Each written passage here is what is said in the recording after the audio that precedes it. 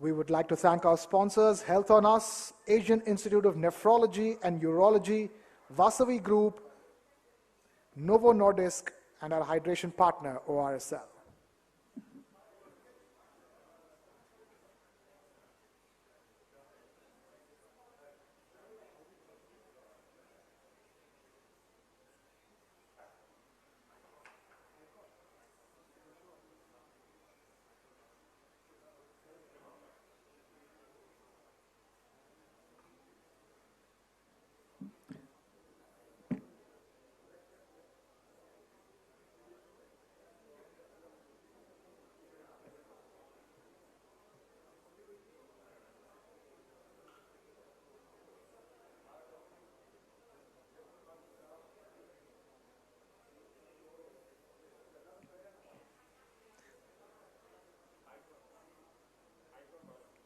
We would like to thank our sponsors, Health on Us, Asian Institute of Nephrology and Urology, Vasavi Group, iCor Biologics Private Limited, Novo Nordisk, and hydration partner, ORSL.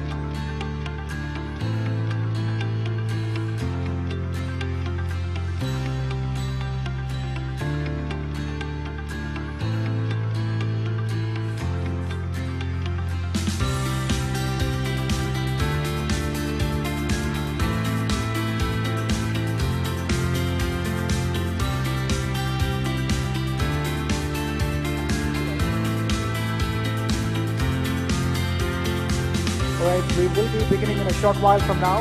Requesting all those outside to please come in and start taking your seats. We will be beginning in a very short while from now.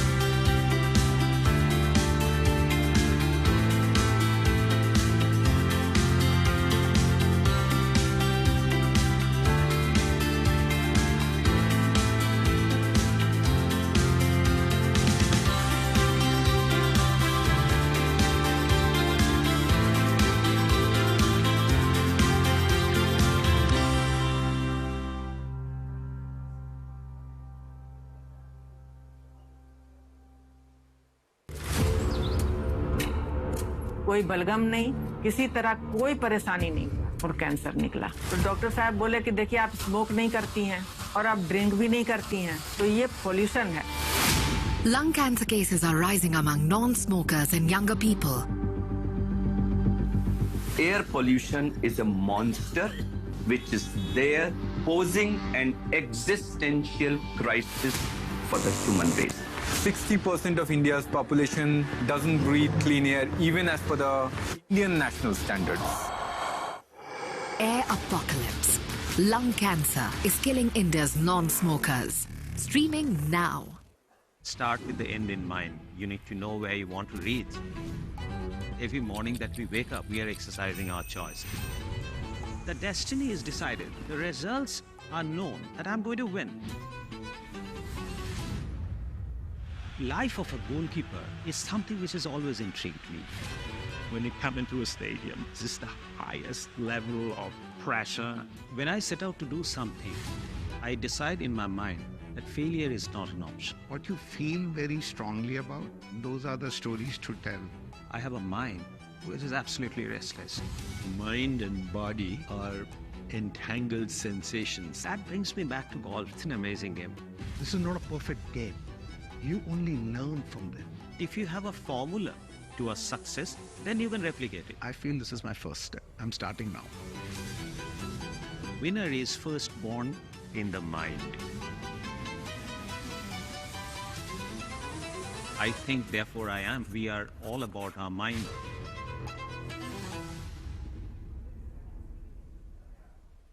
Iconic Duologue, streaming on News 9 Plus. Subscribe and get free vouchers.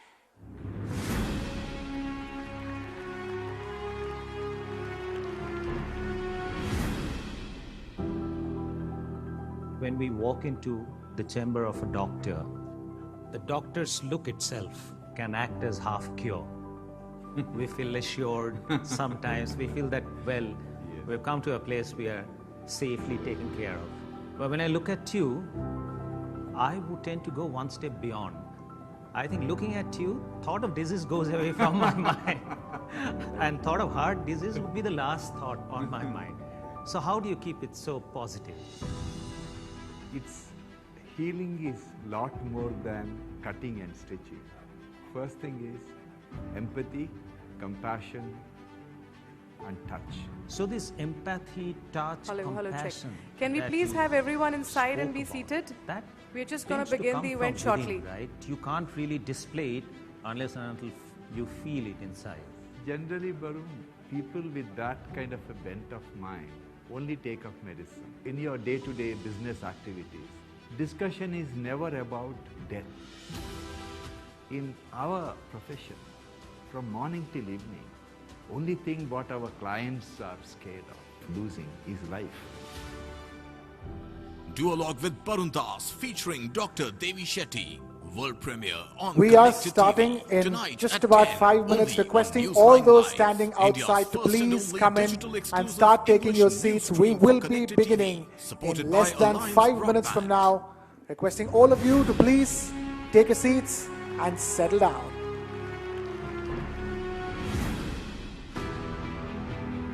I often try to put a theory to happenings of life. I know I restrict myself, but it's a selfish interest that when I put a theory, it is easier for me to comprehend. So I discussed in some other duologues that I try and put a theory or a number or a calculation to happiness, and I came up with a simple formula that as long as the real outcome equals or exceeds your expectation, you are happy. So you have... I have a different theory of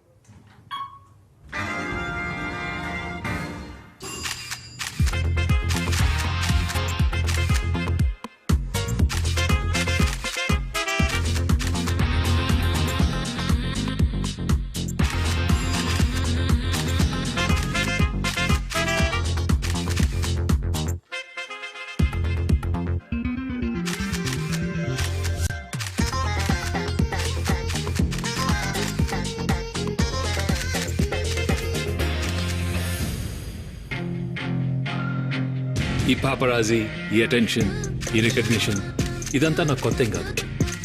ఇది మీ అందరికీ తెలుసు. కానీ వాళ్ళకి మీరు అదే అనుకుంటున్నారు కదా. వాసవి ఆనంద నిలయంలో నచ్చిన ఫ్లాట్ తీసుకొని ఎవరైతే జీవితాన్ని పరిపూర్ణం చేసుకుంటారో వారిని కూడా అందరూ సెలబ్రిటీలా చూస్తారు. Vasavi Ananda Nilayam, abode of happy living at LB Nagar. Think Hyderabad, think Vasavi. Would you like to have a tart? Why didn't you take the fruit one? Wow. The city is fabulous. పైనుండి చూస్తేనే ఇంత నచ్చితే మరి దగ్గరికి వెళ్ళి చూస్తే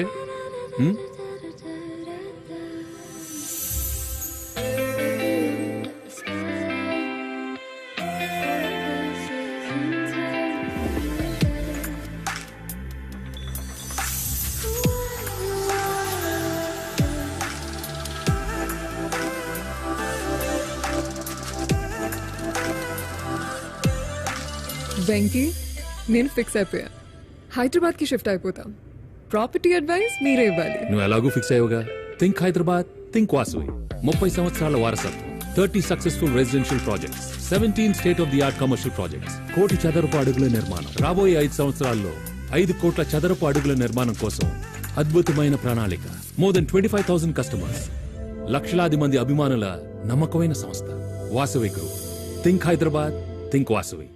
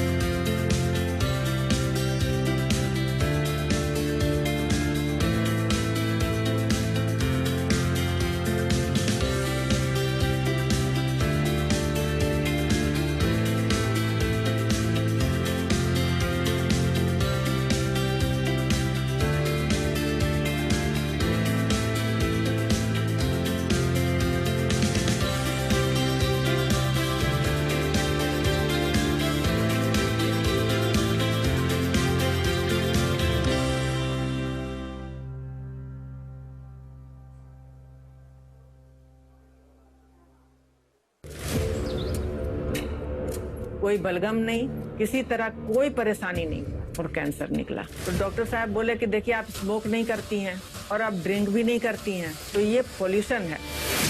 Lung cancer cases are rising among non-smokers and younger people. Air pollution is a monster which is there posing an existential crisis for the human race. 60% of India's population doesn't breathe clean air, even as per the Indian national standards. Air apocalypse. Lung cancer is killing India's non-smokers. Streaming now. Start with the end in mind. You need to know where you want to reach. Every morning that we wake up, we are exercising our choice. The destiny is decided. The results are known that I'm going to win. Life of a goalkeeper is something which has always intrigued me. When you come into a stadium, this is the highest level of pressure. When I set out to do something, I decide in my mind that failure is not an option. What you feel very strongly about, those are the stories to tell. I have a mind which is absolutely restless. Mind and body are entangled sensations. That brings me back to golf. It's an amazing game. This is not a perfect game. You only learn from them. If you have a formula to a success, then you can replicate it. I feel this is my first step. I'm starting now. Winner is first born in the mind. I think, therefore I am. We are all about our mind.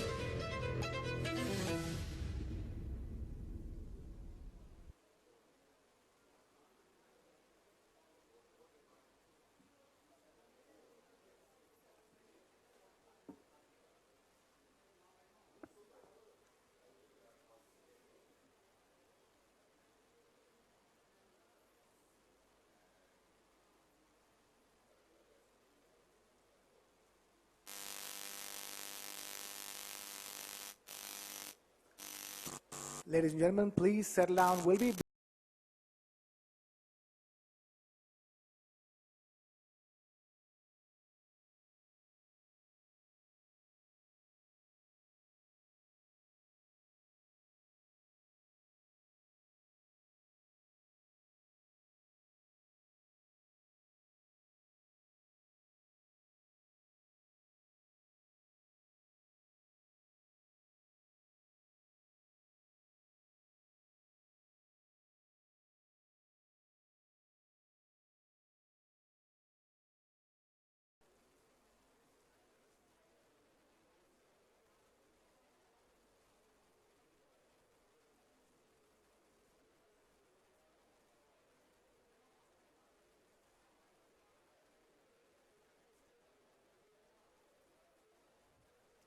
requesting all to please take your seats and settle down. We're starting in moments from now.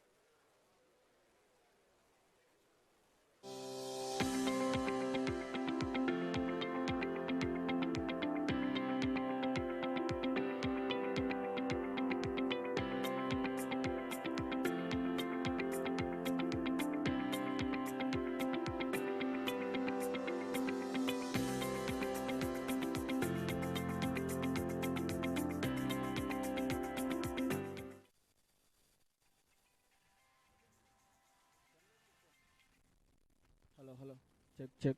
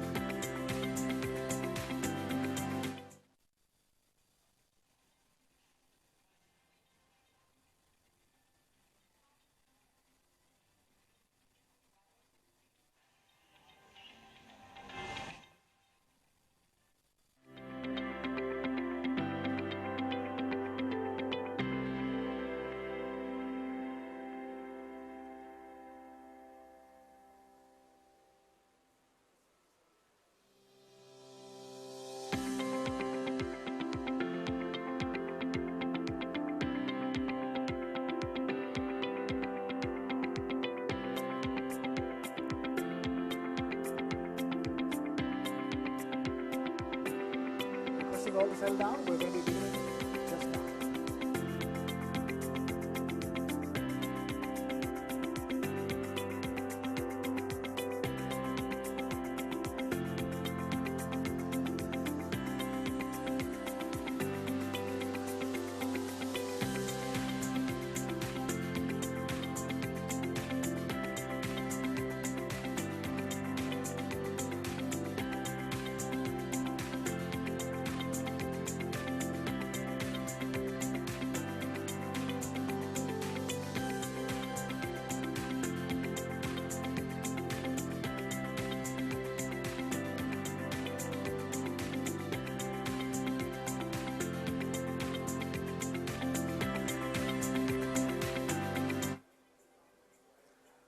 All right, requesting all to please settle down and take your seats. We are beginning right away.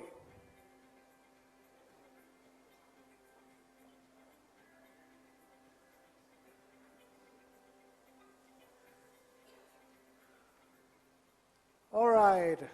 Hello, a very good morning, a very warm welcome to all those who have come over here. It is indeed the Dakshin Healthcare Summit 2024, an initiative by TV9 Network and South First, a unique thought leadership conclave that is bringing together industry leaders, medical experts, stakeholders, and some of the biggest and brightest minds in India's healthcare industry for this summit. And over the course of the day, we're going to be engaging in some extremely thoughtful and futuristic discussions on where the healthcare industry in India is headed. Before we go to that, just to give you a quick perspective, India's healthcare sector is already worth over $370 billion, and it's been growing at a compounded annual growth rate, or CAGR, of over 20% in just the last 10 years alone. And the focus on India's healthcare sector has only grown since the pandemic, especially preventive healthcare more than curative healthcare. And what is driving India's growth in healthcare, and what will be driving India's growth in healthcare, are some of these critical, emerging, cutting-edge technologies. I don't have to name them, you know all of them. Artificial intelligence, machine learning, robotics, Internet of Things. All of these technologies are transforming healthcare in India and increasing its penetration and taking it to every single household in the country.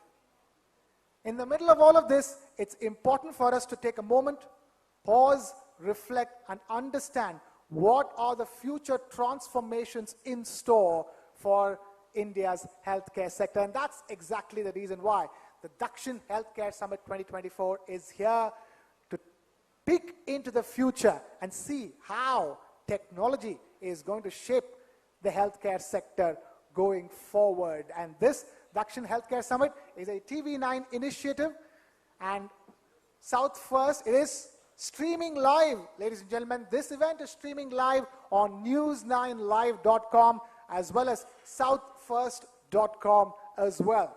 Now, before we go any further, a quick word on the sponsors of Dakshin Healthcare Summit 2024, Asian Institute of Nephrology and Urology, Health on Us, Vasavi Group, Ecor Biologics Private Limited, Novo Nordisk, and of course, our hydration partner, ORSL. Thank you to all our sponsors who've helped us put this Dakshin Healthcare Summit 2024 together. And we begin the Dakshin Healthcare Summit with the lamp lighting ceremony. And to do that, may I please call upon stage Mr. G.S. Vasu, editor and founder, South First. Dr. Sangeeta Reddy, Joint Managing Director, Apollo Hospitals. Dr. Arvinder Singh Soin, Chairman, Institute of Liver Transplantation and Regenerative Medicine at Medanta. And Mr. Shivananda, Chief Financial Officer, TV9 Network. Requesting a big round of applause for all our dignitaries as we kickstart the Dakshin Healthcare Summit 2024 with the lamp lighting ceremony.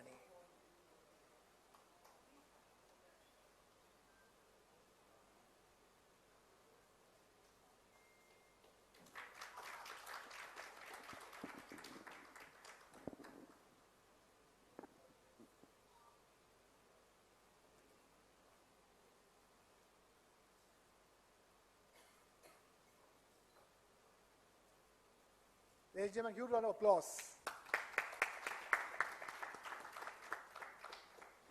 Requesting Dr. Soin and Dr. Sangeeta Reddy to please stay on stage. Kindly please stay on stage. Dr. Sangeeta Reddy. Dr. Soin, please take your seats. Where do I sit? Yeah. Anywhere, sir. Yeah. Requesting Mr. G.S. Vasu to also stay on stage. In fact, I'm requesting Mr. G.S. Vasu to please take the podium and deliver the welcome address.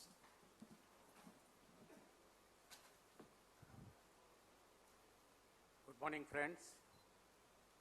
It's my pleasure to welcome some of the most prestigious names in the field of healthcare and wellness to the Dakshin Healthcare Summit 2024. When we launched South First 2 years ago, we were particular that health will be among our primary focus areas, simply because it is a basic foundation of the world we want to build. In a country where affordable, effective healthcare continues to be a luxury for the majority, it should be a collective responsibility to strive towards access to healthcare to the last child in a remote village or an elderly person in an urban settlement. Particularly in the post-COVID world, the importance of health and wellness for all has become more defined. What we are attempting through this healthcare summit, brought to you by TV9 and South First, is a step towards dialogue, exchange of ideas, identifying problems, and finding solutions. Innovation has been the cornerstone of India's healthcare system in techniques, diagnostics, as well as technology. We at South First will always strive to bring together thought leaders for a better tomorrow. Dakshin Healthcare Summit looks precisely to achieve just that, to create some of the brightest platform for some of the brightest minds in the medical and allied services in India for a better tomorrow. I also take this occasion to announce that this will be an annual event that will grow bigger and more impactful. We have some of the finest doctors from across the country participating in multiple sessions through the day, and I request all of you to get the best out of it. Thank you very much.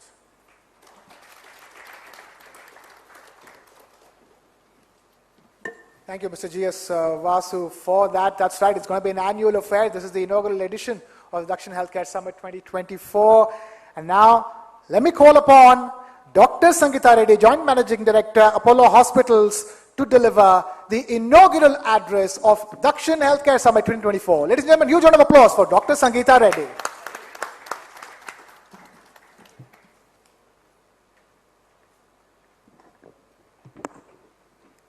Good morning, everyone, and namaste. Let me begin by congratulating all of you for putting this program together, because the time is just right. And I think the fact of saying South First, despite having Dr. Soin on the stage, is reflective of the fact that so much in healthcare begins in the South. So I couldn't resist that shot, Dr. Soin.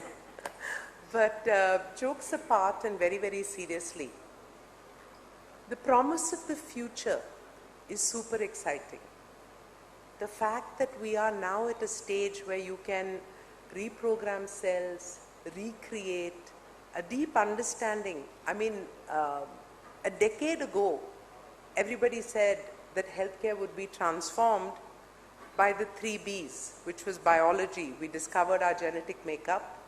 By bandwidth, we were able to connect to remote villages, to different areas. And by bytes, which was computing capacity. And with that computing capacity, our CT scans moved from 64 slice to 120 slice to 640 slice. And we began to see more, do more.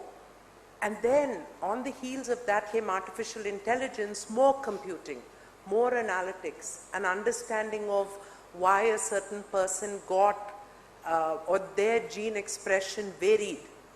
And in the light of all that, with so many of these changes happening, and I think it was very well described, from robotics to artificial intelligence to stem cell to virtual reality. But the point I'm trying to make here is that I wonder how many of us have put a probable age on how long we're going to live. Anyone has some numbers? Is there 100 out here? 70. Definitely. Dr. Soin is 100. Perfect. 70 is too young. Whoever said that, please think some more. So this is a combination of something. A few years ago, I began to do what is called an abundance mindset. And Peter Diamandis' abundance mindset says that the world has an abundance of resources. Nobody needs to starve. It's a different sad fact that people are starving. That we have an abundance of medical capability. Nobody needs to suffer from many of the disease. And the knowledge which is progressing at this tremendous pace is creating a longevity mindset that many of us will live beyond 100. It's a different factor that on the other side, the World Economic Forum is predicting for the world jobless growth. So people are going to live longer, but the number of jobs or the productive work is going to go down. So it's rising or creating a completely different problem. Some super intelligent minds, maybe like Dr. Soin, Dr. Chandru over there, when they realize that their first career is changing, they start moving into their second careers because they use the knowledge they've garnered and keep productive. Many in the traditional form of things are retiring, but more importantly is that youth do not have jobs. So while this conference will focus on longevity, and I'm extremely excited about it, I always believe that conscious members of society, responsible members of society, must understand the juxtapositioning of unemployed youth, of jobless growth, and of longevity. Now jumping very excitingly into longevity and what I always like to term healthy longevity. About a year and a half ago, I had the pleasure of meeting Shimizu Yamazaki. This scientist, this Japanese scientist who is now in San Francisco, discovered what is called the Yamanaka factors. And what this did is that it takes a cell and helps to reprogram that cell into any cell that is required. What we saw in the lab was pluripotent cells were treated with the Yamanaka factor, put in conjunction with other cardiac cells, and started beating like a heart cell. If you look at it as a small test tube or a small actually Petri dish in the lab, it didn't look so exciting. But if you extend your imagination to the fact that if we could inject this into the hearts of 65 and 70-year-olds, and their heart muscle begins to perform like it did when they were 35, imagine what that would do. If you could inject this into a damaged, 2 years ago in Hyderabad, we had a young boy who had a racing car accident and damaged his spine. Despite 6 months of physiotherapy, of acute rehabilitation, he is just walking. But he will never be a racer again and never get those reflexes again. Imagine if we could give him one injection and change the course of his nervous system. So the possibilities of what is evolving is tremendous. And this evolution is happening in various stages of science. I'm sure Dr. Soin is thinking, I'm going to be regenerating liver cells, and therefore at some stage he will not need to perform liver transplants. I predict that in 20 years from now, we will not be doing the joint replacements that everybody is doing routinely, because we would have treated it much earlier. Whether we're doing stem cell injections to regenerate cartilage, we're using AI to do gait analysis and therefore gait correction and prevent or reduce the extent of wear and tear on the joints and change the way we live. In addition, there are multiple factors. It's not just the knowledge and the awareness. There's an entire aspect of controlling the environment. The microplastics, which have become a part of our body now, and Chandru and I were talking about this a little earlier, will we modify the detection of microplastics, the treatment of microplastic, will be put bacteriophages into our systems, therefore they're eating up the microplastic before they become part of our body. There's a transformational way of looking at things, And we are on the cusp of that across the universe and definitely across our world. And so I'm extremely excited, when I heard the topic and Dr. Soin called me and I heard that, you're talking about this, I was very, very excited because I also believe that this is India's time. There's some reasons which lead me to believe that. It's not just the fact. Some of you who saw today's Economic Times, the big four again have all Indian leaders on top of them. McKinsey has just selected an Indian, a native Indian, as the head of McKinsey Global. So what I'm referring to is the brain power. We have the capability to think, to analyze, to work hard, to research. And yet our researchers are doing fantastically in NASA and global positions. How much more can we enhance what's happening in India? Now, interestingly, on the health side, we have the data. If you take the Ayushman Bharat data and start analyzing this, we at Apollo have approximately 14 million records and about 9,000 genotype-phenotype analytics. We're doing multiple AI algorithms. We created a cardiovascular risk score in partnership with Microsoft. We did an early detection system for TB, which we're actually donating to government hospitals in conjunction with Google. But all these are just scratching the surface of the possibility of what is the future of healthcare. And so programs like these and interactions like these, I hope, will accelerate the pace of investment into research and a new age in healthcare, will accelerate the number of people, of young people, who are coming into science and research. Because if you've done medicine, very few are choosing research as a methodology to use their medical knowledge. And the extent of time that a practicing clinician is giving on research is also very low. There are a few exceptions, but not many. So I believe that conferences like these, and awareness of the pace of change and the possibility of what the future holds for us, will accelerate this movement into integrative medicine, into research in longevity, into new technologies, whether it's CRISPR or a different way, or research in stem cell, will enable us, with our data and our knowledge and our skill sets, will enable India to change the positioning that we've had in healthcare. For many years, we at Apollo took great pride in saying we started in 1983 and we telescoped the developments of the Western world. What happened over 30, 40 years, we brought it in 10 years into India. But today we have another dream, we have a different vision. We want to be the ones setting the agenda. We want to be the ones creating the new cures. We want people from across the world to come to India because this is where it is happening.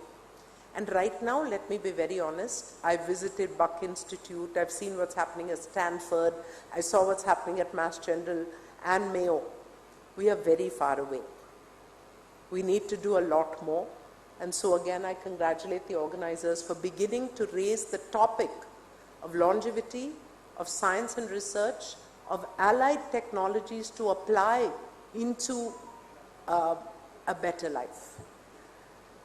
I can't end just talking about all these high-tech things because there's a lot of basic things that remain to be done. So I will actually conclude by sharing one of the things we're doing in a village called Aragonda, which is in Chittoor. We began this program about 20 years ago, actually 24 years ago, where we started a small hospital. The villagers there told my father, "You've put up all these things, what have you done for your birthplace?" So he put a 100-bed hospital over there, and doctors from Chennai and Hyderabad would go. It was a beginning. In the year 2000, when Bill Clinton visited Hyderabad, he pressed a button connecting telemedicine, using telemedicine to connect Aragonda to Hyderabad and to Chennai. We then created a rural insurance so that the villagers had access to that. We then said we may be thinking of tertiary care, but what is needed greatly in Indian villages, and this was 24 years ago, but it still remains the same, is a focus on the social determinants of health. So we created clean drinking water supply, which is now run by the youth of those clusters of villages, nutrition, preventive healthcare screening, whether it's mammogram, cervical cancer, cataract surgery. So a series of proactive health initiatives. So why I'm concluding with this is, while we are aspiring to do AI and stem cell and regenerative medicine in the same breath, we need to ensure that our knowledge that we currently have, this topic that we are speaking about over the days, about the acceleration from bench to bedside, or to keeping people out of the bedside, keeping them healthy and active.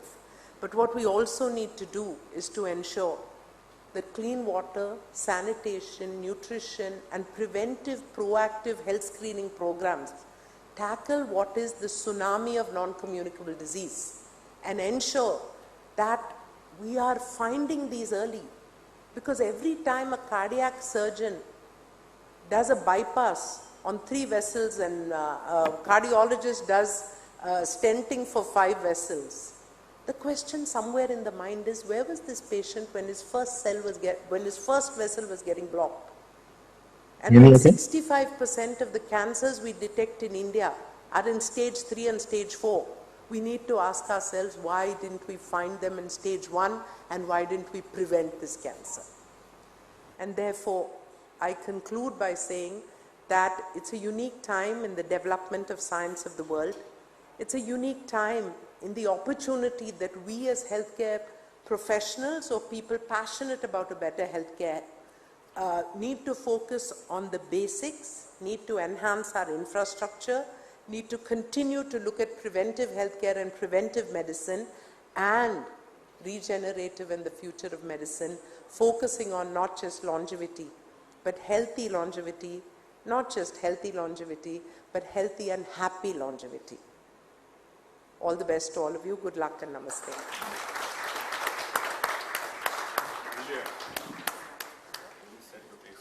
Thank you, Dr. Sangeeta Reddy, for that wonderful inaugural address. Let me now call upon stage Mr. Shivananda, Chief Financial Officer of TV9 Network, and Mr. Sanjeet Kumar, National Head Healthcare of TV9 Network, to felicitate Dr. Sangeeta Reddy. Ladies and gentlemen, huge round of applause.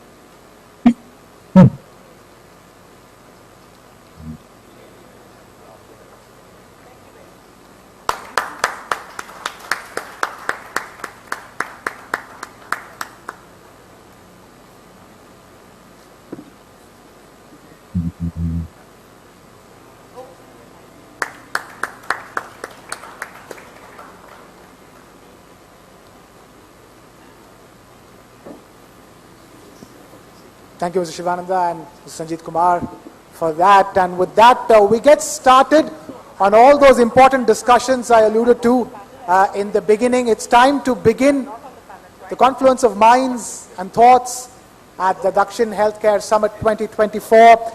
Let me now call upon stage my colleague Anusha, Executive Editor of South First, to take over from here. Anusha. Yes, sir. Thank you so much, Krishna. Indeed, a lot for us all to give a thought, but without much ado, I would like us to proceed to the first panel at Dakshin Summit 2024, Dakshin Healthcare Summit 2024, ladies and gentlemen. On the first panel today, we would like to share some secrets. Some secrets are best when it is shared with most people. A topic that keeps us focused on life and lifestyle. The secrets of longevity, unraveling the science. And to throw light on the subject, we have a dazzling panel of experts. It's our pleasure today to have amongst us Padma Shri Dr. Arvinder Soin, surgeon, scientist, innovator, health tech entrepreneur, and investor. He's the Group Chairman and Chief Surgeon at Medanta Institute of Liver Transplantation and Regenerative Medicine in India. Joining him in the panel today are Mr. Prashant Prakash, Managing Partner and Founder of SL India. Dr. Vritti Lumba, she wants to live 100, because I saw her hand go up when Dr. Sangeeta Reddy asked. Dr. Vritti Lumba is Program Head, Fortis Cancer Hospital at Fortis Healthcare. Dr. Manveer Bhatia, Director and Founder at Neurology and Sleep Center, New Delhi.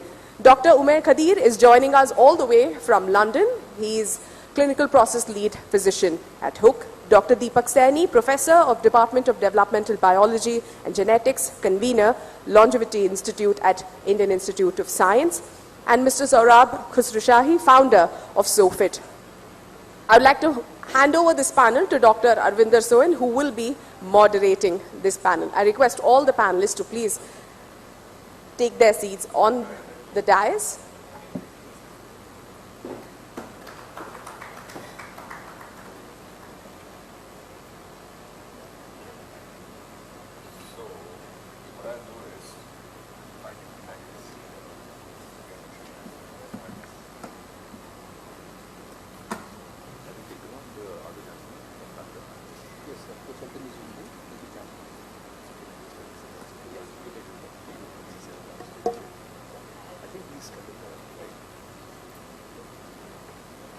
I'll just coordinate that. This is the take up of the presentation. Okay, I'll just coordinate. So I can sit there and do it, right?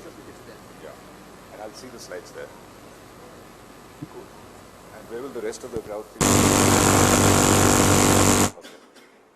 Are we getting in the way? No, that should be fine.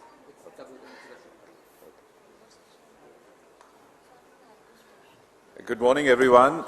First, I'd like to thank Dr. Sangeeta Reddy because of course, you'll agree that it was a brilliant speech, and I was just telling her that research and innovation at the Apollo Hospitals group is in safe and competent hands. She really set the pace and the vibe for the rest of the deliberations today. Thank you all for joining us. Before we get started on the panel discussion, I'd like to thank Mr. Vasu Gandikota, Mr. Krishna, South First and TV9 for putting this futuristic health summit together. So, in the panel, we will hopefully take you all for an amazing ride in the next hour or so. A ride at the end of which you will all emerge thinking that you should have raised your hands when Dr. Sangeeta Reddy asked you whether you live 100 years, because you can. And we'll try and show you with the longevity champions here how you can actually do that. The overriding theme for today's panel discussion will be, how do you see yourself in 2050? Right? Now, I mean, if we all shift the focus of healthcare from sick care in hospitals to making sure that everyone's well and remains healthy as possible, if we actually start dedicated centers to wellness, positive health and longevity, because that is definitely the need of the hour, because we find that in tertiary care, quaternary care hospitals, you have preventive medicine in one little floor or one little corner of the hospital, and the rest of the hospital is all geared to managing critical patients and doing procedures, etc. So the focus does have to shift from sick care to positive health and care in a way that keeps people healthy. And if you actually aim, because you have to aim to be healthy in 20-25 years from now, then you can get there easily, and we'll try and show you how. So, look at these guys.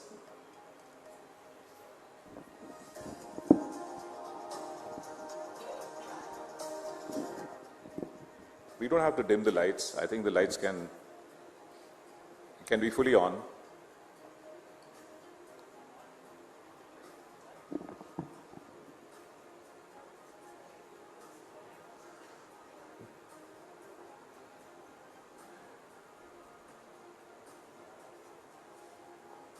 I don't think you can get the music, but you get the idea, right? So we all want to be, that's okay, you can tone down the music. So we all want to be disease-free, we want to be strong, we want to be happy at the end of 25 years from now, and even beyond. And we'll try and show you how you can actually do that. So currently what happens is that, let's say none of us believe that we'll live 100, but we do believe that we'll probably live, people in this room and those online will probably live about 80 years, 78 to 80 years, right? But what happens is that if you're totally healthy at 100% and let's say at 20 or 30 years of age, health starts to decline. And compared to what you were at 25 or 30, you're only half of you left in terms of being healthy by the time you're 65.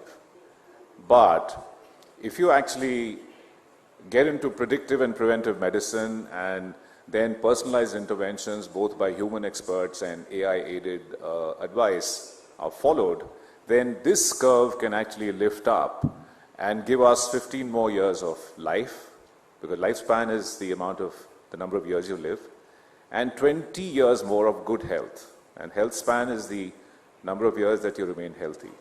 So this curve will actually become like that instead of like that. Now, the math is simple. We actually have the science today to make this happen. And I'll just show you how. 25% of us will die from an MI, heart attack. And in fact, 25% of the first heart attacks are killers. So that's the only heart attack some of us will have, right? But the thing is that 90% of heart attacks are preventable. 10% of us will die from cancer, and these are Indian figures. We've actually searched all papers and resources, and these are Indian figures, right? So 10% will die from cancer, 50% of it is preventable, 10% will die from a brain stroke, 80% preventable. Dr. Manveer Bhatia here, who's a neurologist and sleep medicine expert, tells me that 8% of Indians more than 60 have dementia, and 70% of them will actually die from it. It's not just memory lapses, it's a killer. And nearly half of them are preventable. 20% of Indians die from respiratory disease, 70% preventable. 5% die from diabetes directly and its complications. 90% deaths are preventable. 4% liver disease, 90% preventable. 3% kidney disease, again 90% preventable. So, there you have. If we actually prevent or diagnose early all the diseases that kill us, naturally you'll live 15, 20 years longer and healthier. I mean, it's just very simple. And the science exists today, and that's what we're going to discuss in the next 60 minutes. So now, Preeti Lumba, who takes care of the Fortis Cancer Institutes across the country and is very interested in preventive and predictive healthcare as applied to oncology. Do you want to tell us how you can actually detect disease early or even predict disease before it actually happens? What sort of diagnostics you use specifically in relation to the 4 or 5 killer diseases like diabetes, cancer, heart disease, and neurovascular disease and neurodegenerative disorders. So take us through the diagnostics, basics and advanced that help us diagnose these things in a way that we can predict disease and detect early disease. You can just talk from there, because I'm going to come there and now I'm going to keep sitting there. I have this thing in my hand.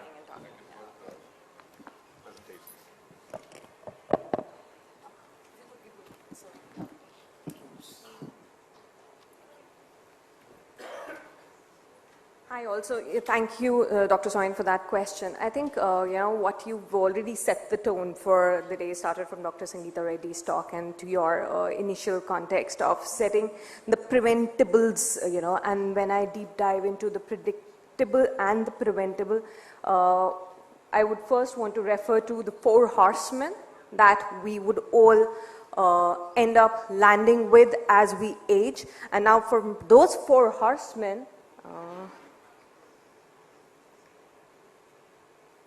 from four of those horsemen, I would want to start with the metabolic syndrome. Now, metabolic syndrome per se was something that was developed as a cluster of problems, which are very, very basic. Today, we talk about cholesterols. So high triglycerides, low healthy cholesterol, which is the HDL, a high blood pressure, high sugars, and the cluster, and truncal obesity. When all of these 5 combine, they call the metabolic syndrome. When all 5 of these are present in a patient, it was earlier in the 1980s referred to as something like a syndrome X, which evolved as metabolic syndrome, and now this metabolic syndrome actually becomes a precursor for rest of the 3-4 horsemen as we develop during time. Now, how do we predict them? The question is, how do we predict them? How do we prevent, diagnose it, detect it early in our lives? So, obviously sugars, we all talk about sugars, but what we do not talk about as the sugars are rising, they're taking those trends, we do not talk about insulin resistance. That is a very, very important marker. And if your sugars are good, sugars are normal, then we also do not talk about putting stress on our system to check, through maybe an oral glucose tolerance test to see that, how well are we performing in terms of our sugars when the body is put under pressure. Similarly, the DEXA scan, we all talk about the BMI, we talk about BMI, which is basically the index, the score between your height and your weight, but we do not talk about truncal obesity, and we do not talk about our composition in terms of our body fat, in terms of our muscle mass, so which are very, very important. I mean, for truncal obesity, just for starters, more than 40 inches your waist circumference for men and more than 35 for women is truncal obesity. We are not referring to that, and all those things combined are actually precursors for when we land into a heart disease, a stroke or a neurodegenerative disorder, and the cancers.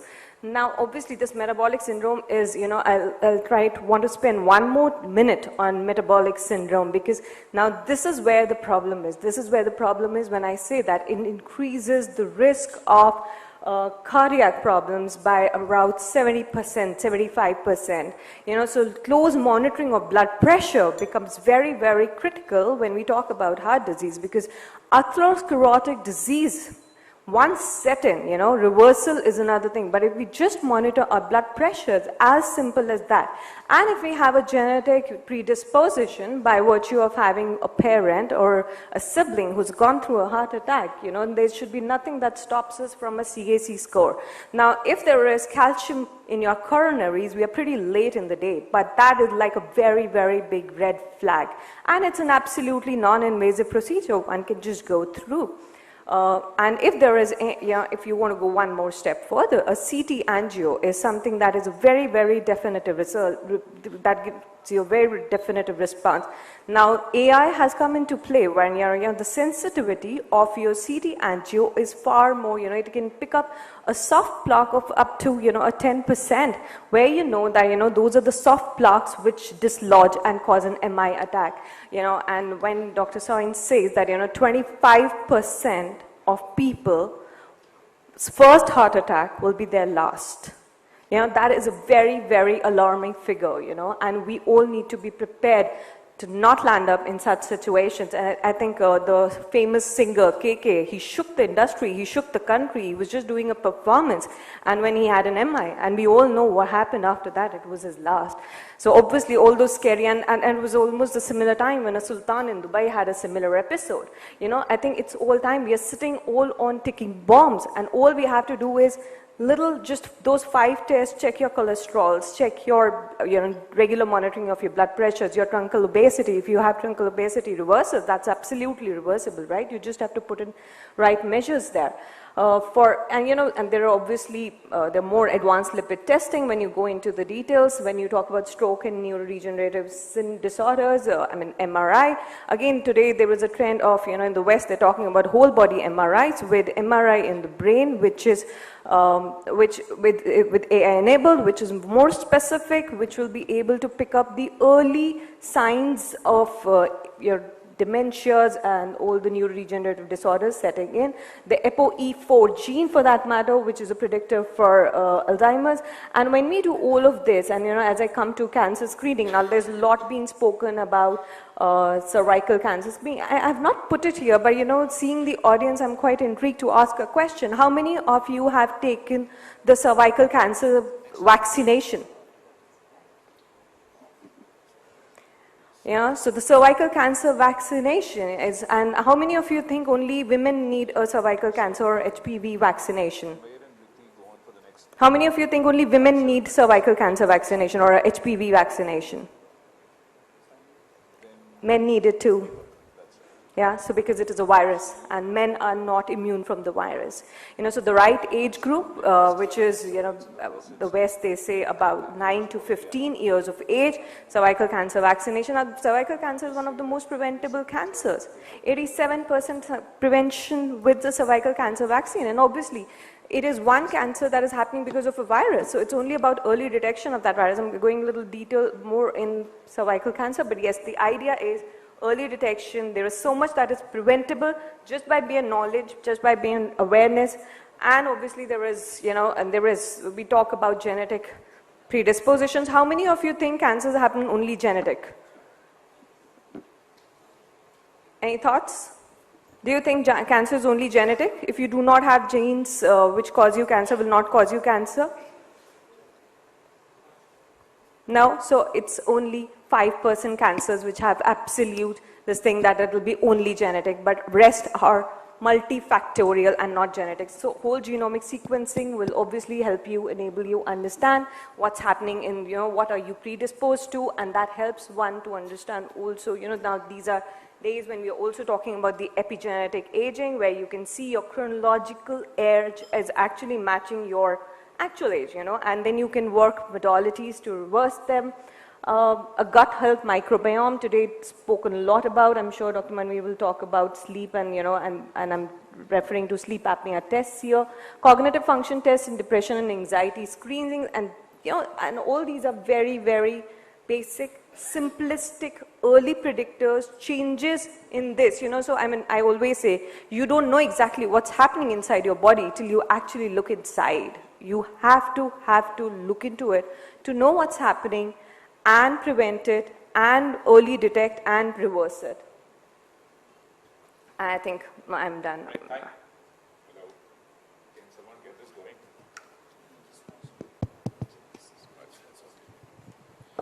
Yeah, thank you very much, Riti. So, Umair, it's your turn now. Riti has nicely set the stage and told us what diagnostics you can use to predict disease or diagnose the 4 killers early. And these killers again are diabetes, cancer, neurovascular disease and cardiovascular disease. Would you like to take us through all the lifestyle changes, modifications, drugs, supplements that can actually be used in a personalized fashion once you do pick up a risk for someone to have one or more of these diseases, or for that matter, detect them early? So, Umair Kadir from London, Hook London. Hook London is a famous longevity clinic, and Umair is a full-time longevity physician. So, Umair, give us your insights. We can't hear him. Umair, you have to hold off for a minute. We'll just get the audio working, please. We'll tell you when to get started again. Guys, we're going to ask you a lot of questions. We're going to have some voting. We're going to make you all stand up for different things that you do or you don't do. Yeah, I think in the interim we can have everybody stand up for once. Yeah. And you all have to participate. You all have to prove that you actually want good health span and lifespans. This can't be a boring classroom lecture and you go back thinking, oh,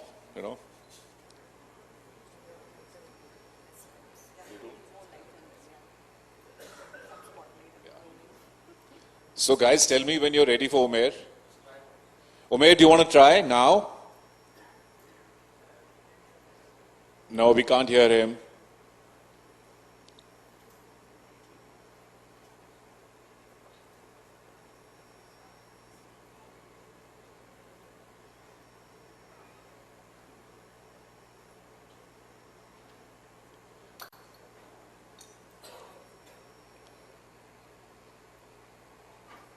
Are you guys going to take time? We can carry on with the discussion with other panelists.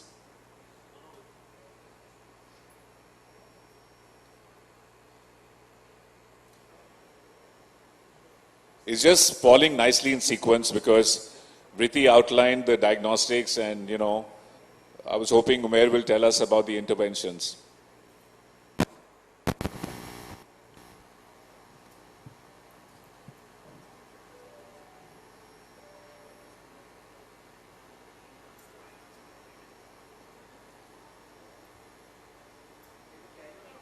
Okay, I think we will carry on. Umair, we will have you on in a couple of minutes once they fix the audio. Stay tuned. So, let's turn to where all this will happen. It's quite clear that the focus currently in hospitals and healthcare institutions is on treating major diseases with procedures, critical care, and rightly so, of course. They save lives. They save thousands of lives, hundreds and thousands of lives every day. But it's clear that if you go back to what Dr. Sangeeta Reddy said and what we've been talking about predictive and preventive medicine, that you have to have dedicated centers which look at you in a different way. You may have a health problem and you walk in with that problem, but you also want to stay healthy and live as long as possible and in a healthy way. Hello, can you hear me okay? Sorry. What's that? Is the audio working now? Yes. Umair, I think you're on. Tell us about the interventions you can do to take care of these 4 killers. Brilliant. Thank you very much for having me. Can I just double check you can hear me okay? Yes, we are good. Brilliant. We can Fantastic. hear you very Okay, thank you so much. Yeah. Thank you for inviting me on, and thank you for setting the stage already for some very important discussions. I'll start off by talking about metabolic disease and touching on things that we can do to try. So I think Vritti has already talked quite a lot about what it is and why it's important to try and target it. I suppose the way that I would talk about it is in 3 different steps. So, sorry, can you still hear me okay? Is that okay? Okay, sorry. So the first way to discuss this, it would be in terms of lifestyle intervention. So one of the main reasons that it causes a problem is that most people are unaware that they're actually even entering metabolic syndrome. There's no real symptoms to it. We end up getting central deposition of fat in the abdomen. We end up getting a slowly creeping blood pressure. We end up with raised cholesterol and triglycerides, but we don't really see any symptoms of this. And we talked earlier on, well, Brittany mentioned about insulin resistance. And again, there won't really be signs and symptoms of this unless there's labs or diagnostics to check this out. One of the things that we can do is control our nutrition. And I suppose the 2 important concepts that I'd like to introduce are things called satiety index and feeding windows. So a satiety index, the best way to understand this is how many times have you been sat at a table and you've looked at the food in front of you and you're just about okay, you're no longer hungry, but actually you think, you know what, this food looks delicious. I think I'm just going to finish the rest of the plate anyway, and just because people are serving, I'll get another plate too. So you end up, every time we eat at a sort of a 10 out of 10 sort of fullness, because we're just used to it. Food abundance is so much of a problem now. And by having a satiety index, once we're hungry up until we are no longer hungry, and then we sort of put the food away or don't eat anymore. It's one of the simplest interventions you can make to try and help. Feeding windows as well. So obviously people talk a lot about intermittent fasting and how that can sort of help limit the food intake that we have to stop overconsumption. And there is evidence that you can limit this by sort of sticking to a 10-hour window, simply because there is just a limited or finite amount of food that you can eat in that sort of short period of time.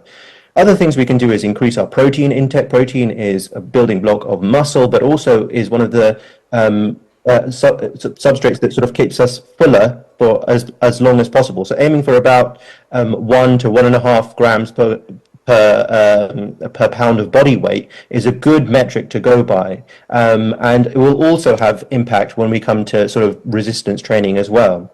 The other thing we can do is increase our fiber intake. Fiber, again, keeps us nice and full and feeds that gut microbiome. And aiming for about 30 grams a day of fiber can be really helpful. Obviously, most diets don't really contain much fiber, so rapidly increasing that may lead to some unwanted side effects in terms of bloating and abdominal discomfort. But ultimately, slowly building to that will be really helpful.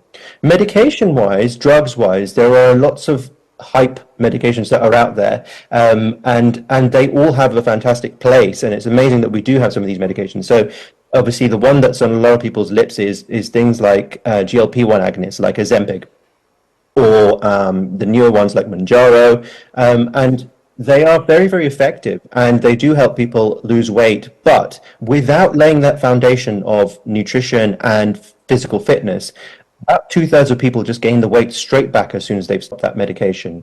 So it's really important to put in those principles for nutrition and fitness that I think are going to be talked about a little bit further on in this discussion too.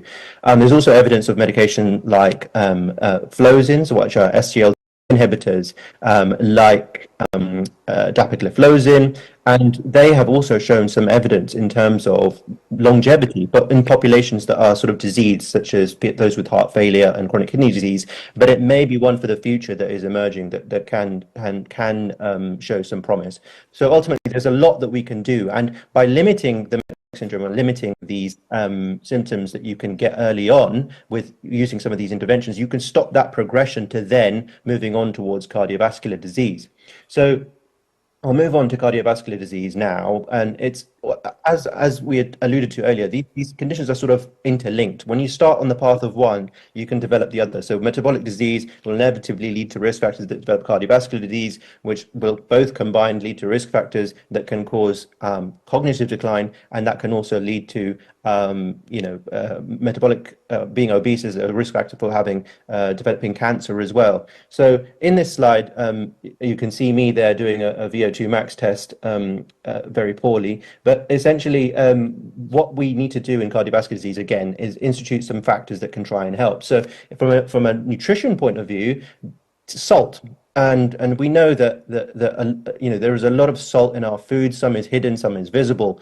But simply limiting our salt intake. So a study showed that from a high salt intake, which was around 2.2 grams per day versus 0.5 grams a day, if we switched from that 2.2 to 0.5 grams per day, you could have an equivalent blood pressure reduction as if you were adding in a blood pressure medication, which is pretty significant. Not only that, but weight loss. If you were to, for every 1 kilogram of weight loss, you can get about 1 millimeter of reduction of blood pressure. So if you were to reduce your salt intake and lost about 10 to 12 kilograms of weight, I'm assuming you were overweight in the first place, you sort of almost added in the equivalent of 2 blood pressure medications worth of blood pressure lowering interventions just from your lifestyle alone. So that is a significant thing that we can try to introduce to try to limit your cardiovascular disease. From a fitness point of view, which I'm sure will be talked about later on, but adding in some zone 2 training, some cardiovascular exercise, which basically means training when your heart rate is working just above the comfortable zone, where you can still complete sentences, but you're working hard enough. And doing that regularly has been shown to also have massive benefits for the cardiovascular system, building out our aerobic capacity. And we know that those that have a higher VO2 max have a longer health span and lifespan, especially seen in athletes. In terms of medications, there are new medications, and we know just linearly, the lower our LDL cholesterol, the lower the risk of cardiovascular disease and the lower the risk of major adverse cardiovascular events like heart attacks and strokes. So we can use those diagnostics that Virti alluded to earlier on to decide how aggressively to lower the lipids, and it may not be the same for everyone. So for some people, they may have a family history, they may be smokers, they may have just a genetic predisposition by having a higher level of lipoprotein A, which decides how sticky their cholesterol molecules can be, and therefore they may need a more aggressive strategy to reduce their cholesterol levels. I'll move on a little bit just for the interests of time. But in terms of neurodegenerative conditions, so here you can see a big one, sleep, and that's not often talked about. And actually, it can impact all of these horsemen that we've talked about today, but specifically neurodegenerative disease. How many times have you seen people sacrificing sleep to try to work as hard as they possibly can, juggling hundreds of different things at the expense of sleep and feeling tired throughout their day. That then leads them to reach for quick energy snacks, unhealthy things, to try and provide energy for the rest of the day to fuel them, which then fuels metabolic syndrome, which then fuels cardiovascular disease. So it's all linked together. And the glymphatic system is a system that clears neurofibrillary tangles and tau proteins and amyloid proteins that build up that lead to Alzheimer's disease and dementia. And we know that by sleeping, that works more efficiently. In terms of nutrition, again, eating healthy by reducing saturated fats, increasing our intake of vegetables. There's a diet called the MIND diet, which you can look into and specifically has shown some degree of evidence to try and lower the risk of Alzheimer's disease. We know about the benefits of fitness and exercises that have shown that, just a simple introduction of aerobic exercise a couple of times a week has been shown to improve brain factors, and in some cases has shown enlargement of the hippocampus, which is the area that is associated with memory, and even in patients who are older. So that is a significant benefit from the cardiovascular perspective. And managing modifiable risk factors for individuals is really important. So the best way you can sort of control your risk of Alzheimer's and neurodegenerative conditions is by controlling the same things that we would do for cardiovascular and metabolic disease. Keep your blood pressure low, keep your weight levels low, and do regular fitness exercises. Has actually been shown to be better than sort of doing your daily Sudoku or your crossword puzzles in terms of helping reduce the risk of neurodegenerative conditions. And then I'll move on to the last slide, which is sort of preventing cancer. And again, very important mention by Rishi that actually, only 5%, less than 10% of cancers are genetically inherited. So there, 1 in 2 of us will get cancer. It's as we live longer, that is also a risk factor. But 4 in 10 cancer cases are preventable. The simple things that we can do by stopping smoking, reducing our alcohol intake, and reducing weight, they sound simple, but just by doing that alone, you are significantly reducing your risk compared to the rest of the population. Of course, most of cancer is about trying to get it early. And we know that the earlier you catch it, the better your outcomes will be. And there are newer tests that we can do to try and catch this early, as well as engaging in screening programs, engaging in proactive tests, as we mentioned, turning up for your smear test, doing your stool test to check for, is there microscopic amounts of blood in my stool? If you're getting symptoms early, just making sure that you have a set of labs, making sure that you've seen your doctor and you're regularly up to date. And if anything runs in your family, making sure you pay more attention to that. So ultimately, there are a number of different things that we can do, and all of these are sort of overlinked. And you'll see that actually a lot of the interventions are quite similar for each area. But ultimately, they are all interlinked, and there is a significant amount that we can do to try and target them. Thank you very much, Umair. So as you've all heard, the theme is common. You have to be the right weight, you have to eat the right things, you have to avoid the wrong things, and you actually land up preventing cardiovascular disease, neurovascular disease, and even cancer. But, people say, Umair, that they've heard ad nauseum about all these 5 things, diet, exercise, sleep, nutrition, diet, exercise, sleep, and drugs, and supplements, and emotional therapy, and keeping happy. What about anti-aging drugs? We keep hearing about metformin, we keep hearing about hyperbaric oxygen therapy. So, Vritti, do you want to take us through whether you think there is any anti-aging magic in metformin and hyperbaric oxygen therapy? And then stay tuned, Umair, we're going to ask you about 2 others. So I think you just here, right? It's audible. So there is some, so there's a lot of work happening. In fact, when we talk about metformin has shown stark results in terms of people who were on metformin. For diabetes also, they live longer as compared to people who are not on metformin, and that's where all of this started. Because what it does is, metformin basically improves your sensitivity to insulin, and obviously insulin is a good thing to be in at the right time. And a lot of it was, so it's obviously there's a huge study happening, and that is why metformin right now has been introduced for off-label use.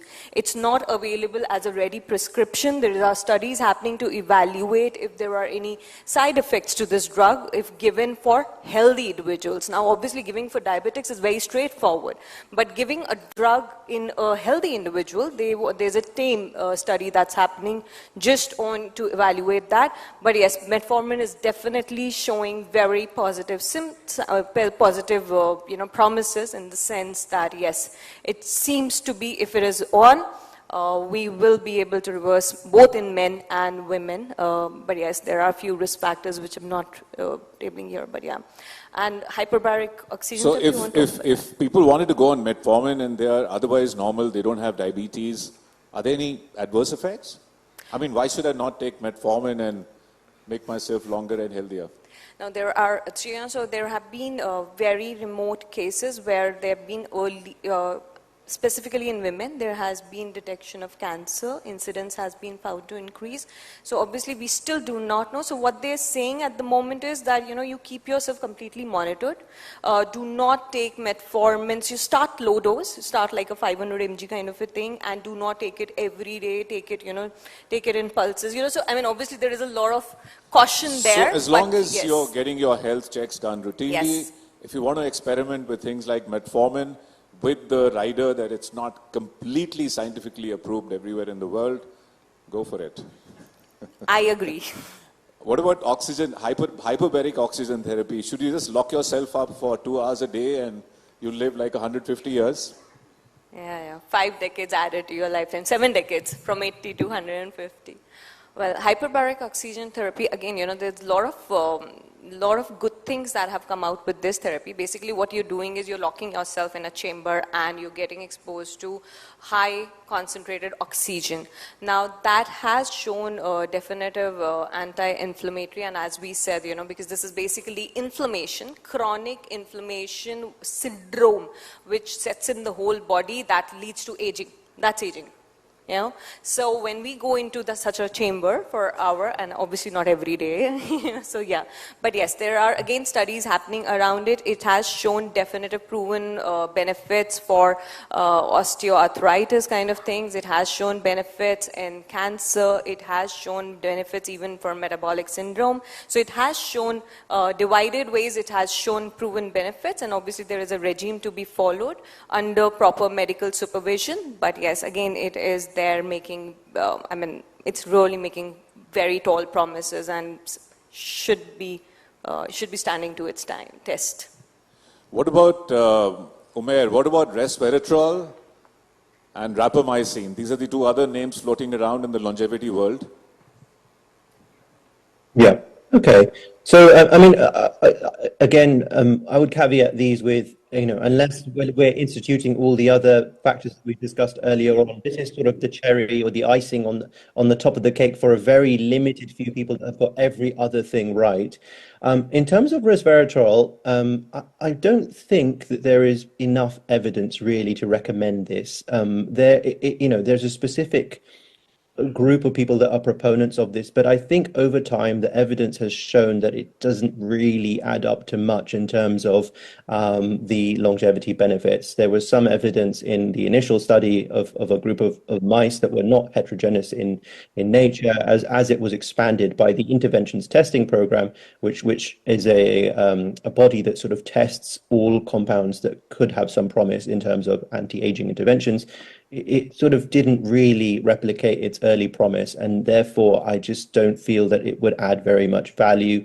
The absorption is actually quite poor as well in an oral form, and therefore to gain any benefit, even if there was some, you would have to take very, very high doses of it, of which we don't know whether or not there are side effects. It was acquired by a major pharmaceutical company, and I believe they have shelved their investigation of it because it just really didn't live up to much in the end. So personally, I'm not a fan of resveratrol. Rapamycin, however, is a bit of an older compound. Was discovered in around about the 60s from Rapa Nui, which is an island, and was shown to have some essentially found because people visited that island when they were sick, and they would sort of touch the soil and start to feel better. So it was seen as sort of a miraculous compound. It has obviously been used, and Dr.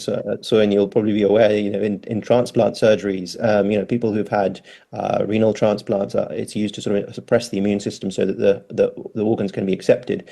Now, how do we think that this sort of medication could benefit us? Well, actually, it has shown in multiple life forms, rodents, worms, that it can, and in yeast, that it can enhance lifespan in all of these organisms. Now, does that extend to humans? We don't know. Humans, we live a lot longer, so it takes about 80 years and 100 years to find out. And these organisms live sort of 3 years, from a couple of months to a few years. So it has shown promise. But would I recommend someone take it now? Probably not. I think that you have to get everything else right. There are some immune suppressive effects of it, so we have a higher risk of infections. And I think we just need more data. And there are trials that are ongoing looking at the effects of this on various important factors. But I think it's to keep an eye on. It definitely is promising, but maybe a bit early to pull the trigger just yet. So thanks. So obviously, resveratrol not ready for prime time. Rapamycin, little more promise, but it has some side effects, and believe me, I use it every day on transplant patients. And in fact, there was an interesting study that questioned the enhanced survival with rapamycin in a certain cohort of transplant patients on its anti-aging effect versus its immunosuppressive effect. This was like published 4 or 5 years ago, not recent. I mean, not very recent. So I think the research is still on, and don't pop these pills. These are not over-the-counter anti-aging pills, so stay away. But lifestyle, yes, please adopt healthy lifestyle modifications.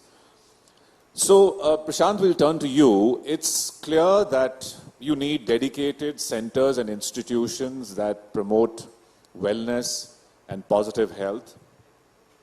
I have some figures from the US. So the longevity ventures funding has gone up to 4 billion plus in the US in 2022. And the anti-aging drugs and longevity drugs market is actually totally exploding.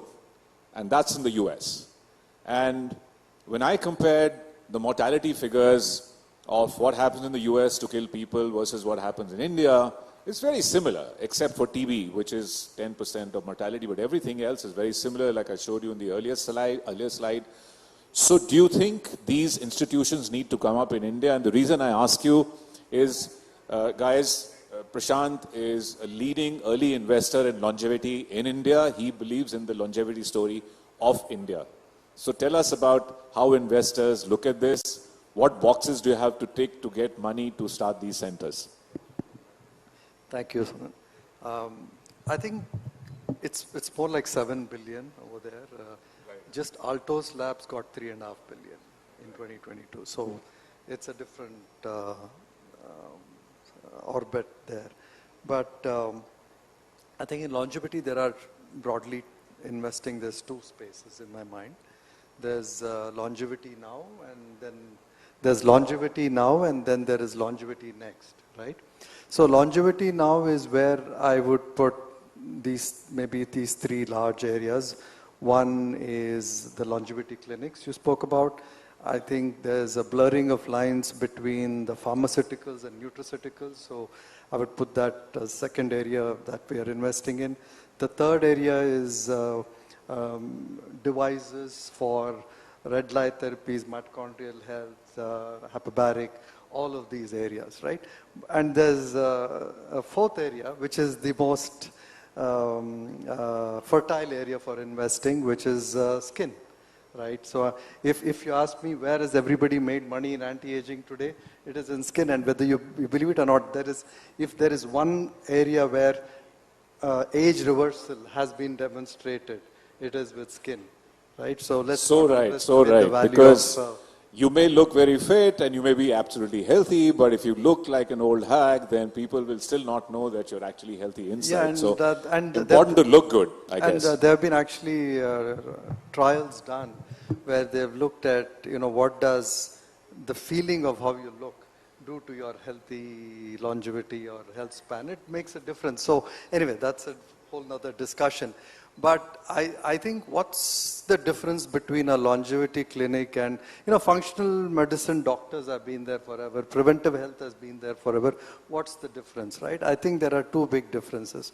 One, it's the business model, right? The business model is predicated on this idea of membership, right? Why membership? Membership is very important because you need to have longitudinal ownership of your client or your, in this case, not a patient really, somebody that you're working with, right? I like to call them wellness seekers. Yeah, wellness seekers. Now, longitudinal ownership is, is not inherent in our health system, which is very sick care and episodic.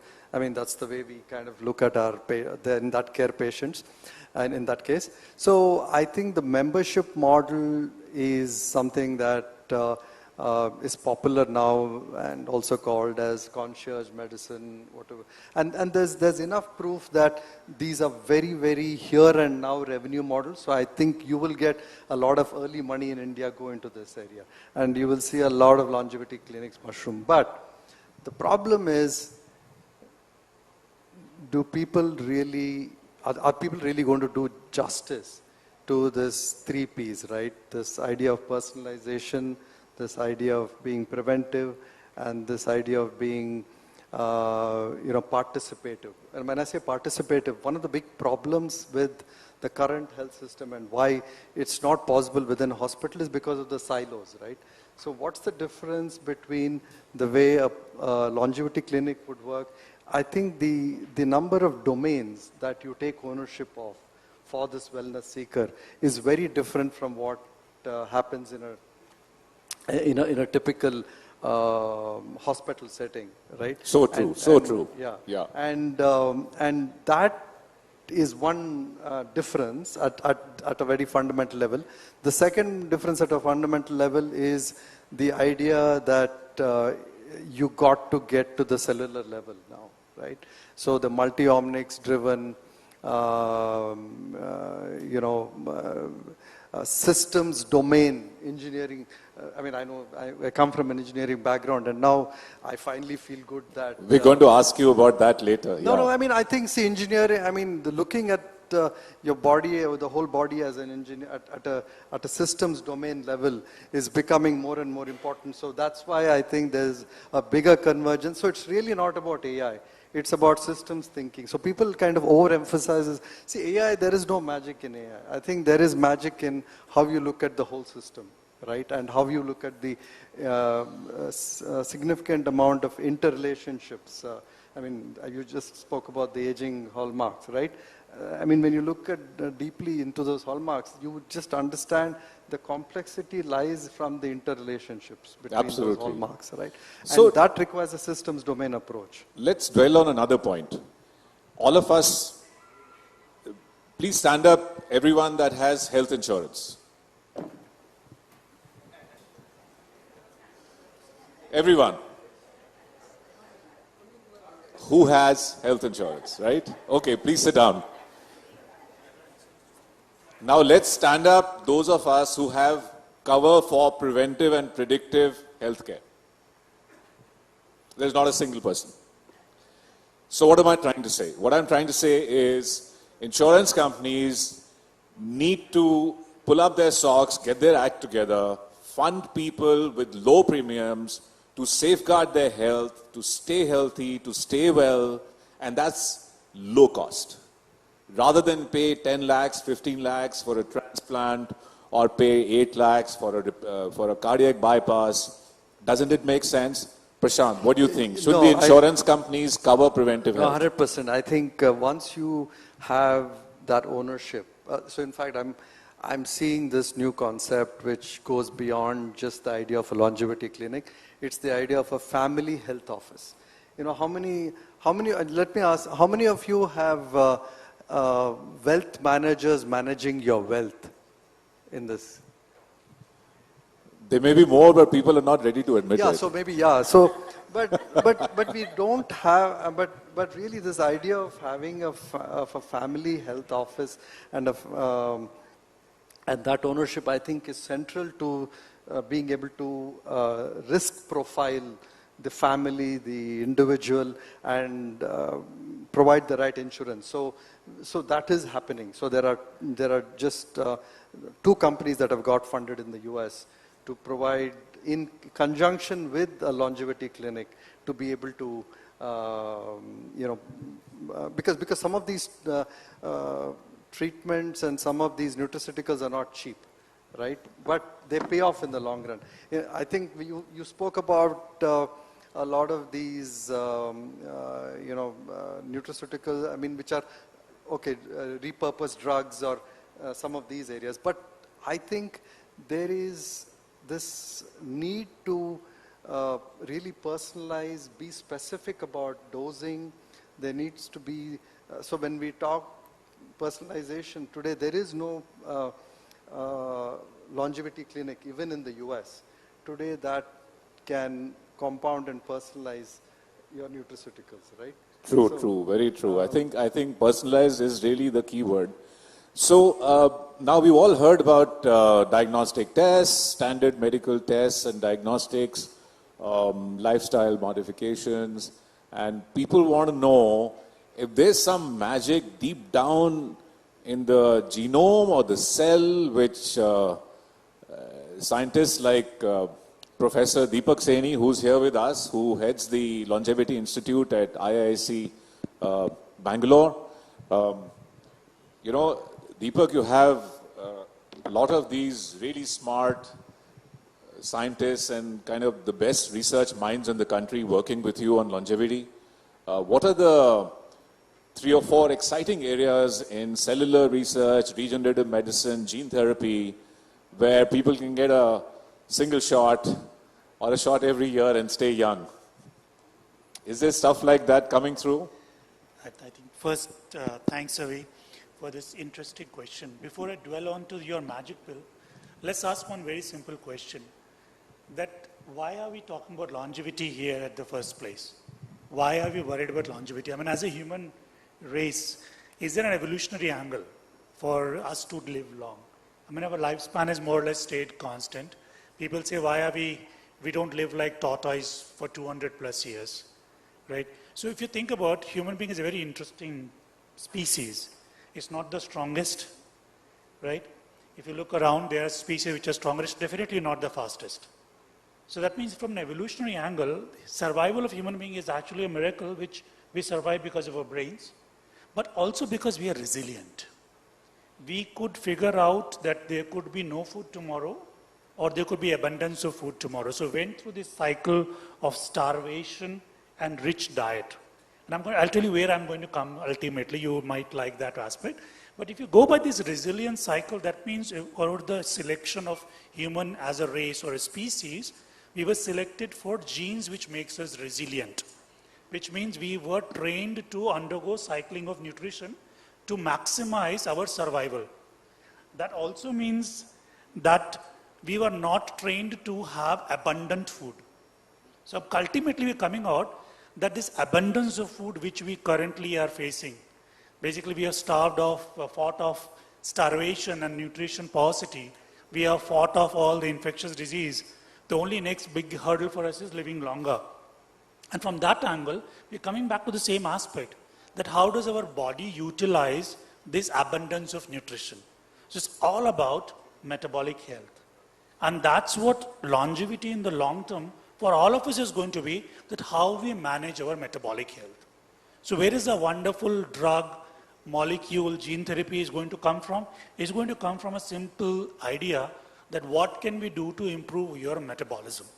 And metabolism means how do we use available resources, resilient usage of resources. We were not trained to use this much sugar. Actually, nature has very interesting design of things. It makes things which we need in enough quantity easily available. Those which do not need enough quantity makes them more sparse or difficult to get by.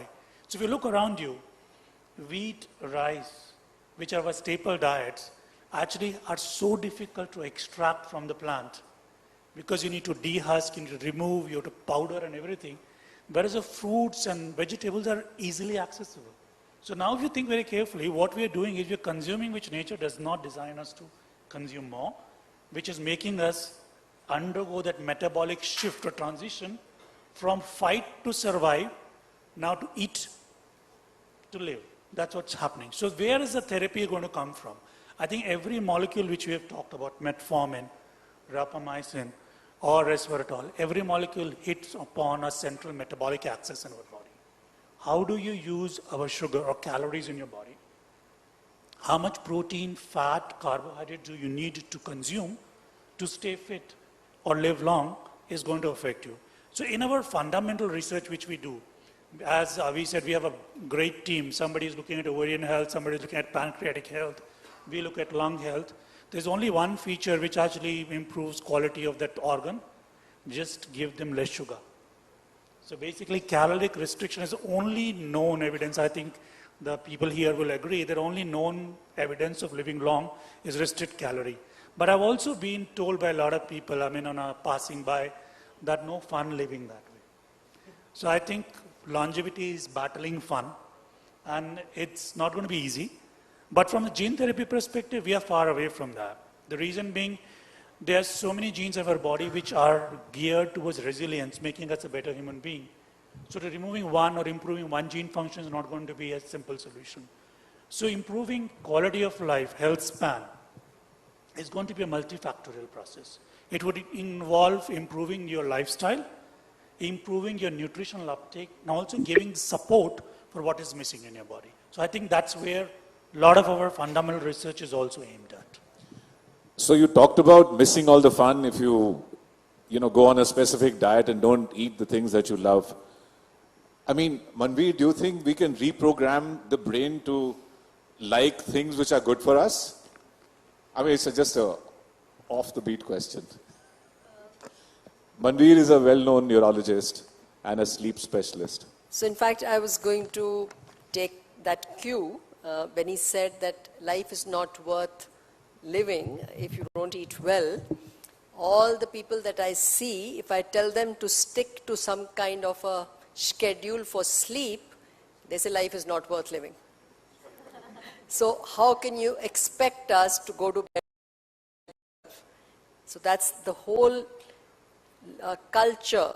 So I was thinking it's youngsters, but it's starting late. It starts around class 10, but it's going on to 30s, 40s, 50s, 60s, 70s, 80s. So there's a huge science which is called as a circadian rhythm science.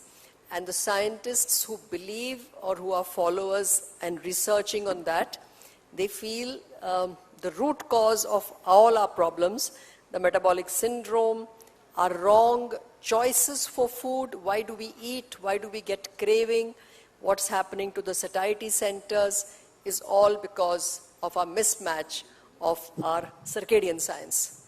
And, so we can talk a little bit more about that. But that's so you actually come on with your expertise now and tell us how important is good quality and quantity of sleep for rejuvenation of the physical and the mental self. And all of us have had sleep problems sometime in our lives, or probably will do. Lucky are those who haven't had any. Yeah. So tell us how to get good sleep and what good sleep does to us. Yes, so I think, over the years, there has been a lot of focus on nutrition and exercise. But the last few decades, US and Europe are definitely waking up to sleep in a very big way. And with the finances and investors here, the sleep is growing as a leaps and bounds in the billion-dollar industry.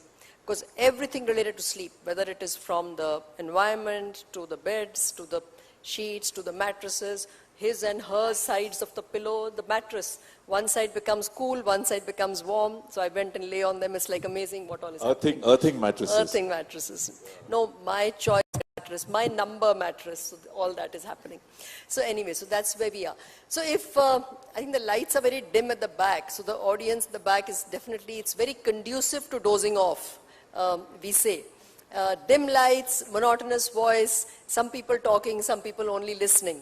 So let's see when Dr. Soin asked this question about quantity and quality of sleep. So let's say who gets more than 7 hours of sleep per night? Okay, so that's about, how much percent? About 60? Who gets less than 6 hours? Let's stand up. No? Okay, let's stand up. Less than 6 hours. No, I get more, so I'm not standing up. Less than 6 hours. No. So less than 6, is it? So now, so that's how much the range is, you know, but what does the science tell us? The science tells us that we need about 7 to 8 hours, but like everything, like, you know, you have food, regulation, similarly you have sleep. So there are some people who need less, some need more. So quantity is pretty easy to estimate that you get this hours. About quality, so how do we test about quality? How many people feel rested, fresh, ready to go, happy when they wake up in the morning? Let's stand up again. How many people feel rested, happy, fresh, ready to go? This table? This table is not. The whole idea is that they are not. So, okay, so the other way around, the rest, let's see who stands up when they are not rested, when you wake up in the morning, not feeling good. Some lights in the audience, please. Okay, so we don't have the mics there, but we would like to know from somebody right in the front. So what do you feel when you wake up in the morning? What's the... Can we circulate a mic in the audience, please? So what is it that you feel? So if you're not rested, happy, ready to go, what are the feelings that you get? Anybody who got up and said, I'm not rested, just what do you feel? So we will... Anxiety. Okay, any more? Stress. Sorry? Craving for food. Bad decisions. Okay, so this is exactly what it is. This is what a poor quality sleep does. So what is this? And how do we measure quality? This is exactly. So people come with data to me for months and start downloading and sending me by email. This is my Fitbit, this is my Apple Watch. People are wearing 3 and telling you, okay, this is what's happening. You know what's happening? No, doctor, you don't understand. I'm getting no REM sleep. So how do you know? My Fitbit tells me, or my Aura tells me, or my Whoop tells me. So that's the era that we are in. But in simple terms, when we go through sleep, we are not in one stage. Like I tell people that you're not unconscious and you wake up. You go through these different stages. Just to suffice that for an adult, we have enough knowledge how much time we should spend in deep sleep or in REM sleep. And this is called all of them together is called one cycle.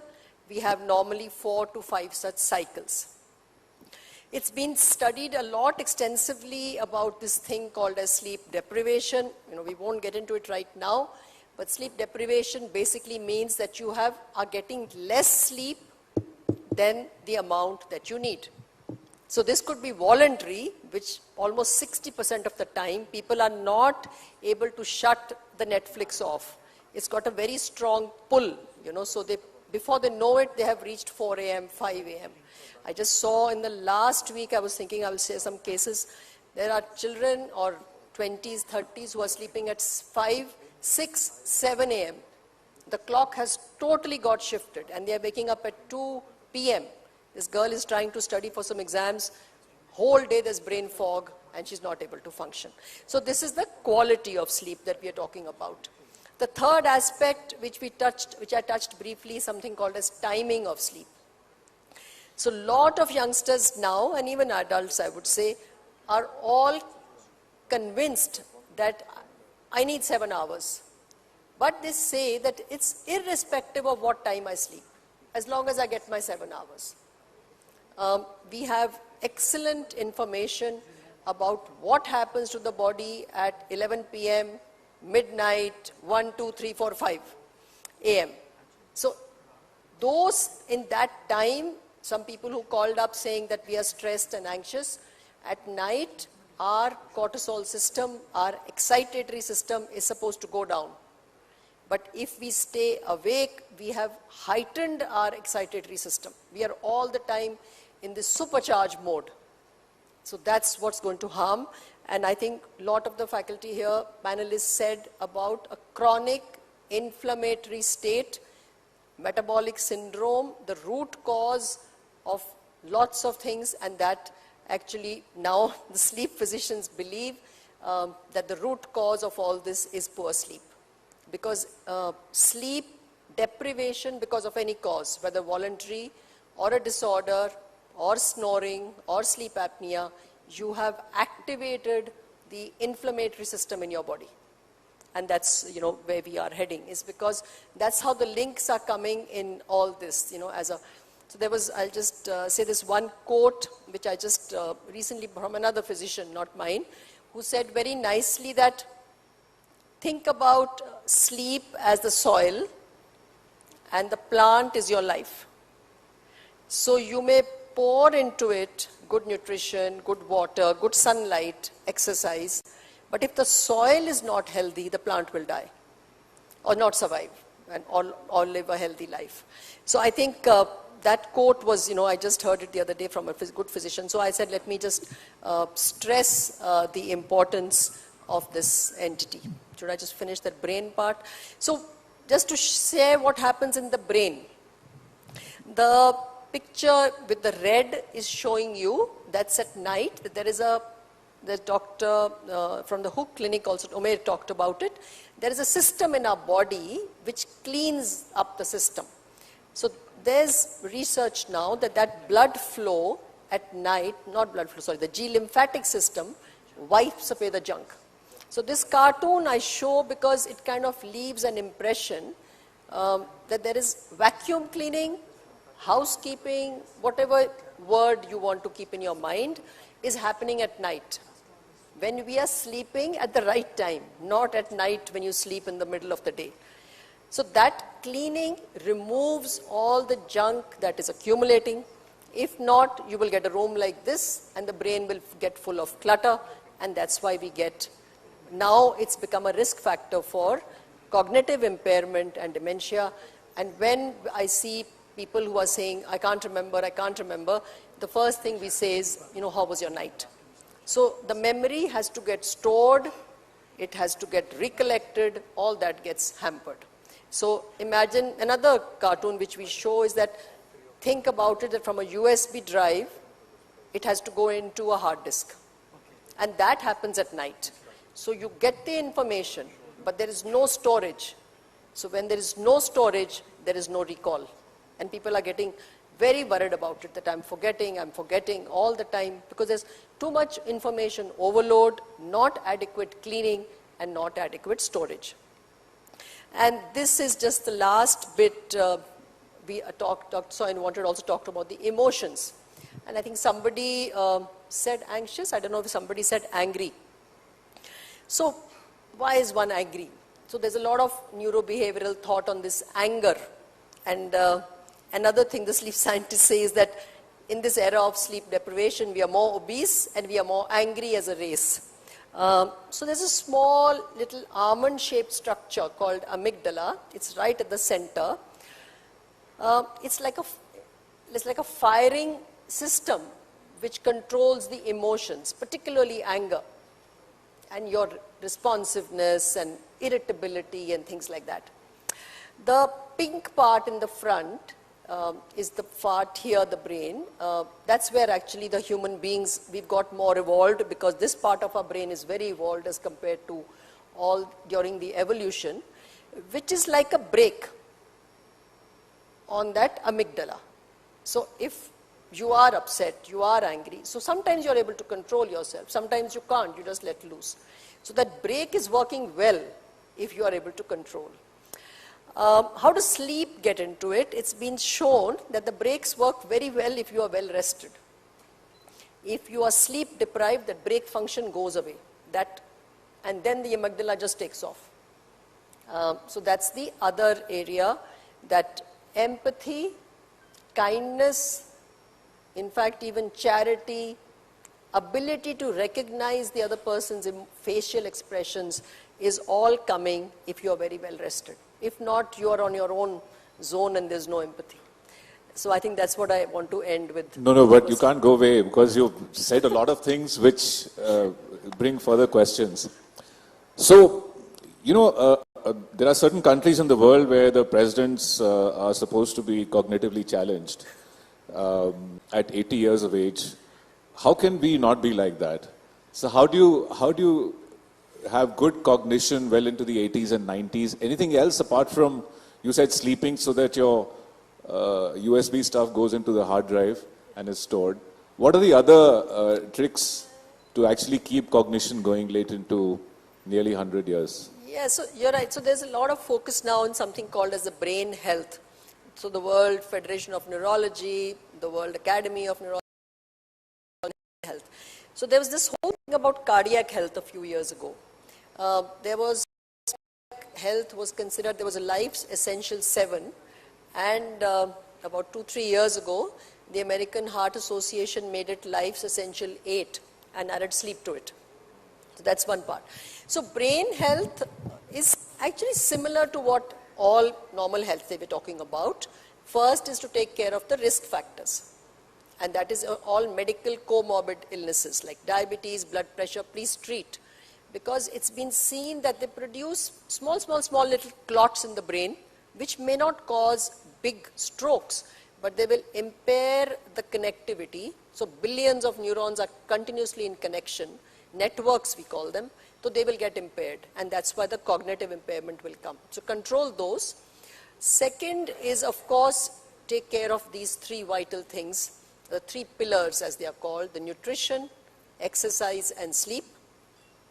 Third, which is gaining a lot of importance now, I think especially this post-COVID, it's even risen because we have seen devastating results on the mental health with the COVID, is a social connection. So that social connection is not phone connection, it's not WhatsApp connection, it's face-to-face connections, meeting each other. So half the people I'm telling, when the elders come and they come with their, the kids or the whatever, so I tell them that please, once in a week, once in 15 days, take some outing for them, what they want, whether it's a lunch, whether it's a tea, whether they want. And the ones who are playing cards, for instance, are doing really well. So 80s may they are playing cards. So social connection and learn something new. So this learn something new has become like one big thing. Everybody is doing Sudoku at night. So we are not saying do Sudoku at night, do something which you enjoy. The bigger factor is that I need to be enjoying what I need to do, then my brain will work much better and you will release really nice chemicals, so which are going to be keeping you healthy. Thank you. And now we've been saving the best for the last. We have Saurabh Khusroshahi here. He's a corporate lawyer turned fitness enthusiast, but he actually believes in fitness in a more holistic sense and for the long haul.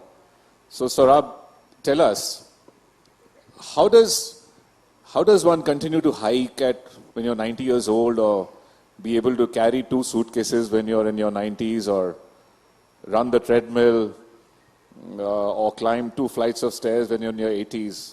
How does one make that happen? How do you build up muscle strength, mobility, and stamina for the long haul? How long do we have? You have 5 minutes, okay. But we have the next 30 years, right? We all decided that. Yeah. Okay. I am supposed to talk about fitness, and you've obviously put a lot of pressure on me by saying best for the last. So I'm going to try.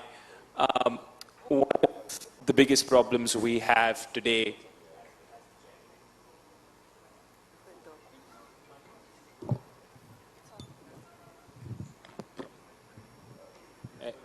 This one better? Yeah. One of the biggest problems we have today as a generation or as people is exactly what we've done in this room. We spent the last 1 hour and everyone's sitting down. Not a single person has moved. Not a single person has stood up. We stood up a couple of times. We forced them to stand up. So what I'm going to do is I'm going to kind of have my conversation standing up.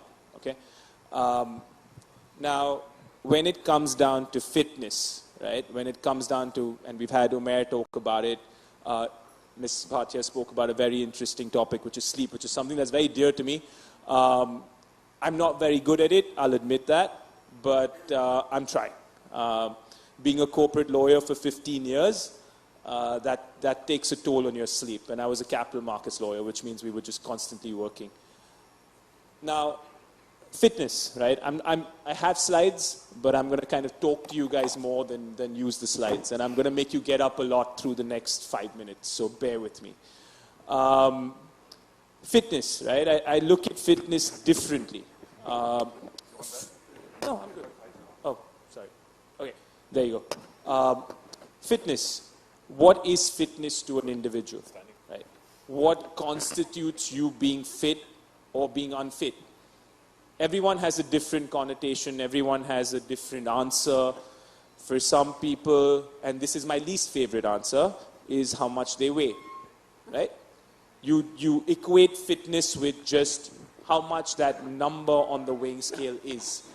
Now, Doctor touched upon a very interesting topic, which is sleep. Everyone has touched upon some interesting topics, and so has Umair. For me, there are a few aspects to fitness, right?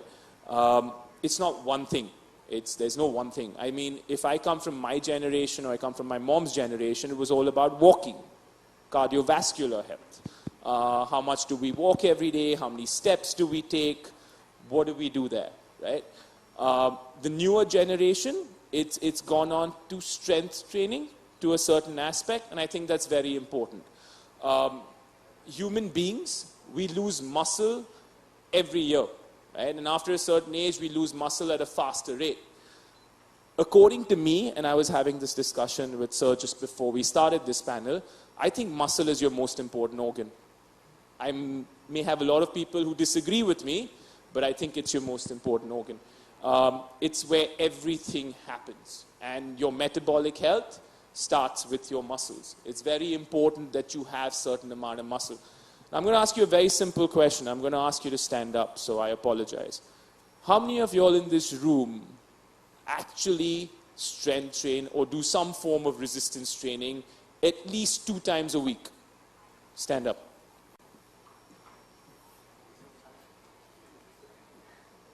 That's not even 50%, right? 20.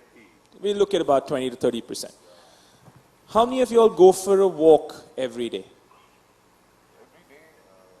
Or let's say 3 to 4 times a week. So this is much better, right?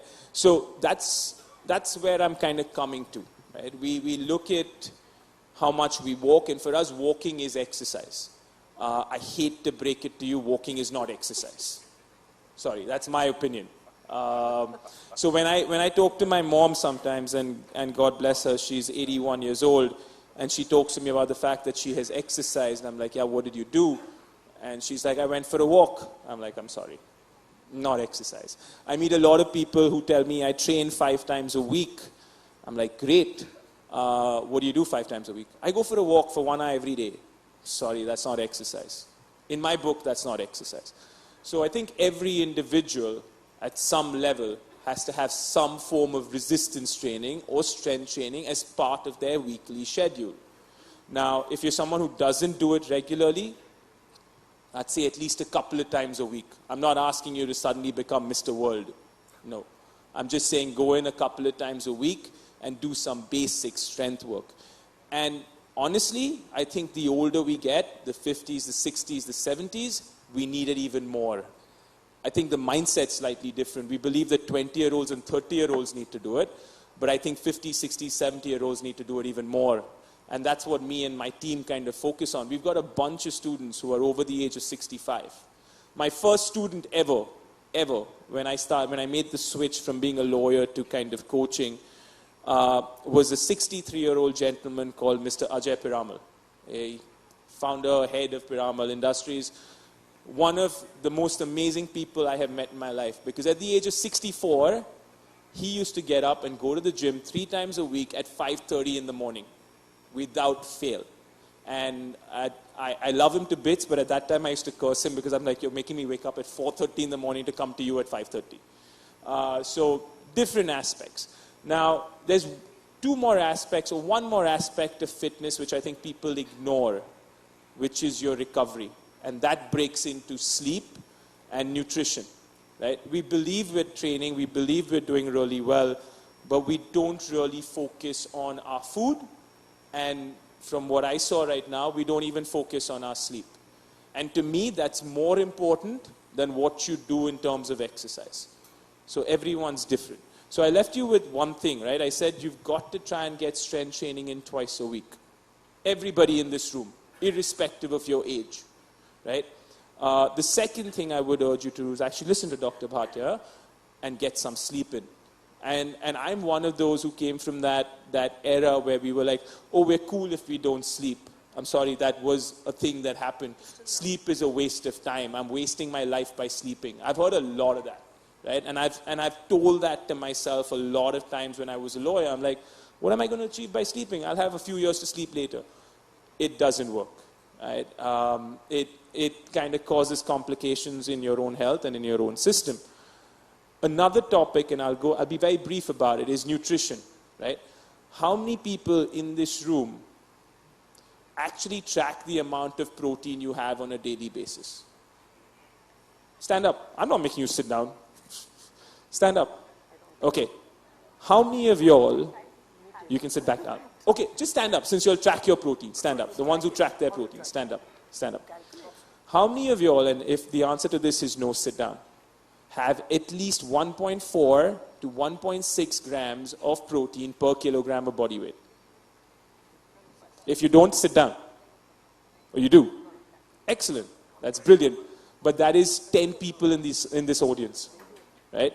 So I think the easiest thing when it comes to food, and something I'd love everybody to look at, is how much protein are they consuming. And it's a very big problem in the Indian diet, right? Because a lot of the Indian diet is rice, rotis, dals, but we don't really focus on how much protein we get in. And I'll come to that topic on protein in 2 minutes because I think it's a very important topic, and Umair touched upon it as well. Now, I'm going to ask you to kind of do, I talked to Dr. Soin, and we were going to do this in the audience, but I think it'll be unfortunate if we do this in the audience. People might kill me. Okay, so I want you to go home and do these two things, right? These two things are very important. How many people, or try this, right? It's a basic mobility test. I think mobility is also very important when it comes to training. How many people can actually sit down on the ground, cross-legged, and get up without using your hands? I'm not going to ask you to try it right now, okay? It might be a disaster. We might cause a lot of chaos. So I'm not going to ask you to try that. I love you for it. I swear I do. In a suit? I was going to do it, but... Not alone. Okay, the ones who said they can, come. Anyone wants to demo it? Anyone wants to demo it for me? Sit down and get up without using your hands. Go for it. Excellent. Right? Very, very, very simple mobility test. Would you like to do it, sir? Come, sir. Please.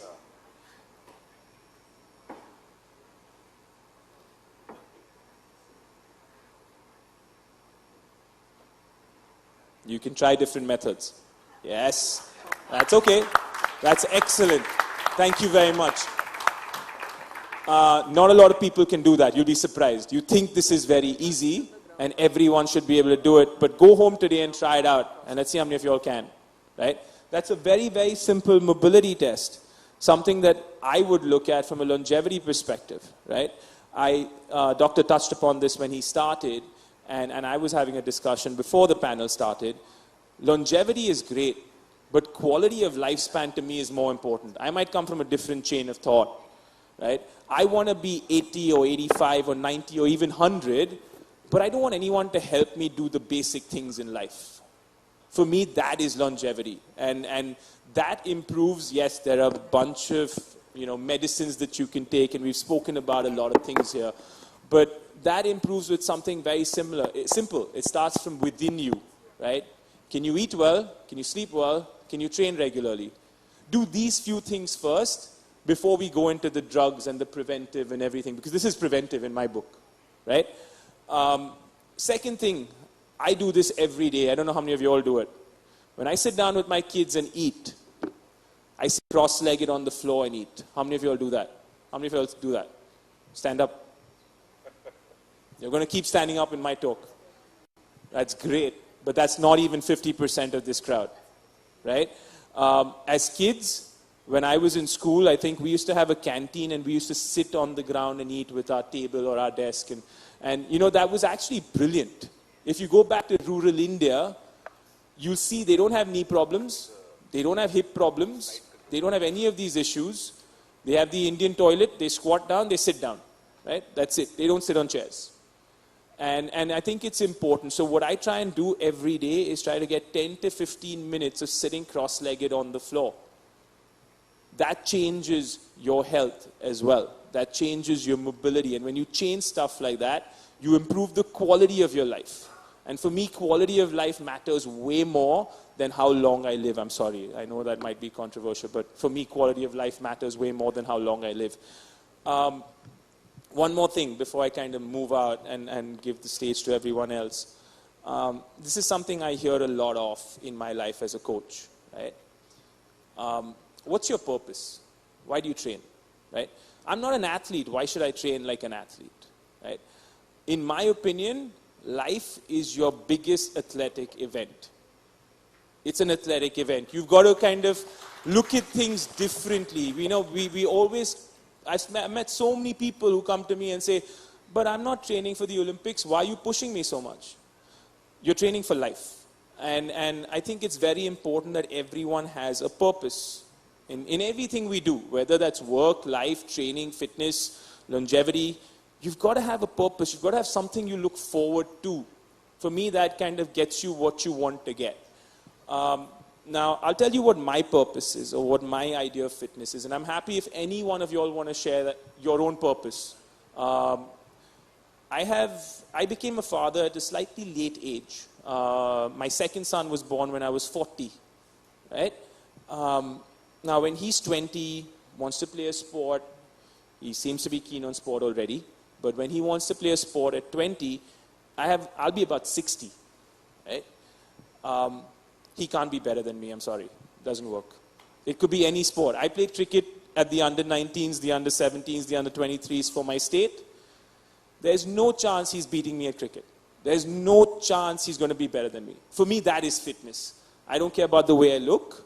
I don't care about whether I have abs. I don't care how thin I am or what my weight is. For me, fitness is the ability to do what you want to do when you want to do it without second-guessing yourself. And when fitness becomes that, and you get that as a purpose, life changes. Right? And then you kind of start working on yourself a lot more. I can go on about this topic. I'm sorry. It's the most important topic for me. But I'm going to kind of finish off with a few myths. I promise you I will be done in 30 seconds. I promise you. Okay? The first thing, it's right up on the screen. Cardio is your answer to every single health issue you ever have. I don't agree with it. I think that, like I've already touched upon, strength training is a very important aspect of your fitness and your health as well. Second point is the most important one, the one I see a lot of, is women should not strength train because they look big or they look bulky or they look like men. That's the worst thing I've heard. The only people who tell women they look like men when they strength train, in my opinion, are insecure men. Right? It just doesn't make sense to me. There is no reason why a woman should not strength train. And a woman will not look bulky. You do not have enough testosterone in your body to get bulky that fast. Unless you're doing something on the side. Now that I'm not going to touch upon. And my last thing, and I've already touched upon this, is protein is not safe for you.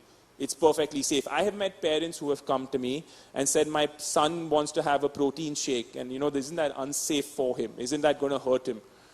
I was like, oh, okay, fine. Does your son have ice cream? Yeah. Does your son have diet sodas? 100%. What's the problem with that? But protein's an issue. Right? I don't get it. It doesn't make sense to me. So that's my 2 bits about what you wanted me to talk about. Hopefully that made a little bit of sense, and hopefully you'll take something back home. So thank you. Thank you very much, Saurabh.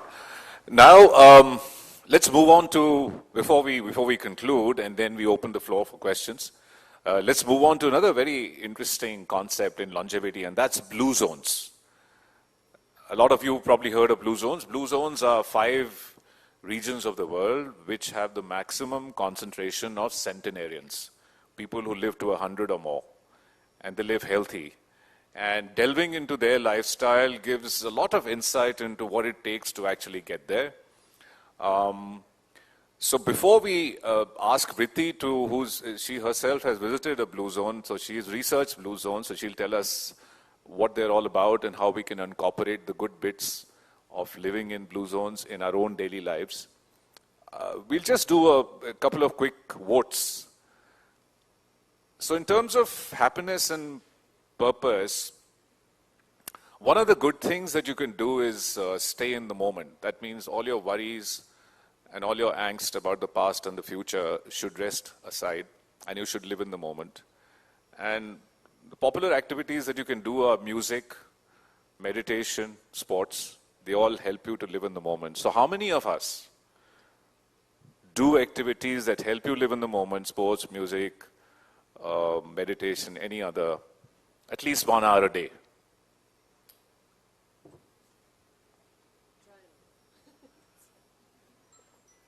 Okay, 2 hours a day, keep standing, the rest sit down. Wow. We salute you and you. Right. So Vritti, tell us about blue zones.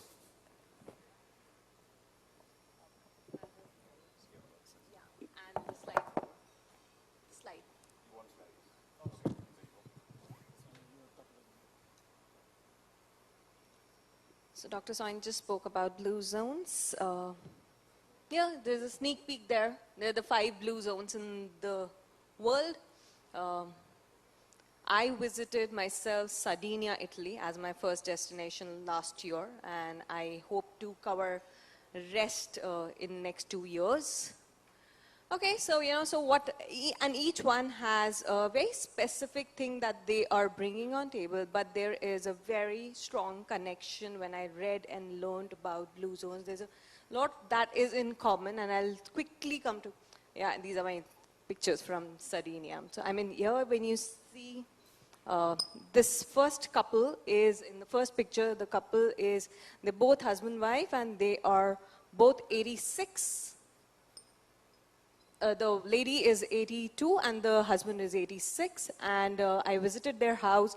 They were they were extremely warm people. I mean, they had a strong sense of bonding with themselves, with the family, with the neighborhood, with the community.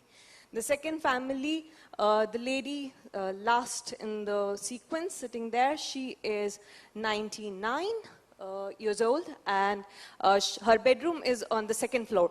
She goes up and down every day to her bedroom. And interestingly, and it was just very unique and different, which was there in our ethos as Indian, in the Indian society, she's still the decision maker of the family.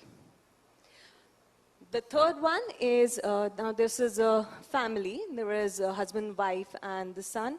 So this was the family that hosted us for dinner, and we saw how their diet, that diet comes from the locals. They do not eat processed foods, and we talk a lot about against the processed food. The most interesting, the beautiful thing is that, they do gardening, they do farming. Shepherd is their mainstay, like a profession, and everything that they have, including wine and meat. Meat is a very small portion of their diet, but yes, it is a portion of their diet. Their diet is largely legume-based, homemade, and they have all whole wheat-based pastas and breads. Vritti, we'll have to wrap up soon, so just takeaways. How do you make blue zones at home? Okay, so you want a crash course on that. Okay, so I think one thing which, I think couple of, it got mentioned earlier also, bonding is very, very critical. Bonding socially, bonding within the family, bonding with your, maybe your neighbors, your community. I'm not talking about during your working hours, I'm talking about after your working hours or beyond your working hours. Bonding is critical. Wisdom bridge across generations. Again, very, very critical. We spoke about what happens when we turn 80. Do we want to feel unimportant? Do we want to feel not required anymore? that wisdom bridge, because what is missing today in today's busy lifestyle is not being able to pass from the grandchild to the grandson or the granddaughter. We're not able to pass that wisdom, and that wisdom gives the sense of purpose to the elder generation, and it gives a very strong foundation to the younger generations, which is missing, and that inculcated more and more goes with the family bonds. Community rituals and celebration, this was very strongly there. Every 100th birthday is celebrated like in the whole community kind of a thing. So that with that bond continues, mutual aids, they're very, very helping to each other. I think that is something that as we are getting busier in the, so if you see there is a whole common theme that is coming out, what brings them together, and that sense of belonging. And very, very important, I want to just talk about, so they put this, there's a beautiful sardinia pictures, and they put every centenarian is like painted on the wall. One very, very important thing, if everybody has to bring a blue zone in your life, in your family, is what Saurabh also mentioned, was a purpose. I think we need to have a purpose to our every morning. We have to have a purpose to our every day, to our lives, and I think that is critical, and that is critical till the last. So, and that is where, the whole thing converges into a health span. So basically, living fit, I mean, everybody's just covered it. I don't want to spend time summarizing it, but I think purpose and bonding in addition to whatever has already been discussed.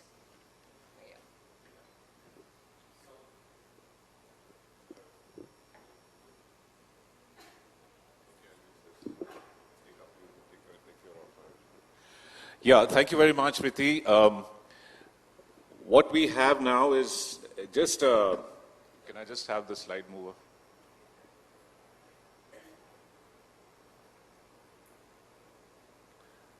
So we have a very interesting questionnaire on your positive health and longevity awareness quotient, which the organizers have put together with a well-known longevity clinic. And I mean, I've gone through it already, and it's very nice. It's a QR code. So just put it on your phones and participate in this questionnaire. I mean, fill up this questionnaire. And Vasu, you promised to send us our quotient soon, in the next 48 hours? Okay, so you will receive your longevity awareness quotient in the next 48 hours. So just put it on your phones and go for it. Those who are with us online will have both the QR code and the link. So you can fill that question, and while that questionnaire is being filled up, I know that we've gone beyond time a little bit, but happy to take questions. Any of us, please address any questions that you have. We'll take 2 or 3 questions. Dr. Nagi Reddy.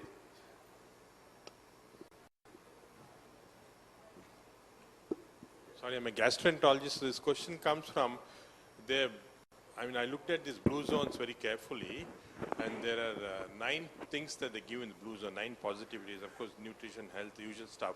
But one of the important things consistently in all the blue zones is that all these people are taking wine at least 3 times a week. What's the panel's opinion? So I will give an opinion on that. But the problem is that Nagi's and my opinion will be very similar. We do the same thing. So see, my take on this is that we've heard about all the wine drinking in the Mediterranean diet, and a lot of the Mediterranean countries practice that. And you know it as well as I do that taking a glass of wine or 2 a day for your entire life probably does not much harm and probably does you good in terms of vasodilatation and reduced coronary artery and neurovascular disease risk. But you see, the problem is they do 50 other things, which we do not do. We just want to emulate the wine drinking. But if you don't do the rest of the lifestyle, then really you're not justified in saying that because these guys drink wine and live 110 years, I'm going to do the same. But I'm still going to have my chocolates at night, and I'm going to have all the sweet things I love, and I'm never going to move my ass and sit on my backside and not exercise. No, that doesn't work. You have to do the whole thing, right? Is that an adequate answer? Any more questions?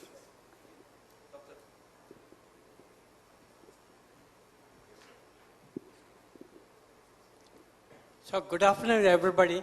I'm Dr. Deshpande. I'm a pathologist. 42 years experience in my life, but I'm still working. My age is 76 now, but still working. I sleep only 4-5 hours, no more sleep. Music and dance is my favorite. Traveling is more favorite. And eat less, work more. That's my longevity.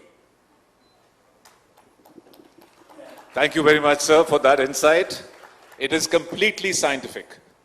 Work more is purpose, work more is moving, is mobility, is exercise, is cognitive exercise, and eat less, we've already heard from Deepak, works.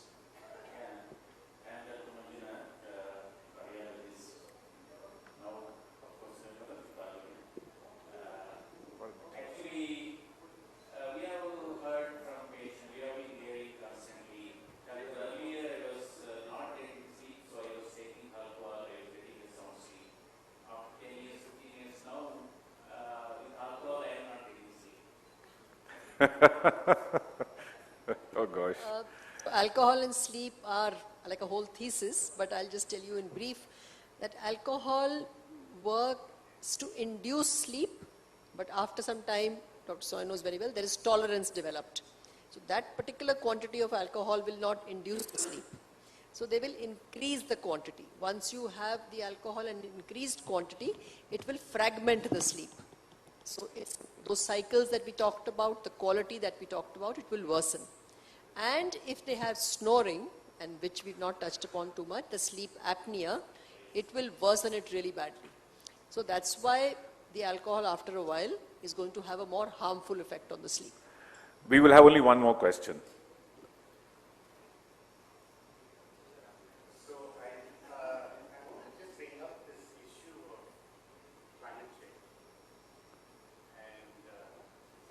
Sorry. Climate change. Right.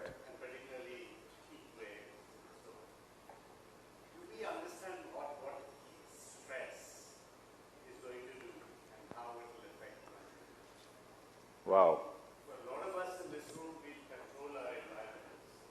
But for the majority of the population, it's going to be I think Deepak is the best person to answer that.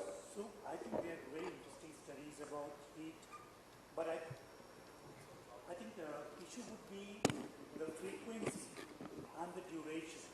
So transient heat stress has a different impact than the persistent heat stress. There are some interesting studies where they actually show an effect of heat waves on the change in the cycle, the fertility cycle in women, the fecundity of the fetus. There are a lot of different interesting aspects which emerge because of this climate change. But when we talk about climate change, heat is not the only factor. I think it's a whole gamut of things.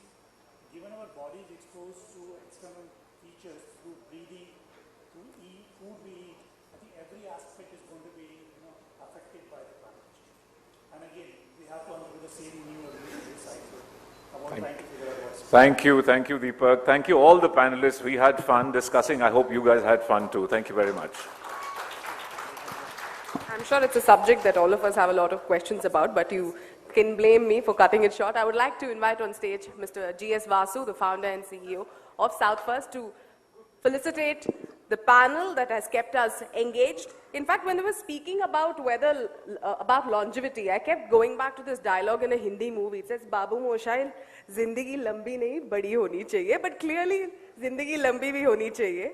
So, thank you once again to all the panelists who... Lambi or badi both, take it from Ms. Vriti Lamba. I request the panelists to please stay back on the stage so that we are able to give you a small token of our appreciation. With us, Padma Shri Dr. Arvinder Soyan for moderating this extremely lively topic. On the panel, along with him, were Prashant Prakash, Managing Partner and Founder of SL India, Dr. Vriti Lamba, Program Head, Fortis Cancer Institutes, Fortis Healthcare, Dr. Manveer Bhatia, Director and Founder, Neurology and Sleep Center, New Delhi, Dr. Umair Qadir, who joined us via Zoom, Clinical Process Lead Physician, Hook, London, Dr. Deepak Saini, Professor, Department of Developmental Biology and Genetics, Convener, Longevity Institute of Indian Institute of Science, and Mr. Saurabh Khusroshahi, Founder of SOFIT. Thank you once again, panelists. A round of applause, audience. They made you stand up, sit. All your quota of a week's exercise is done today with this panel. Right. Before we move on to our next engaging session, a topic that is close to all of us, public health and the participation of private healthcare players, we have a small presentation from our sponsors. We would like to bring on stage Health on Us, one of the sponsors of Dakshin Healthcare Summit 2024. I welcome on stage Ganga Prasad Reddy, Head of Business and Operations, Health on Us, for this short presentation.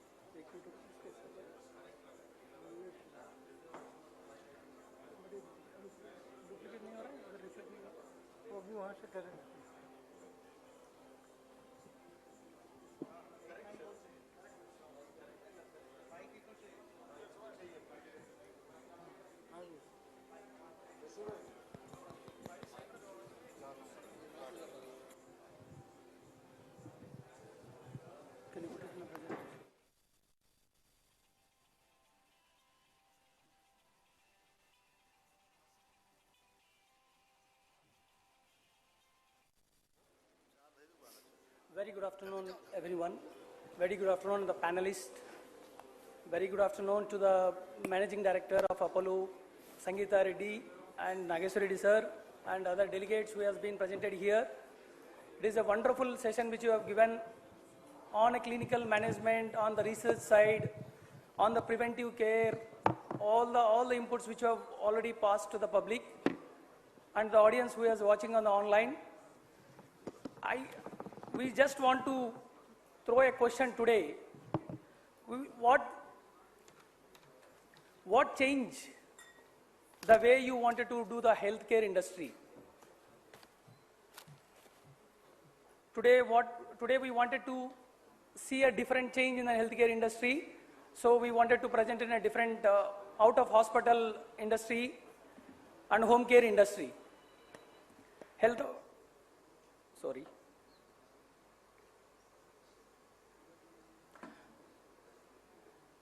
All the people is presented here is in hospital care. We wanted to be what is exactly into out of hospital care. In the hospital care, every people will be on a clinical management side. We wanted to be on a medical management side. The 60% of the work is done by the medical management people after the clinical management. And what is out of hospital care, where it will delivered? We will deliver to the patient's home and in a community-based facility. And the goal is to manage the health condition, prompt recovery, and support daily living activities.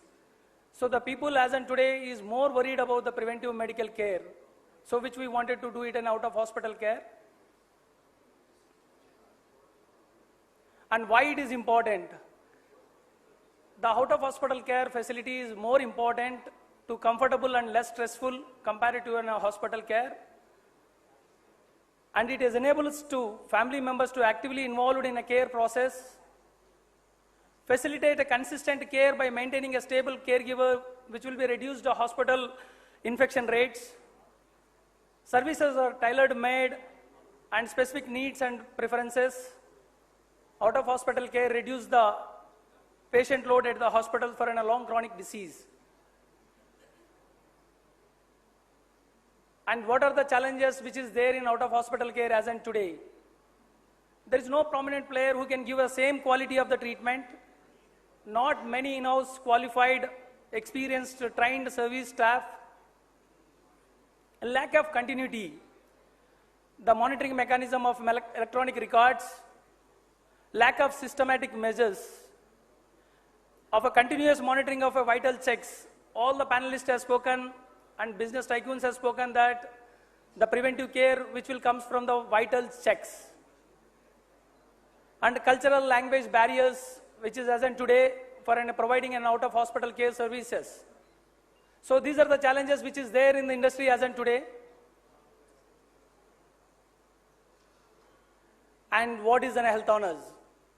What exactly health honors? We just want to tell you, we are into a home care service provider and we are at a care at center. What is there in a home care service? We will provide a home care nursing services. We will provide a home care physiotherapy services. What are the services which are there in a nursing services? It is a critical care nursing to the general vital checks to injection to infusion and tracheostomy care services. We will provide post-hospitalizations. All the services will be provided by us. And in a physiotherapy, orthopedic, neurological, and sports and gynec physiotherapy services, we will provide at your convenience at home or any community place which you are required. Under the care at center, we have a transition and rehab care centers. We have a dietitian services and we have a medical supervision, doctors and nurses, physiotherapists, respiratory therapists who can service the patient at a care at center. We have a stroke care, spine care, ortho care and trauma care. So all the services which we can provide it in out of the hospital care at center and home care nursing services can be provided by us. And why an health honors? There is a lot of players in this industry, but why health honors you wanted to choose as a home care service partner? We have in-house staff where we have in-house staff of a nursing of 140 people, not dependent on any third-party agencies, where we can have a specific protocols. They have been treated in the same treatment for each and every patient and each and every time. And we have a 15 physiotherapists and doctors, in-house doctors who can support these paramedical staff. And we are providing a standardized protocol.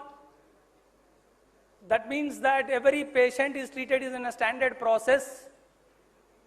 Every crew is being given the same service. 90% of the time will be at a same service level and it will be recorded in electronic medical form. And monitoring of the documentation. Today people is giving services, but there is no documentation which is maintaining. If the clinical person has to take a decision, the medical management person has done by any medical treatment, there doesn't have any documentary evidence. Post-surgery, the patient is taking the treatment and the patient is coming back to the doctor after 90 days. Doctor doesn't know what treatment he has taken and what procedure is been followed by the medical management. What we are giving is that whatever the treatment which we have provided is being recorded in the app which we are providing. The clinical person who is treating can be easily accessible these records and can do the better treatment, what exactly the patient is required. It is not a generalized statement. You can go to the specific patient and do the specific treatment. The infection control which we followed, each and every the person who is treating as a paramedical staff or a physiotherapy or a doctor who is treating is followed by the infection control practices. And we have a capability to provide a medical room management to the corporate where employees can verify the vitals. They can record the vitals and for the preventive medical care which the panelist has spoken as on today, which can be known. Suppose if your vitals is recorded, everybody is checking the vitals, but there is no record as on today. If you go to the doctor, the prescription states that on that day is the vitals. Nobody is having a visualization of what has happened in the past history for 90 days. But with this, the doctor or a clinical person can see the vitals of a last 1 year or 2 years, so that the person can determine whether this disease what for he is asking, whether a diabetic prone or hypertension prone is a recent history, or it is a long standing history, so that the doctor can treat better the patient. Even if you check a vitals, if you are not recorded somewhere, you will forget. That is the reason the system of electronic medical record is more important today.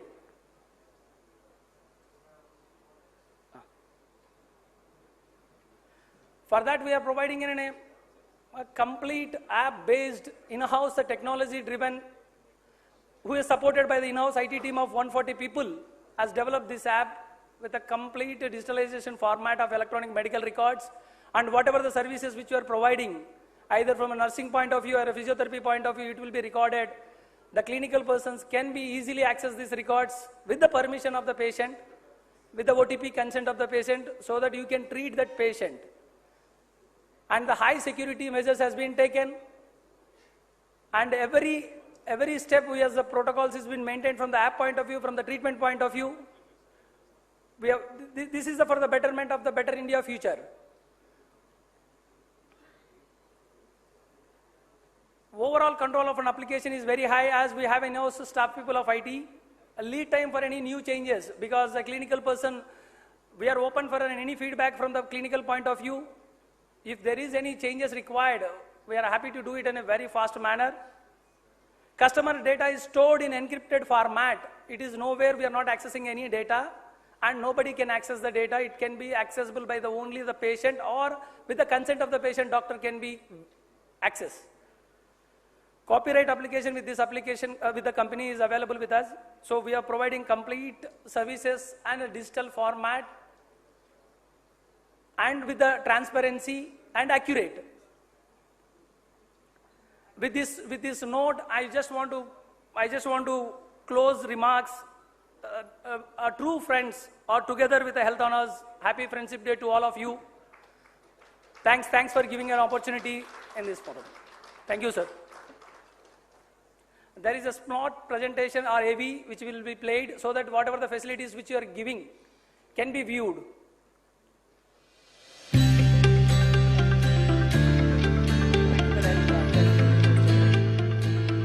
And now for our next conversation, which is probably close to all of our hearts. We've always thought about it, public healthcare.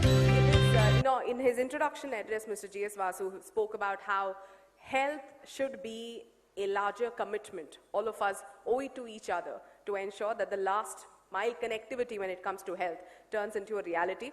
And that is what we're going to discuss next at Dakshin Healthcare Summit 2024, an initiative by TV9 and South First, a panel that discusses public health systems and the role of private sector. We could not have asked for a better duo to discuss this particular topic, and it is absolutely our pleasure to invite on stage Padma Shri Dr. C.N. Manjunath. He's a debutant parliamentarian but a veteran healthcare professional. And discussing with him today will be Dr. D. Nageshwar Reddy of AIG Hospital, who will bring the perspective of the private sector, the challenges it faces in a country that is so dependent on private sector to deliver healthcare services as well, and to engage both of these healthcare experts in a conversation. We have with us Chetna Belgare, editor for Health and Wellness at South First. A round of applause, please. Public health and private policy.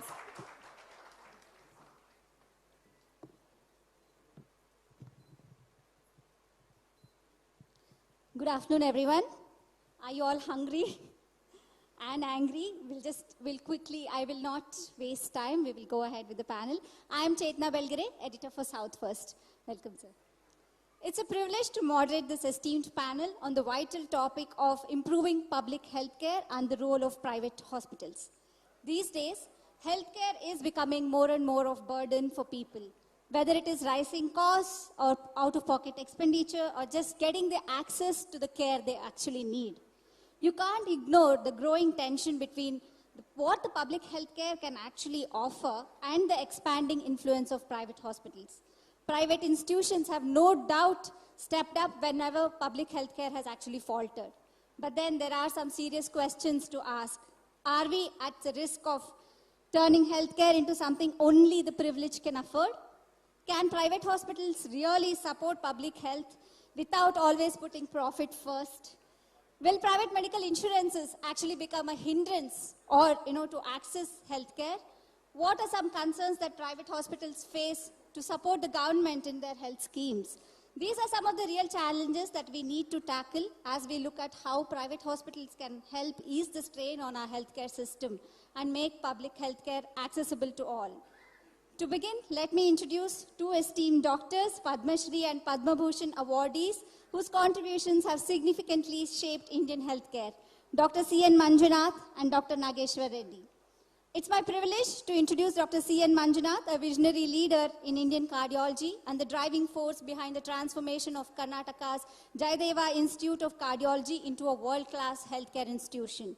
With over 16 years of dedicated service as its director, Dr. Manjunath has raised the standards of the public institution into nothing less than a private healthcare hospital. Recently elected as Member of Parliament from Karnataka, Dr. Manjunath carries a philosophy that healthcare should touch every life, no matter how remote. His insights on balancing public and private healthcare will be invaluable as we discuss the future of healthcare in India. We welcome you, sir. It's my pleasure to introduce Dr. Nageshwar Reddy, a Padma Shri and Padma Bhushan awardee and a true leader in gastroenterology. He is the chairman of Asian Institute of Gastroenterology in Hyderabad, which you might know as AIG Hospitals. Dr. Reddy isn't just about medical excellence. He is also deeply committed to giving back to society a value. He says he got it from his father, Dr. Bhaskar Reddy, a well-known pathologist. Dr. Reddy, in an interview which I was listening to, he mentioned that his father once called him at the dining table and said, I'm very disappointed with you. So when Dr. Reddy was confused, wondering, he had gone into medicine, he had started his practice, he was earning good money for himself, so where have I really gone wrong? Dr. Bhaskar Reddy apparently then said that professional success is important, but what have you done as a doctor to the society? Have you done your research? Have you done any research? Have you started any institution? Or you're only making money for yourself and that is not success? Dr. Reddy says this belief has been a guiding force in his career, ensuring his work benefits not just the elite, but everyone who needs it. With his extensive experience and leadership in private healthcare, I'm assuming that he's going to bring all the challenges that private healthcare actually faces in collaborating with the government. We welcome you, sir. Without much ado, I want to ask the first question to Dr. Manjunath. Dr. Manjunath, first of all, what were the key challenges and strategies in transforming Jayadeva into a top cardiac care center? And how did you balance affordability with excellence? Yeah.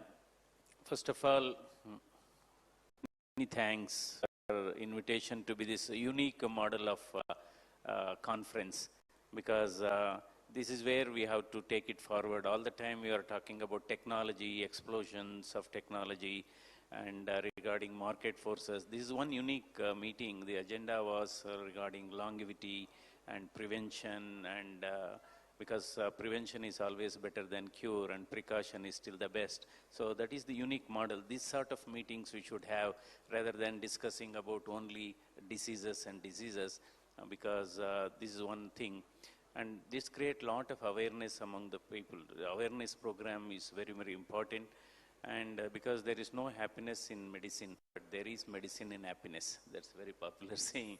So, and we have to take care of an extension, of course, this discussion. Before getting into the actual discussion, we have to take care of 6 S, that is salt, stress, spirit, smoking, and physical activity, and sugar and salt. Sugar. Sedentary life, salt, stress, spirit, sedentary activity, and sugar, and smoking. These are these things. And as we discussed, anyway, today nearly 35% of healthcare services is given by the public sector. Another 65% is given by the private sector, only 35% by the public sector. So we need to work in tandem. So that is very important. See, in a public institution, one of the biggest challenges, okay, one is on the infrastructure side, and the second is there will be a lot of inertia. So one of the biggest challenge in an institution is to really manage people. Managing people is one of the biggest thing. Managing because they have a different mindset, they have different culture, and to bring a corporate culture in a government setup, it is extremely a difficult task, and this is where the leadership matters.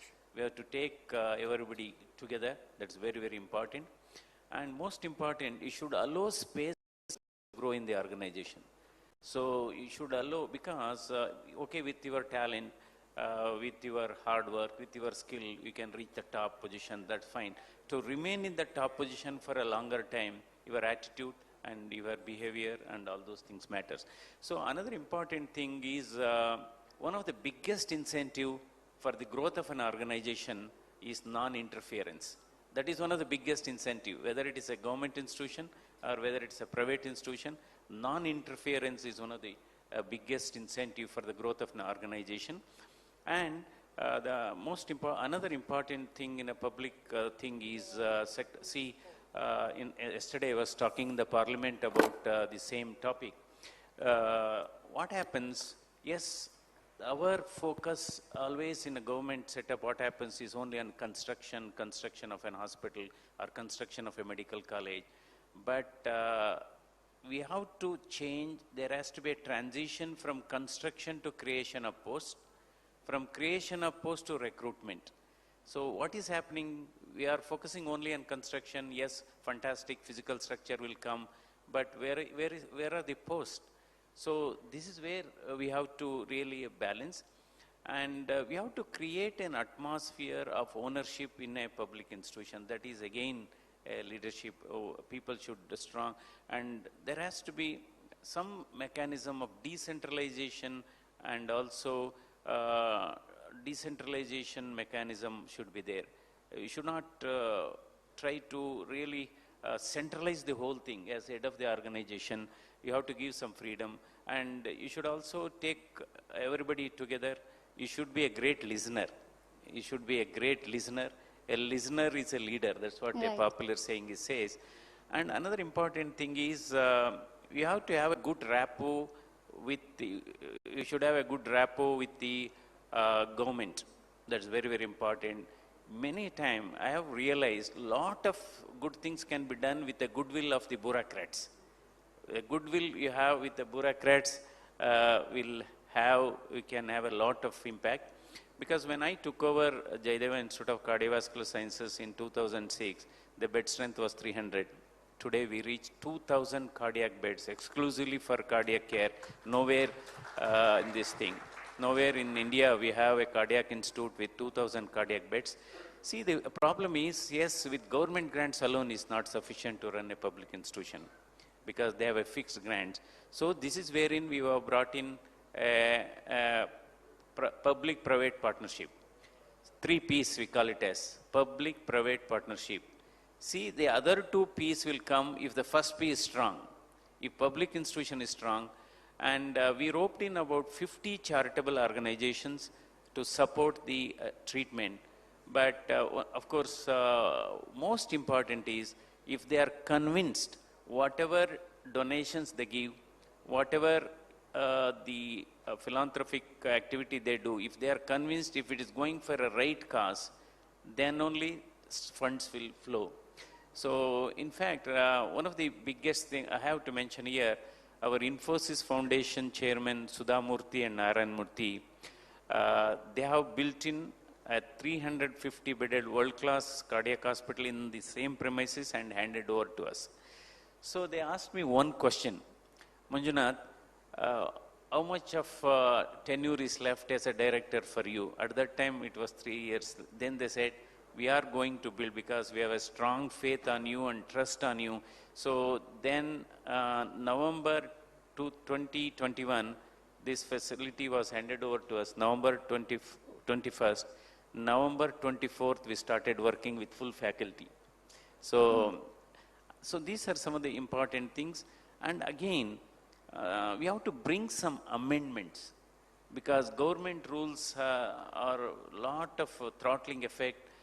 Just for example, in fact, we are the first institution in the country to introduce an incentive scheme to prevent brain drain among the faculty in 2007 itself. This was based on performance, productivity, and punctuality. There was a lot of opposition from the government. No, Manjunath, if you ask, even other institution will ask, other medical colleges will ask. So then I told them, no, you just put a rider. You give permission to start an incentive scheme, not from government grants. It is only subject to effective internal resource mobilization. Then nobody will blame.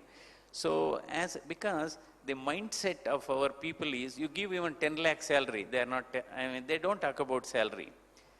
You give just 50,000 incentive, they only talk about that 50,000 incentives and all.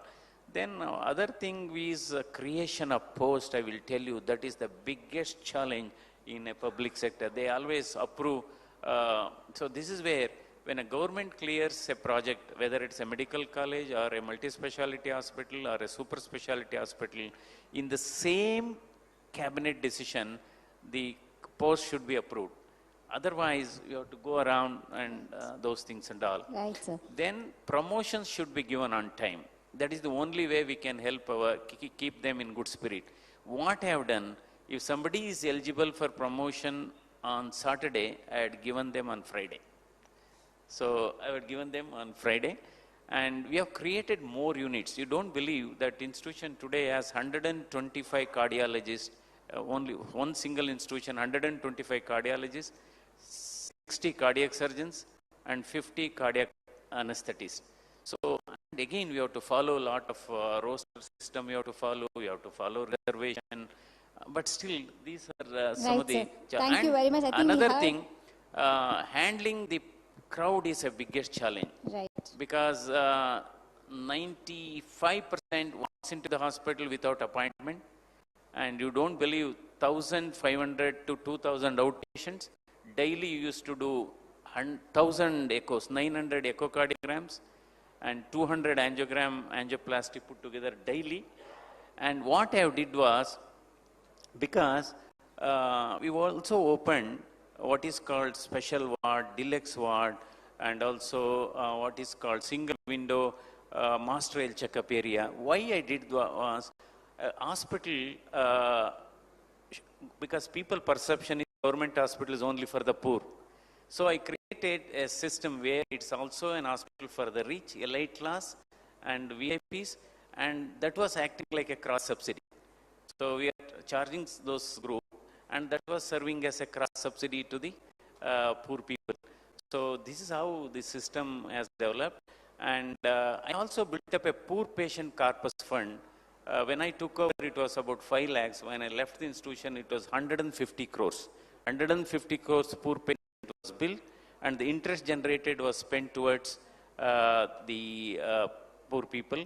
And I saw to that nobody should go. Of course, during my tenure, 8 lakh procedures were conducted.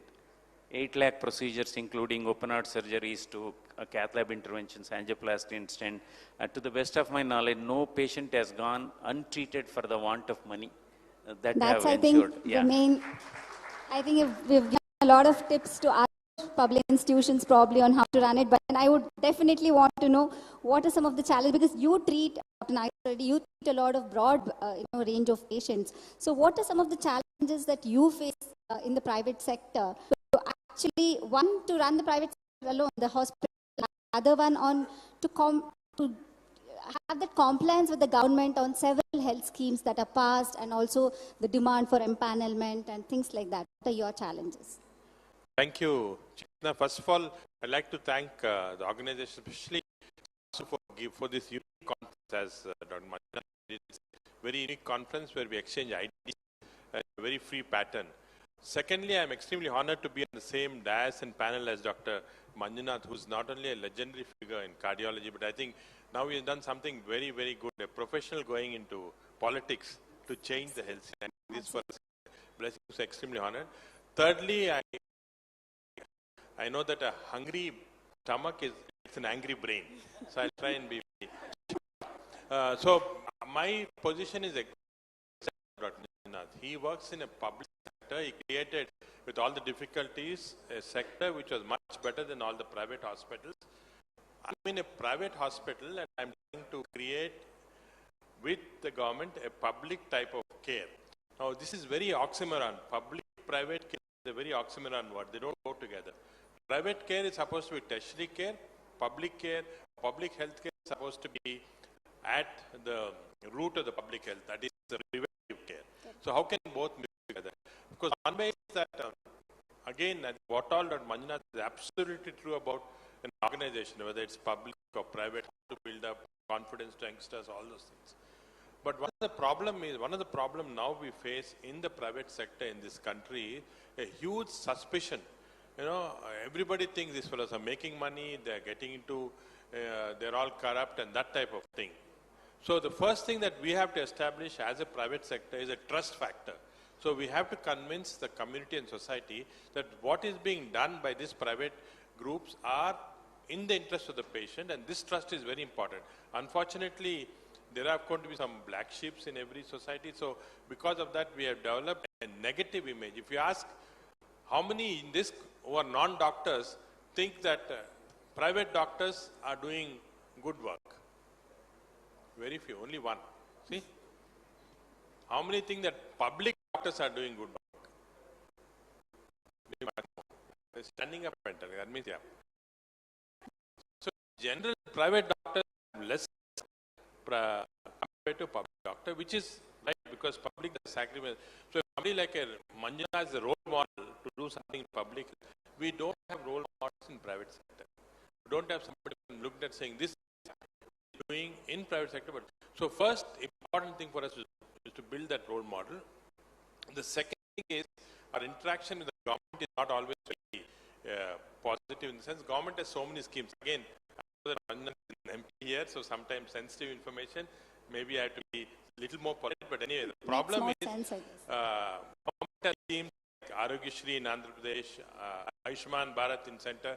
All these schemes are okay to start with because health insurance is important, but they are misdirected.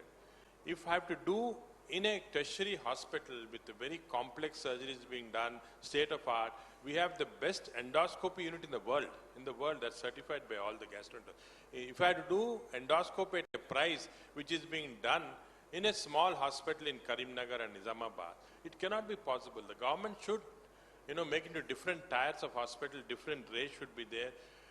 In our country, one of the worst things is that there is no regulatory body for private hospitals. Nobody has ranked hospitals as A, B, C. That's done all over the world.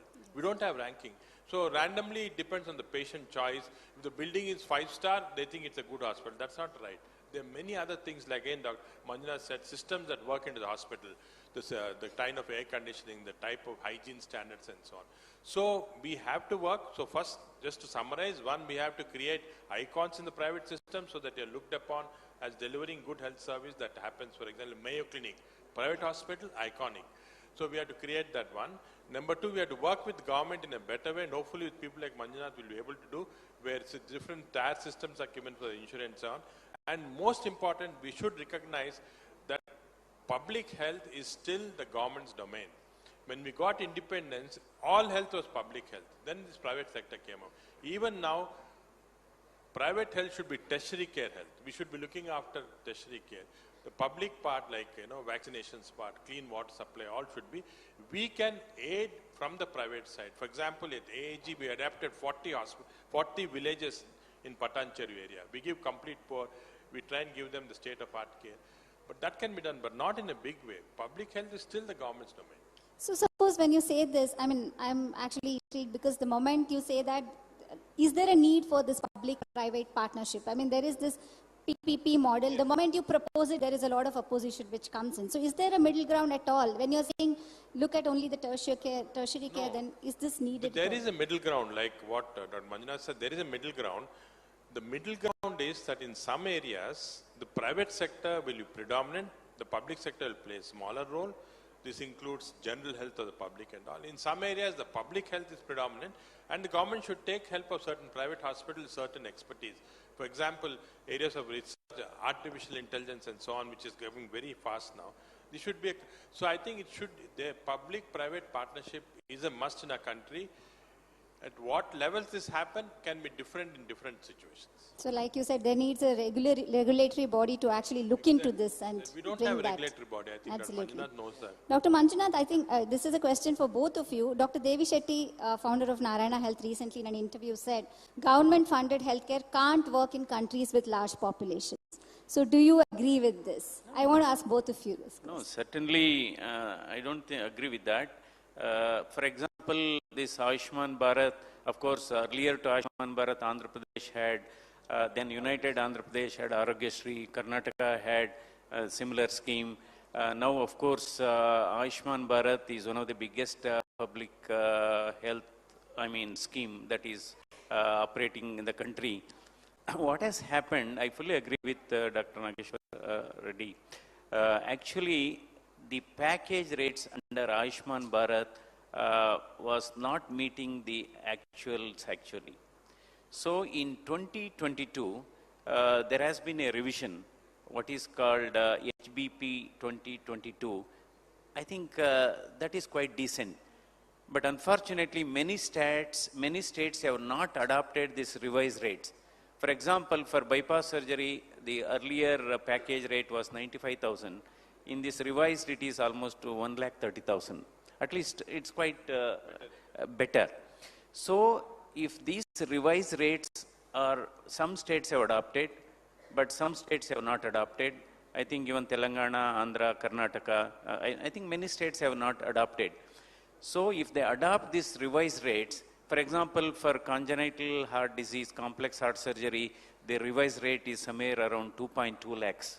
Earlier it used to be 1 lakh.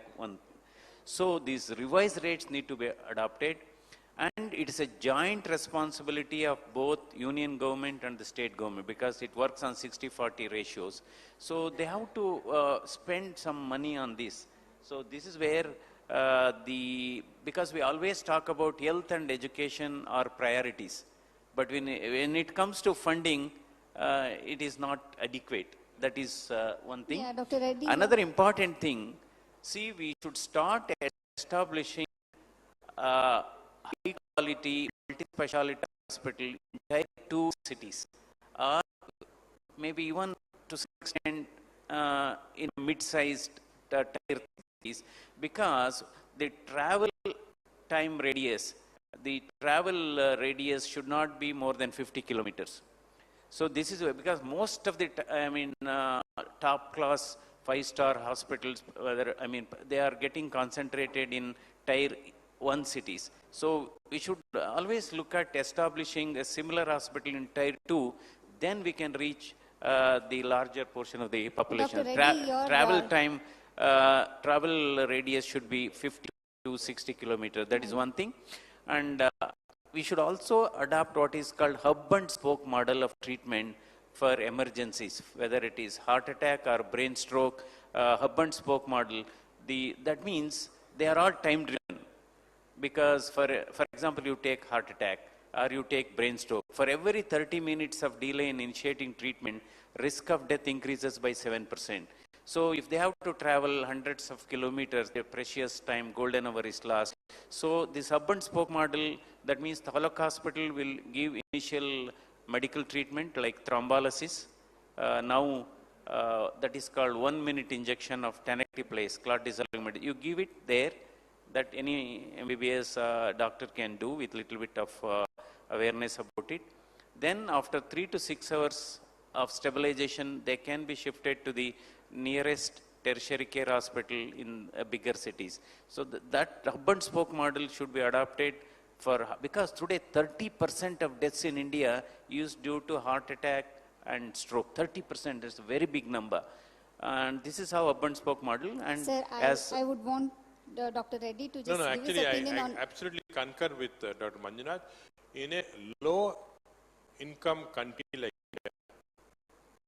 India, I believe with the large population, 70% of healthcare should be government's responsibility. 30 or 20% of urban high-end people should be.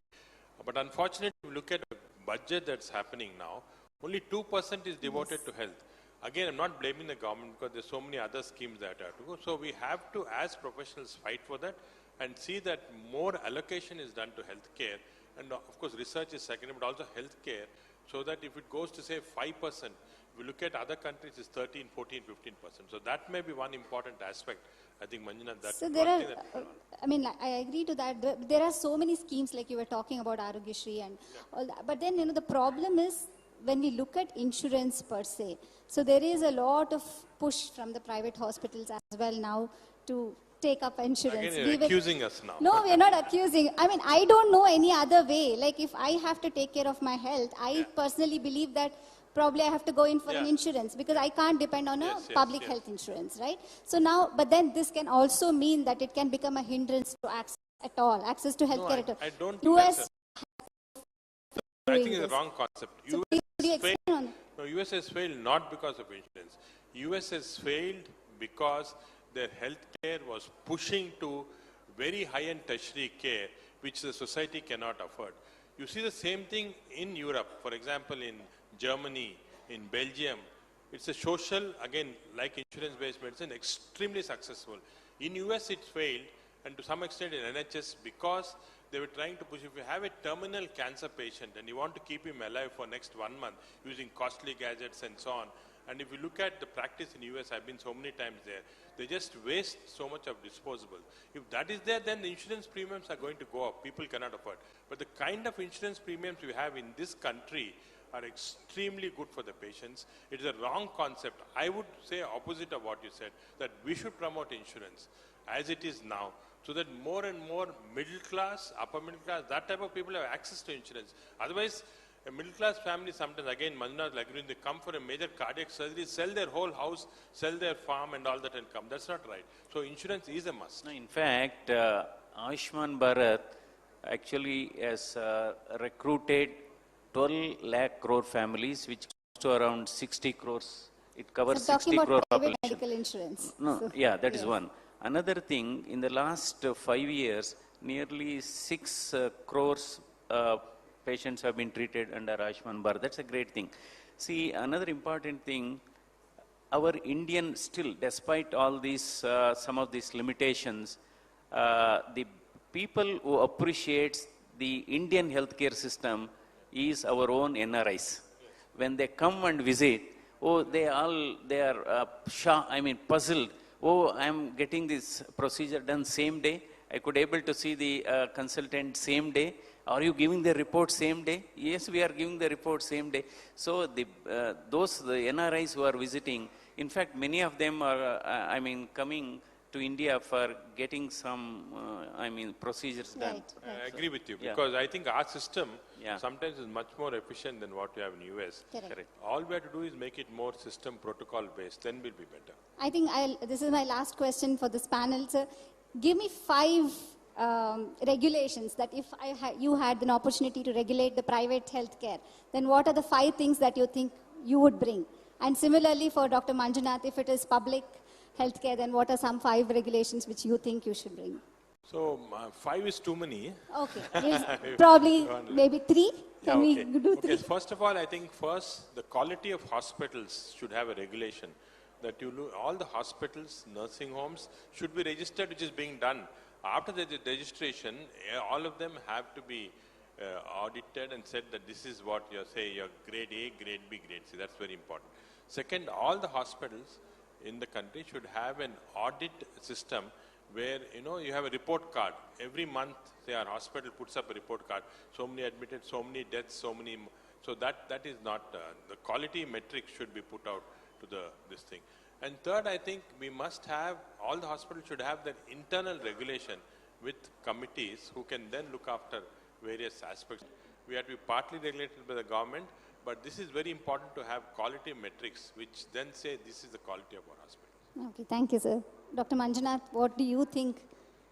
Yeah, see, number one, as during my initial remark, what I was talking about, same thing, we need to strengthen the existing public health facilities, whether it is medical colleges or whether it is hospitals. We have to first strengthen the existing facilities with adequate manpower. Doctors, nurses, technicians, that is one thing. Because, yes, we are always believe improving the healthcare is not just constructing new hospitals or new medical colleges. Today we have 707 medical colleges, to be frank. So another important thing is, yes, we have at this point of time, we have close to allopathic doctors. We have 4 to 5 lakhs Ayush doctors. So our requirement may be another 2 to 3 lakh additional allopathic doctors. Because today our MBBS seats are 1,10,000. PGs are also about 70,000 PG seats. So there is a maldistribution actually. Not that, of course, healthcare system in India is also, we see diversity in the healthcare system. It's quite good in the southern India, to north and northeast. So we see diversity in the healthcare system. There has to be uniformity in that. And we have to really, another important thing, we are talking about this only number of seats. The quality of training is very, very important. So, talking in the parliament yesterday, the number of MBBS seats in any should not be more than 150. In many medical colleges, we see there are more medical students than the patients. So the training will not be adequate, and hands-on experience also will be very less, and off-baked, undercooked, undertrained doctors, sometimes they are more harmful than the disease. So that is one thing. And there has to be, even in a public hospital, there has to be a limited decentralization and delegation of powers. For everything, small things, you should not go to the government. There has to be some decentralization and delegation of power to the heads of the organizations, and that is one thing. And yes, we have to rope in certainly the CSR activities. You have to rope in CSR activities. Certainly nowadays a lot of CSR funds are flowing, so we should establish that system. And the fourth one is, yes, there has to be a good public relation mechanism in a public hospital. Public reception should be good. The first contact is the one that matters. And one has to also bring in some sort of an incentive scheme for the employees. Incentive schemes should not be only for the doctors, even from the sweeper, for a technician, even a Group D worker. That's how we should improve the system. And another one is, yes, as Professor Nageshwar is telling, we have to work together. So because trust is a very, very important factor, and the healthcare should be affordable, it should be accessible, it should be available. So that is one important thing. And health for all is the desire of the nation. It is the dream of the nation that healthcare should be for all. Health for all should be our right. But hospital services alone will not provide health for all. You should provide clean air, should provide clean water, and you should provide clean food also. These are the three things, health for all. Thank you very much, Doctor. I think while the motto for both public healthcare as well as private is health for all, let's hope that we actually achieve that and we take some ideas, whatever has been discussed here, and not just leave it here in the room, and it actually reaches the parliament. And, Sir Dr. Manjunath has the onus now to take it forward, I guess. Thank you very much. It was a wonderful panel. We can now open the discussion for the If you would indulge us, I think a couple of questions from the audience. Yes, please. Sir, thanks a lot for insights. So I have 3 questions, sir. First, what are the thoughts on the managed healthcare? In a country below income country like India, where affordability is an issue. Second is, Sir Manjunath, sir, you talked about quality of practice and quality of doctors, right? Unless a doctor really practices, he will not become an expert when he joins, right? How will you manage that with, say, like every patient needs best care? Everybody wants to be operated by what PDA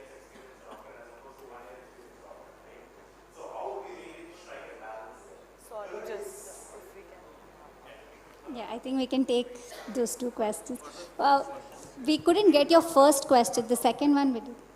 It's a managed healthcare system which hospitals like Narayana Health has been introducing, and it's very prominent in countries like US. So what is its relevance and applicability in a country like India where income levels are pretty low? Managed healthcare is a concept where a single entity, like for example Kaiser in US, takes up care and Narayana to some extent has done.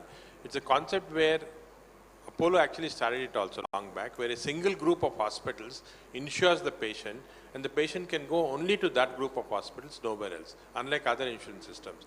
In India, it has not picked up for several reasons. There are only very few large hospitals like Kaiser. There are so many in US, number one. So second, it has been misused. Managed care insurance has been misused a lot, so it failed. So that system in India is unlikely to work because of all these reasons.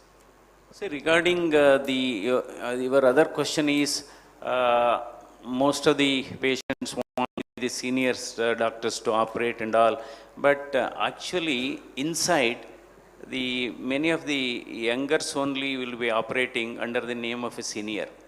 So that is, youngsters will be operating under the name of the senior, that is fine. This is where quality of training is very, very important. Clinical training has taken a back seat because of explosion of technology.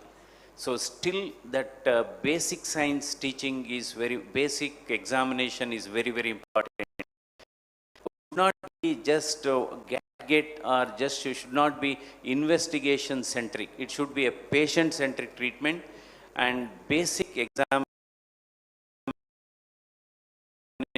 of technology. We have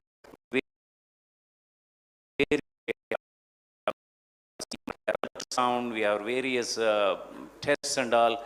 Still, talk, treats are very important. Talk, touch and treat. So that brings in trust. Talk, touch and treat, because physical examination, and we have to give some time for the patients also. At least we should listen to their problems 5 minutes, because in 80% they give you the diagnosis. So definitely, this is where I am telling, yes, we need more specialists, I agree, but if you have more number of, for example, in some colleges, MS General, so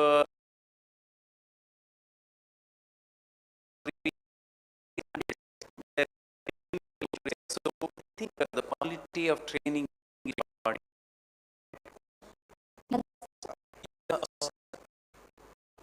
If I can ask, good evening, sir.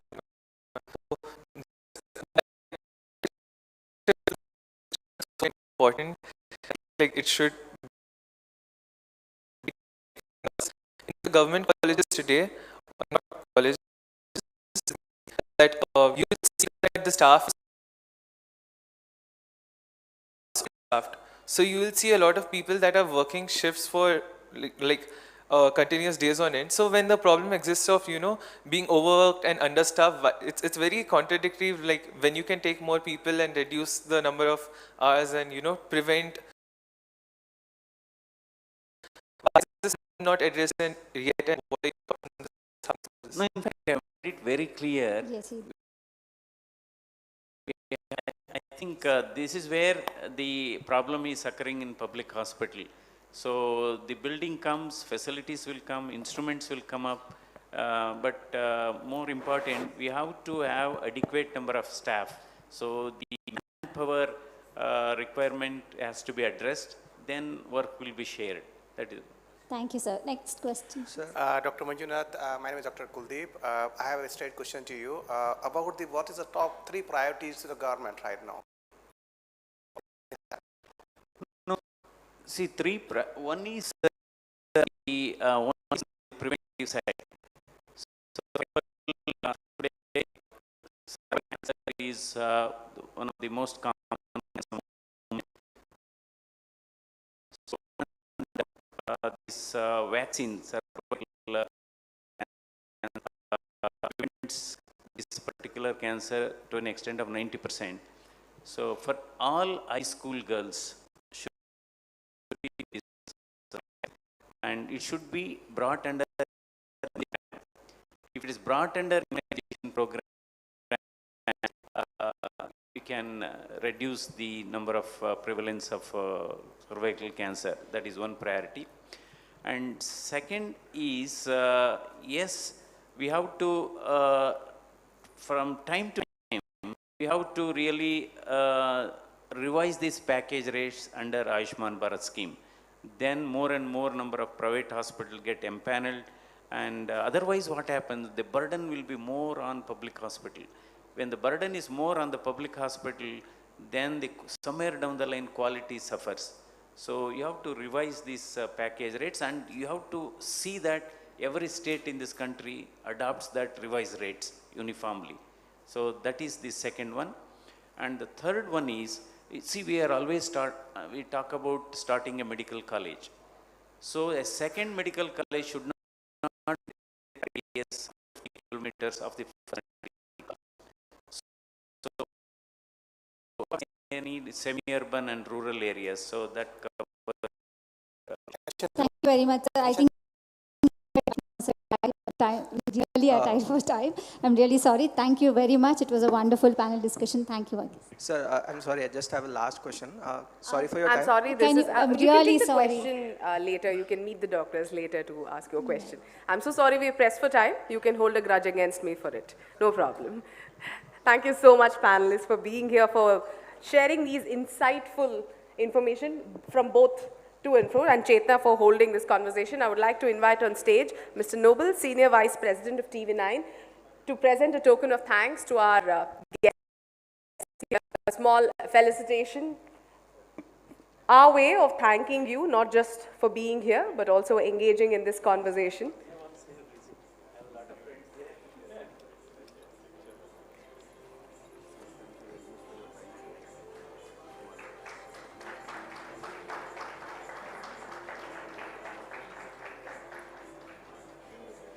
That was Dr. C.N. Manjunath and Dr. D. Nageshwar Reddy speaking about public health systems and the role of private sector. Thank you all for being a very patient and wonderful audience. Before we break for lunch, we have a short presentation from our sponsors.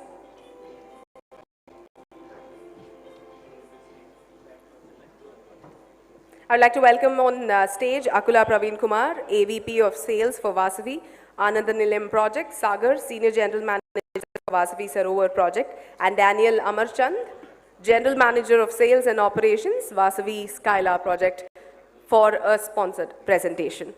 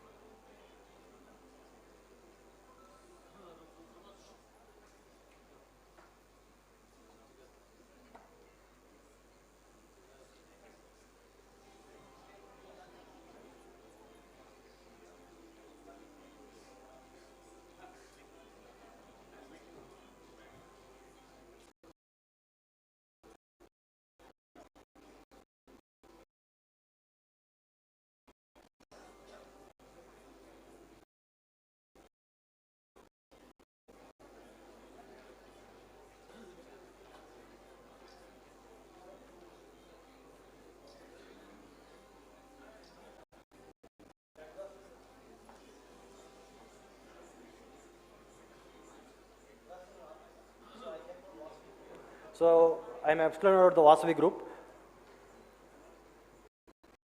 So he is our chairman and managing director. He is legendary. At the same time, he is Indian Achievers Award. he got Indian Achievers Award. At the same time, we are constructing almost 10,500 apartments in the next 5 years. And he is none other than Mr. Victory Venkatesh. He is our brand ambassador. And last 3 decades, we are with Vasavi Group, and we are constructing a lot of all over the Hyderabad, east, west, and north, south. We are only builders, east, west, north, south. We are constructing. And these are the key factors of Vasavi Group. Right now, already we sold 8 million square feet built-up area, and 17 commercial projects, and 30 residential projects, and 50 million SFT. Next 5 years, we are going to handing over, and 310 acres of villa plots also already we sold, and 4,510 apartments we built, and 2,500 happy customers we have. And right now I am explaining about Vasavi Sarovar. This is located at Kukatpalli High Tech City.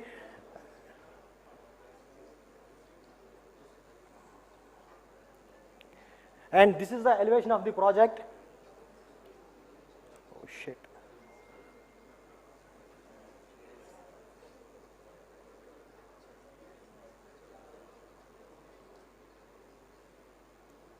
And here we have come up with 21.5 acres, and we are giving 5 BHK and 3 BHK and 4 BHK and 85 sky villas. Top 2 floors we are merging, and we are giving sky villas also.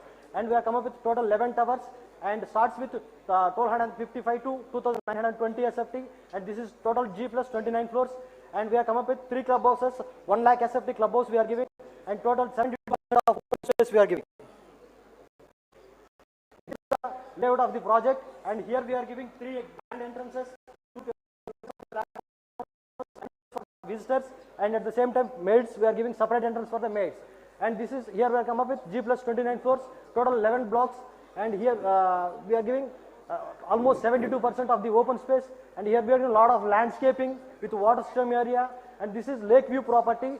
Front side one lake is there, back side one lake is there, and this lakes also we are only developing. And here we are giving 2 BHK and 2.5 BHK and 3 BHK and 4 BHK also.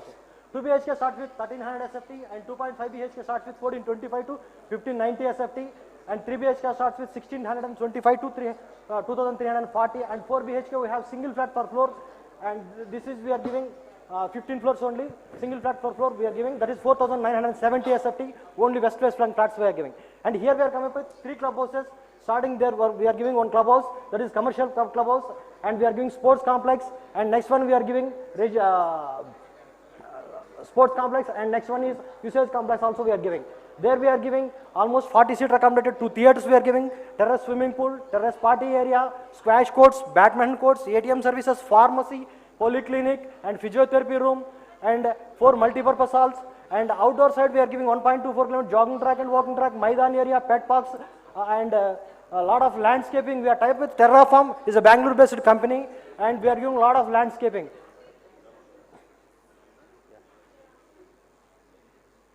And this is the beauty of the location. This is very near to the MMTS and metro station. Within 1 kilometer radius, we are giving the metro.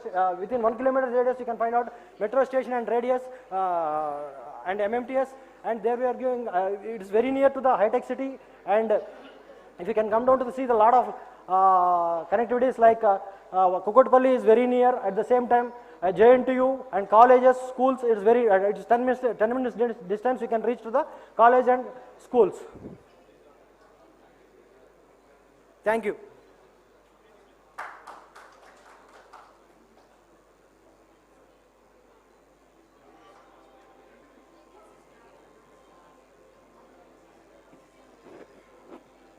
Good afternoon, everybody.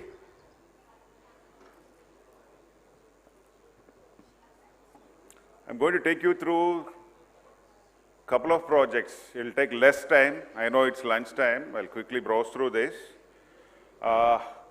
The beauty of our projects of Vasavi Group is it is surrounded by hospitals and medical sciences institutes as well. Now, if you take, for example, Skyla, the location is next to KIMS, the lane next which takes to Vasavi Skyla at High Tech City. This project is total of 6 acres, and which has around 600 units, which is having differentiation of 3 and 4 bedroom only, which is of 33 floors. And the beauty of this is, right now we see most of them are doctors and the software engineers who have come back for good to India, and few business class customers we have. And further details I can share you. We have placed a stall next to the lunch area. You can visit there. This is about Skyla. And the location, I hope most of them are aware of the high-tech city. This is surrounded with the premium schools, hospitals, and of course the IT corridor is right next to it. That's about Skyla. And I'll talk about Anandanilayam. This is at LB Nagar, and it's very close to the NIMS, which is going to come up at Kottapet. So this is spread across 30 acres, and we have 11 towers in this. And here the range of the units which we have are 2, 3, and 4. Most of them are 3 bedrooms in an average size of 2,000. I'm sure most of them should be liking it because this is what the current trend is. They are looking at this particular sizes. It is again very close to the premium hospitals like Omega, your Yashoda, Kamineni, KIMS, and of course the premium schools are nearby, and IT corridor of Adibatla or Pocharam are also near to this. The beauty of Anandanilayam is the connectivity and the location. This is right at LB Nagar next to the metro, and this is the gateway to the major roads, you know, your national highway and the state highways, which takes you to the Pune or Bangalore or the Vijayawada highway, and Warangal, Srisailam, Nagarjuna Sagar, they are all next to it. Further detail I can share with you. We have, as I told, we have a stall set up right next to the lunch area. Please do visit the stall, and we can share about the few payment options we have. Different payment options as per your requirements we can, and we also have the PMI options. Please visit our team. I am also there, and look forward for a healthy afternoon. Thanks from Vasavi Group. Yeah.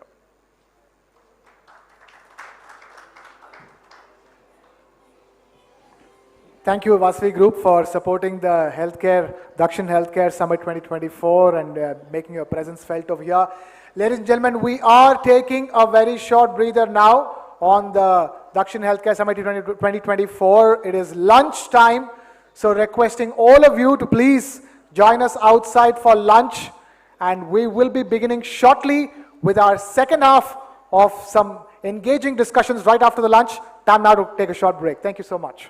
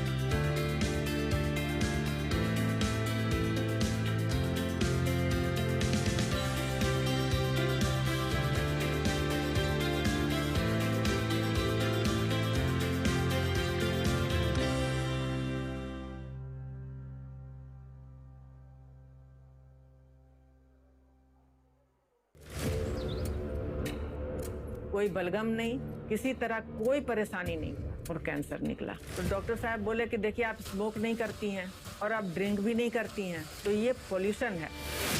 Lung cancer cases are rising among non-smokers and younger people.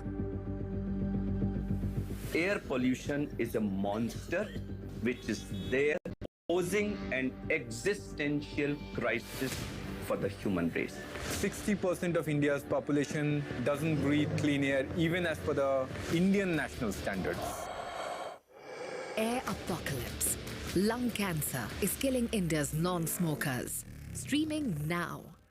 Start with the end in mind. You need to know where you want to reach. Every morning that we wake up, we are exercising our choice.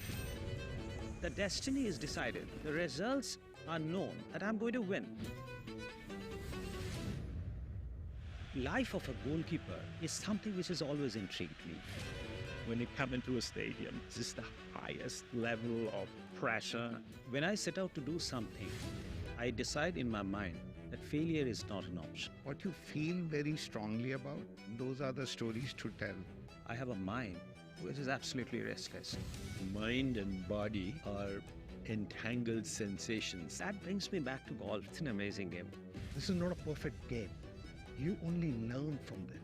If you have a formula to a success, then you can replicate it. I feel this is my first step. I'm starting now. Winner is first born in the mind. I think, therefore I am. We are all about our mind.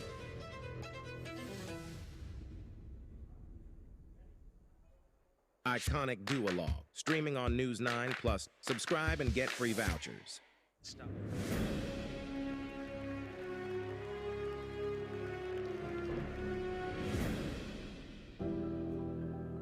When we walk into the chamber of a doctor, the doctor's look itself can act as half cure.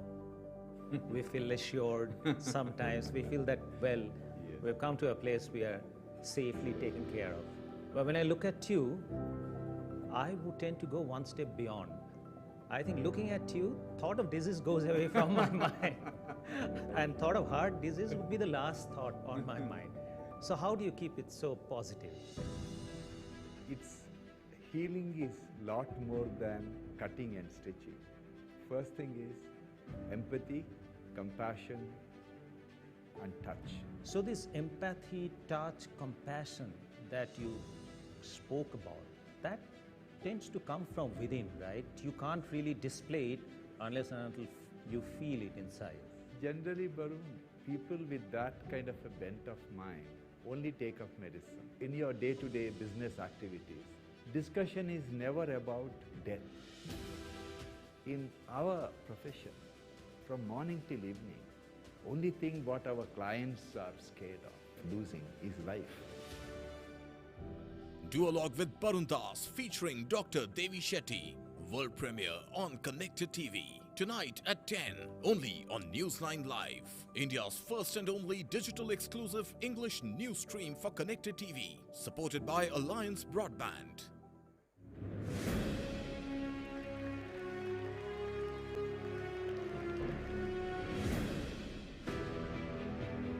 I often try to put a theory to happenings of life to life.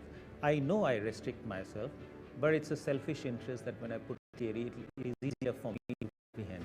So I discussed in some other duologues that I try and put a theory or a number or a calculation to happiness. And I came up with a simple formula that as long as the real outcome equals or exceeds your expectation, you are happy.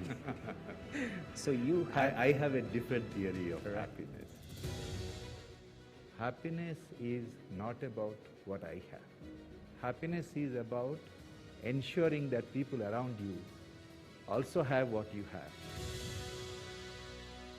Duologue with Barun Das featuring Dr. Devi Shetty. World premiere on Connected TV. Tonight at 10, only on Newsline Live. India's first and only digital exclusive English news stream for Connected TV. Supported by Alliance Broadband.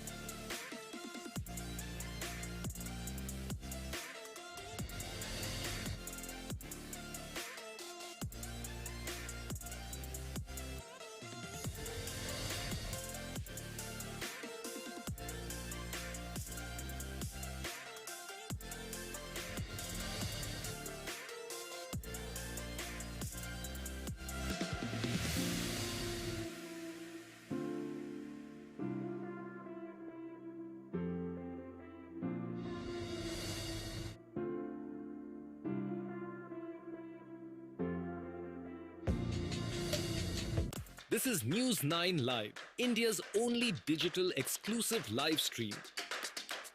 For the early adopters, bringing you the news 24/7. For the smart audiences on the smartest TVs. News 9 Live. Stream now on your smart TVs.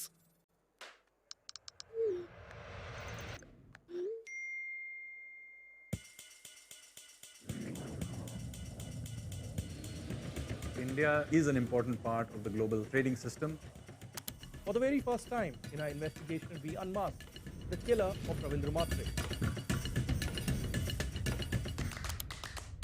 The misuse of artificial intelligence is a global issue. In 5G, we have to stand with the world, and in 6G, we have to lead the world. We are on our way to the highest motorable road. Winning a Grammy was an absolutely surreal experience. When I recognize myself is a small story, but it's an interesting one. As I said, ordinary is extraordinary. That's why I called it a concept.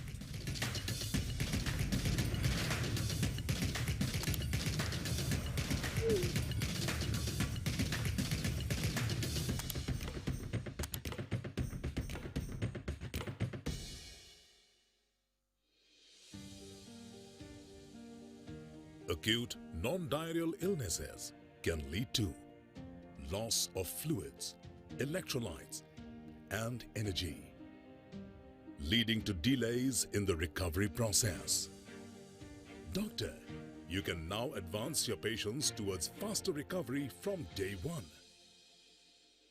Presenting Orsol's new advanced care range, advanced hydration formulations designed for faster recovery.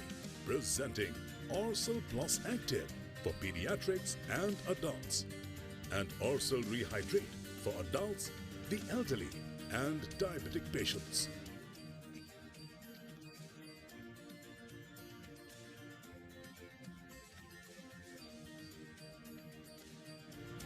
Indian expert panel recommends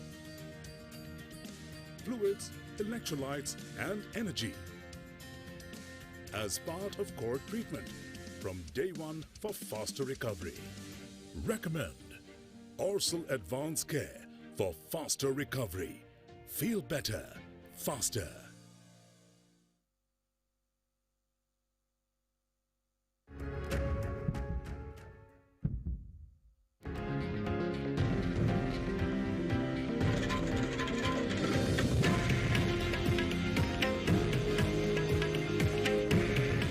This is India's #1 news network, and you're watching TV9 Bharatvarsh, the new Hindi news leader. TV9 Kannada, the king of Karnataka. TV9 Telugu, the forever Telugu superstar. TV9 Marathi, the ultimate leader of Maharashtra. TV9 Gujarat, the Sardar of Gujarat. TV9 Bangla, the choice of Bhadralok. Money9, India's first multimedia, multi-language personal finance platform. News 9 Plus, world's first English news OTT platform. TV9 Digital, fastest growing digital news network. Over 1 billion online video views on YouTube.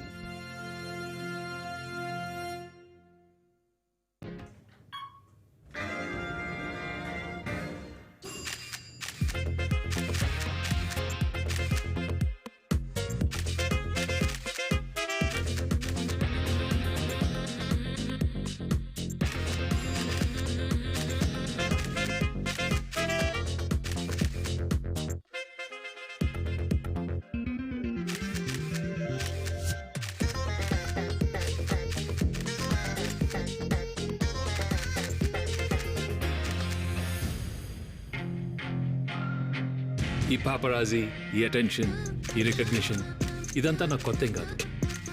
ఇది మీ అందరికీ తెలుసు.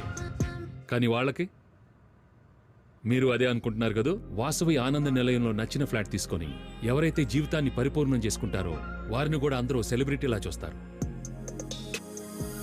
Vasavi Ananda Nilayam, abode of happy living at LB Nagar.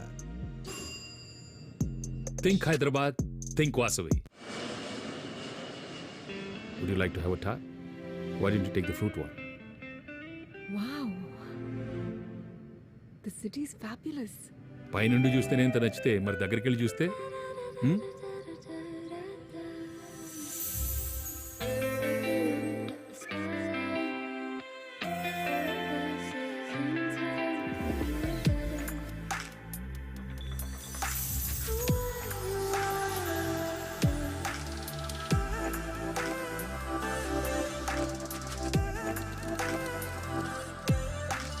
Venky నేను fix అయిపోయా. హైదరాబాద్కి shift అయిపోతాం. Property advice మీరే ఇవ్వాలి. నువ్వు ఎలాగూ ఫిక్స్ అయ్యోగా. Think Hyderabad, think Vasavi. 30 సంవత్సరాల వారసత్వం, 30 successful residential projects, 17 state of the art commercial projects, 1 crore చదరపు అడుగుల నిర్మాణం. రాబోయే 5 సంవత్సరాల్లో 5 కోట్ల చదరపు అడుగుల నిర్మాణం కోసం అద్భుతమైన ప్రణాళిక. మోర్ దెన్ 25,000 కస్టమర్స్, లక్షలాది మంది అభిమానుల నమ్మకమైన సంస్థ Vasavi group. Think Hyderabad, think Vasavi.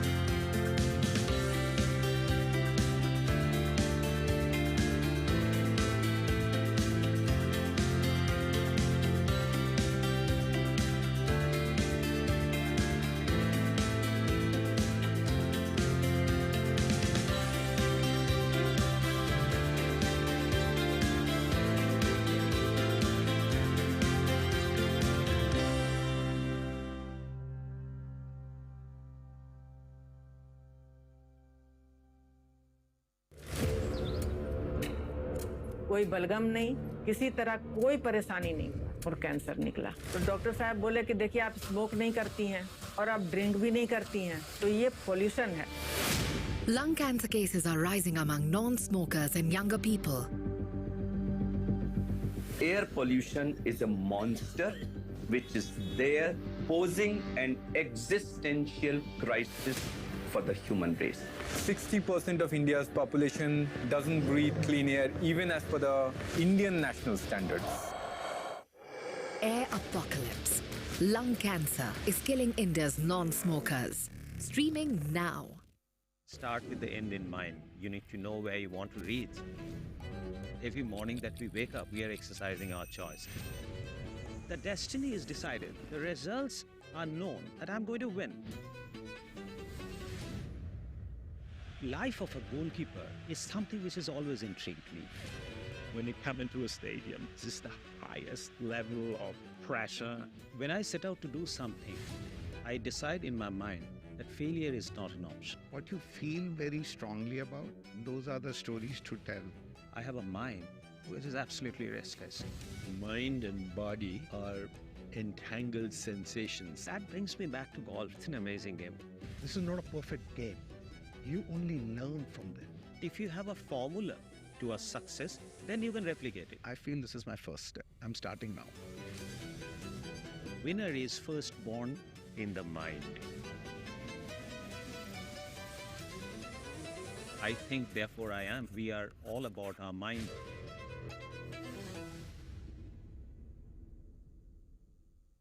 Iconic Duologue, streaming on News 9 Plus. Subscribe and get free vouchers. Stop.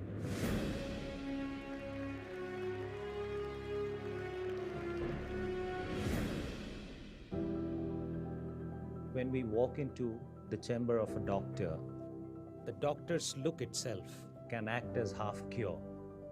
We feel assured. Sometimes we feel that, well, we've come to a place we are safely taken care of. But when I look at you, I would tend to go one step beyond. I think looking at you, thought of disease goes away from my mind. And thought of heart disease would be the last thought on my mind. So how do you keep it so positive? Healing is a lot more than cutting and stitching. First thing is empathy, compassion, and touch. So this empathy, touch, compassion that you spoke about, that tends to come from within, right? You can't really display it unless and until you feel it inside. Generally, Barun, people with that kind of a bent of mind only take up medicine. In your day-to-day business activities, discussion is never about death. In our profession, from morning till evening, only thing what our clients are scared of losing is life. Duologue with Barun Das featuring Dr. Devi Shetty.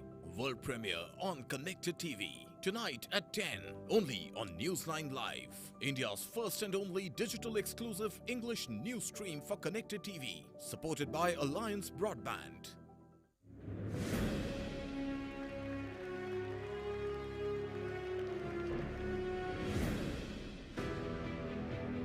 I often try to put a theory to happenings of life to life. I know I restrict myself, but it's a selfish interest that when I put a theory, it is easier for me to comprehend. So I discussed in some other duologues that I try and put a theory or a number or a calculation to happiness. And I came up with a simple formula that as long as the real outcome equals or exceeds your expectation, you are happy. So you have... I have a different theory of happiness. Happiness is not about what I have. Happiness is about ensuring that people around you also have what you have. Duologue with Barun Das featuring Dr. Devi Shetty. World premiere on Connected TV. Tonight at 10, only on News 9 Live. India's first and only digital exclusive English news stream for Connected TV. Supported by Alliance Broadband.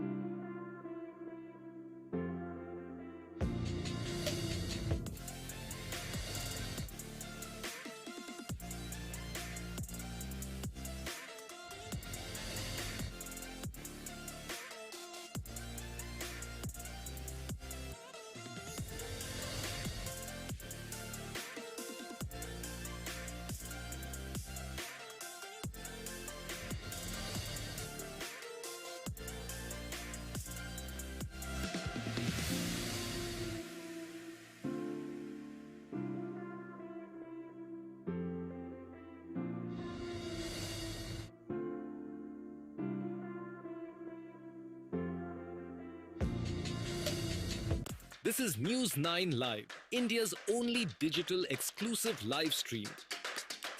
For the early adopters, bringing you the news 24/7. For the smart audiences on the smartest TVs. News 9 Live. Stream now on your smart TVs.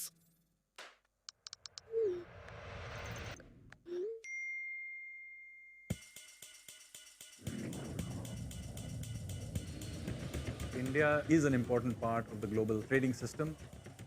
For the very first time in our investigation, we unmasked the killer of Ravindra Matre. The misuse of artificial intelligence is a global issue. In 5G, we have to stand with the world, and in 6G, we have to lead the world. We are on our way to the highest motorable road. Winning a Grammy was an absolute. When I recognize myself is a small story, but it's an interesting one. As I said, ordinary is extraordinary. That's why I called it a concept.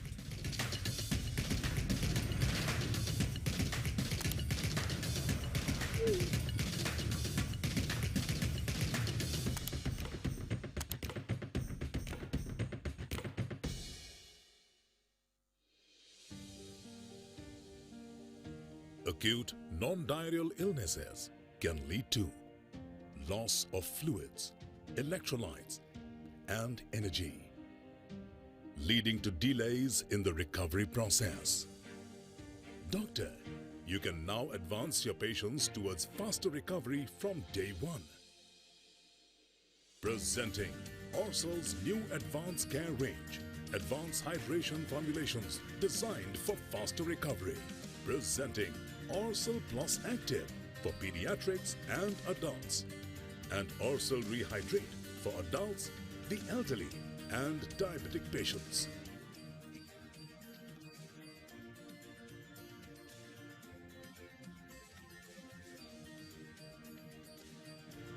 Indian expert panel recommends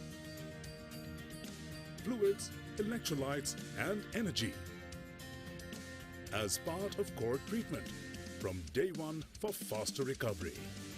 Recommend Orsol Advanced Care for faster recovery. Feel better, faster.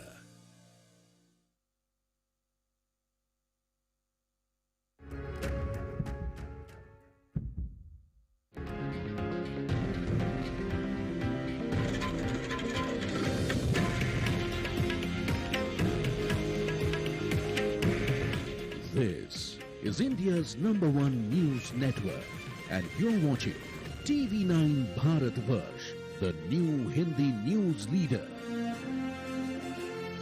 TV9 Kannada, the king of Karnataka. TV9 Telugu, the forever Telugu superstar. TV9 Marathi, the ultimate leader of Maharashtra. TV9 Gujarat, the Sardar of Gujarat. TV9 Bangla, the choice of Bhadralok. Money9, India's first multimedia multi-language personal finance platform. News 9 Plus, world's first English news OTT platform. TV9 Digital, fastest growing digital news network. Over 1 billion online video views on YouTube.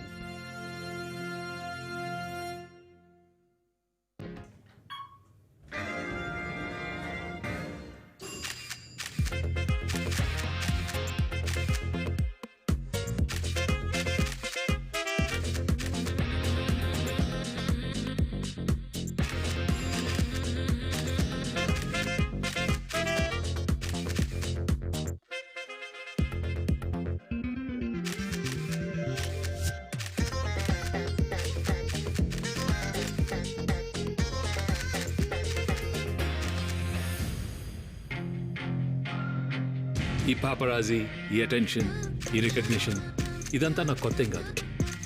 ఇది మీ అందరికీ తెలుసు. కానీ వాళ్ళకి మీరు అదే అనుకుంటున్నారు కదా? వాసవి ఆనంద నిలయంలో నచ్చిన ఫ్లాట్ తీసుకొని ఎవరైతే జీవితాన్ని పరిపూర్ణం చేసుకుంటారో వారిని కూడా అందరూ సెలబ్రిటీలా చూస్తారు. Vasavi Ananda Nilayam, abode of happy living at LB Nagar. Think Hyderabad, think Vasavi. Would you like to have a tart? Why didn't you take the fruit one? Wow. The city is fabulous. పైనుండి చూస్తేనే ఎంత నచ్చితే మరి దగ్గరికి వెళ్ళి చూస్తే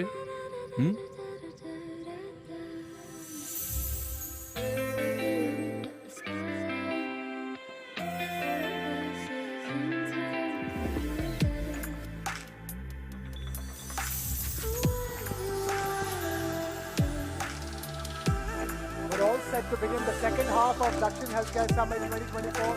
Requesting everybody outside Venki, to quickly నేను finish up fix your lunch and join us right Hyderabad కి away. షిఫ్ట్ అయిపోతాం. Our second property half of advice మీరే Dakshin ఇవ్వాలి. Healthcare నువ్వు Summit ఎలాగో fix 2024 అయ్యావుగా. is beginning think Hyderabad, in think Vasavi. exactly a 30 few సంవత్సరాల minutes. వారసత్వం, 30 successful all of you to residential come inside and projects, settle down. 17 state of the art commercial projects, కోటి చదరపు. All those having lunch outside, this is an announcement for you guys. Quickly finish up your lunches and assemble back inside the hall. We will be beginning the second half of Dakshin Healthcare Summit 2024 in just a few minutes.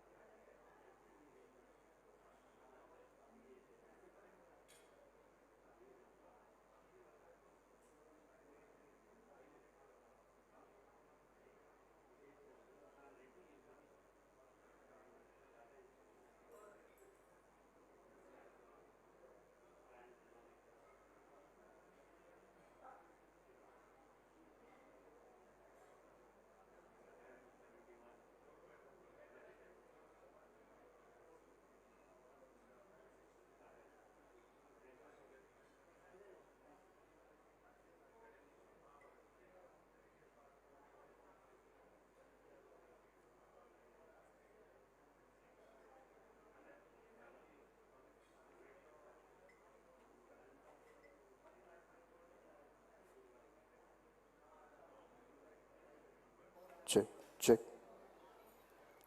Check. Hello. 1, 2.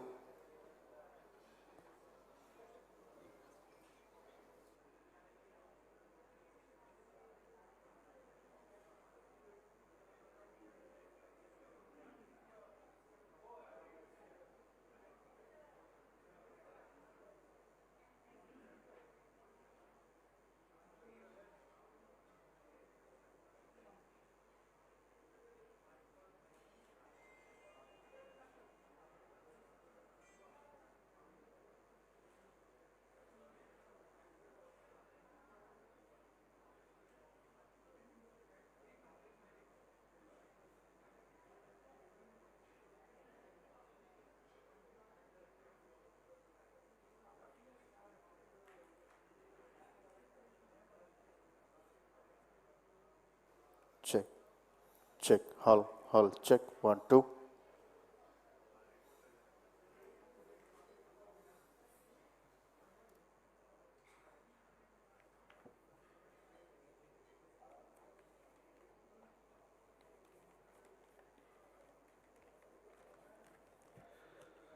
We're just about wrapping up lunch. We're just beginning our next panel discussion for the second half of Dakshin Healthcare Summit 2024, Transforming Healthcare, New Age Technology, AI, and Robotics.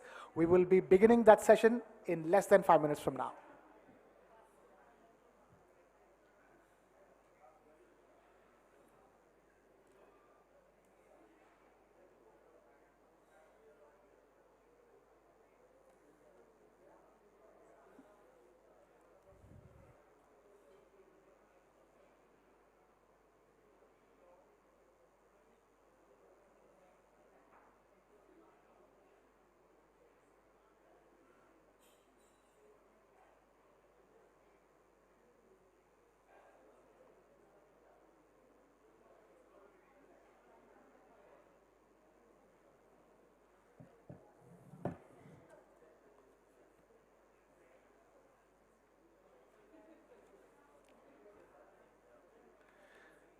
Requesting all of you who's having lunch outside to quickly wrap up and come inside immediately. We're starting the session right away. Requesting all those outside having lunch to come inside right away.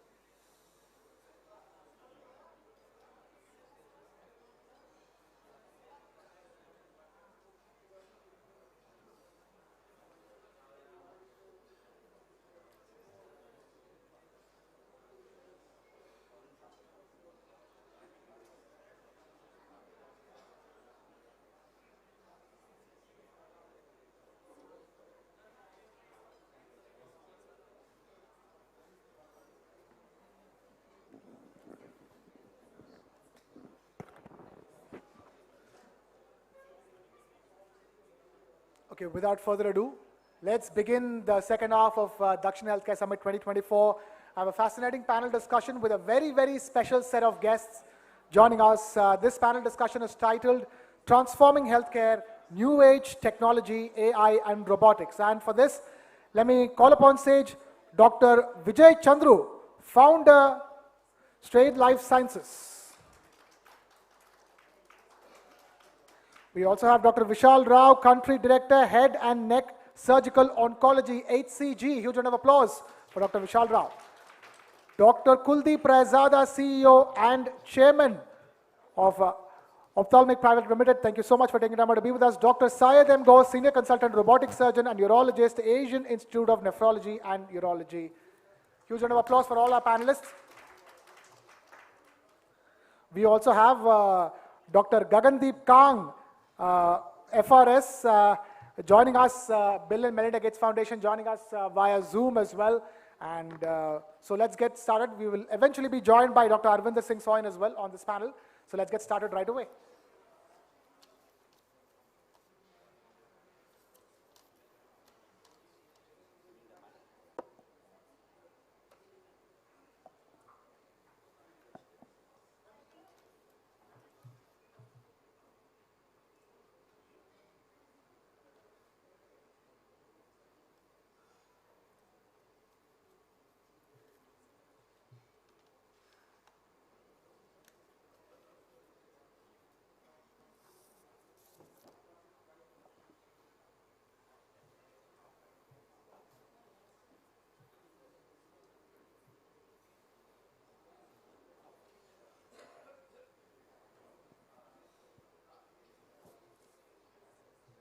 Sure. Can you hear me? Dr. Gagandeep Kang, we can hear you. Can you hear us? Happy to join you. Wonderful. Great to have you with us. Right. Dr. Vijay Chandru, I want to begin by asking a very simple, straightforward question.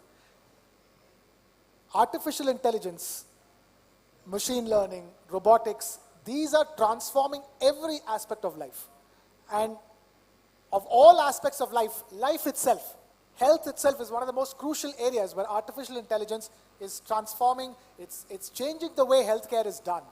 Can you tell us from your experience, the role of artificial intelligence when it comes to diagnosis and treatment?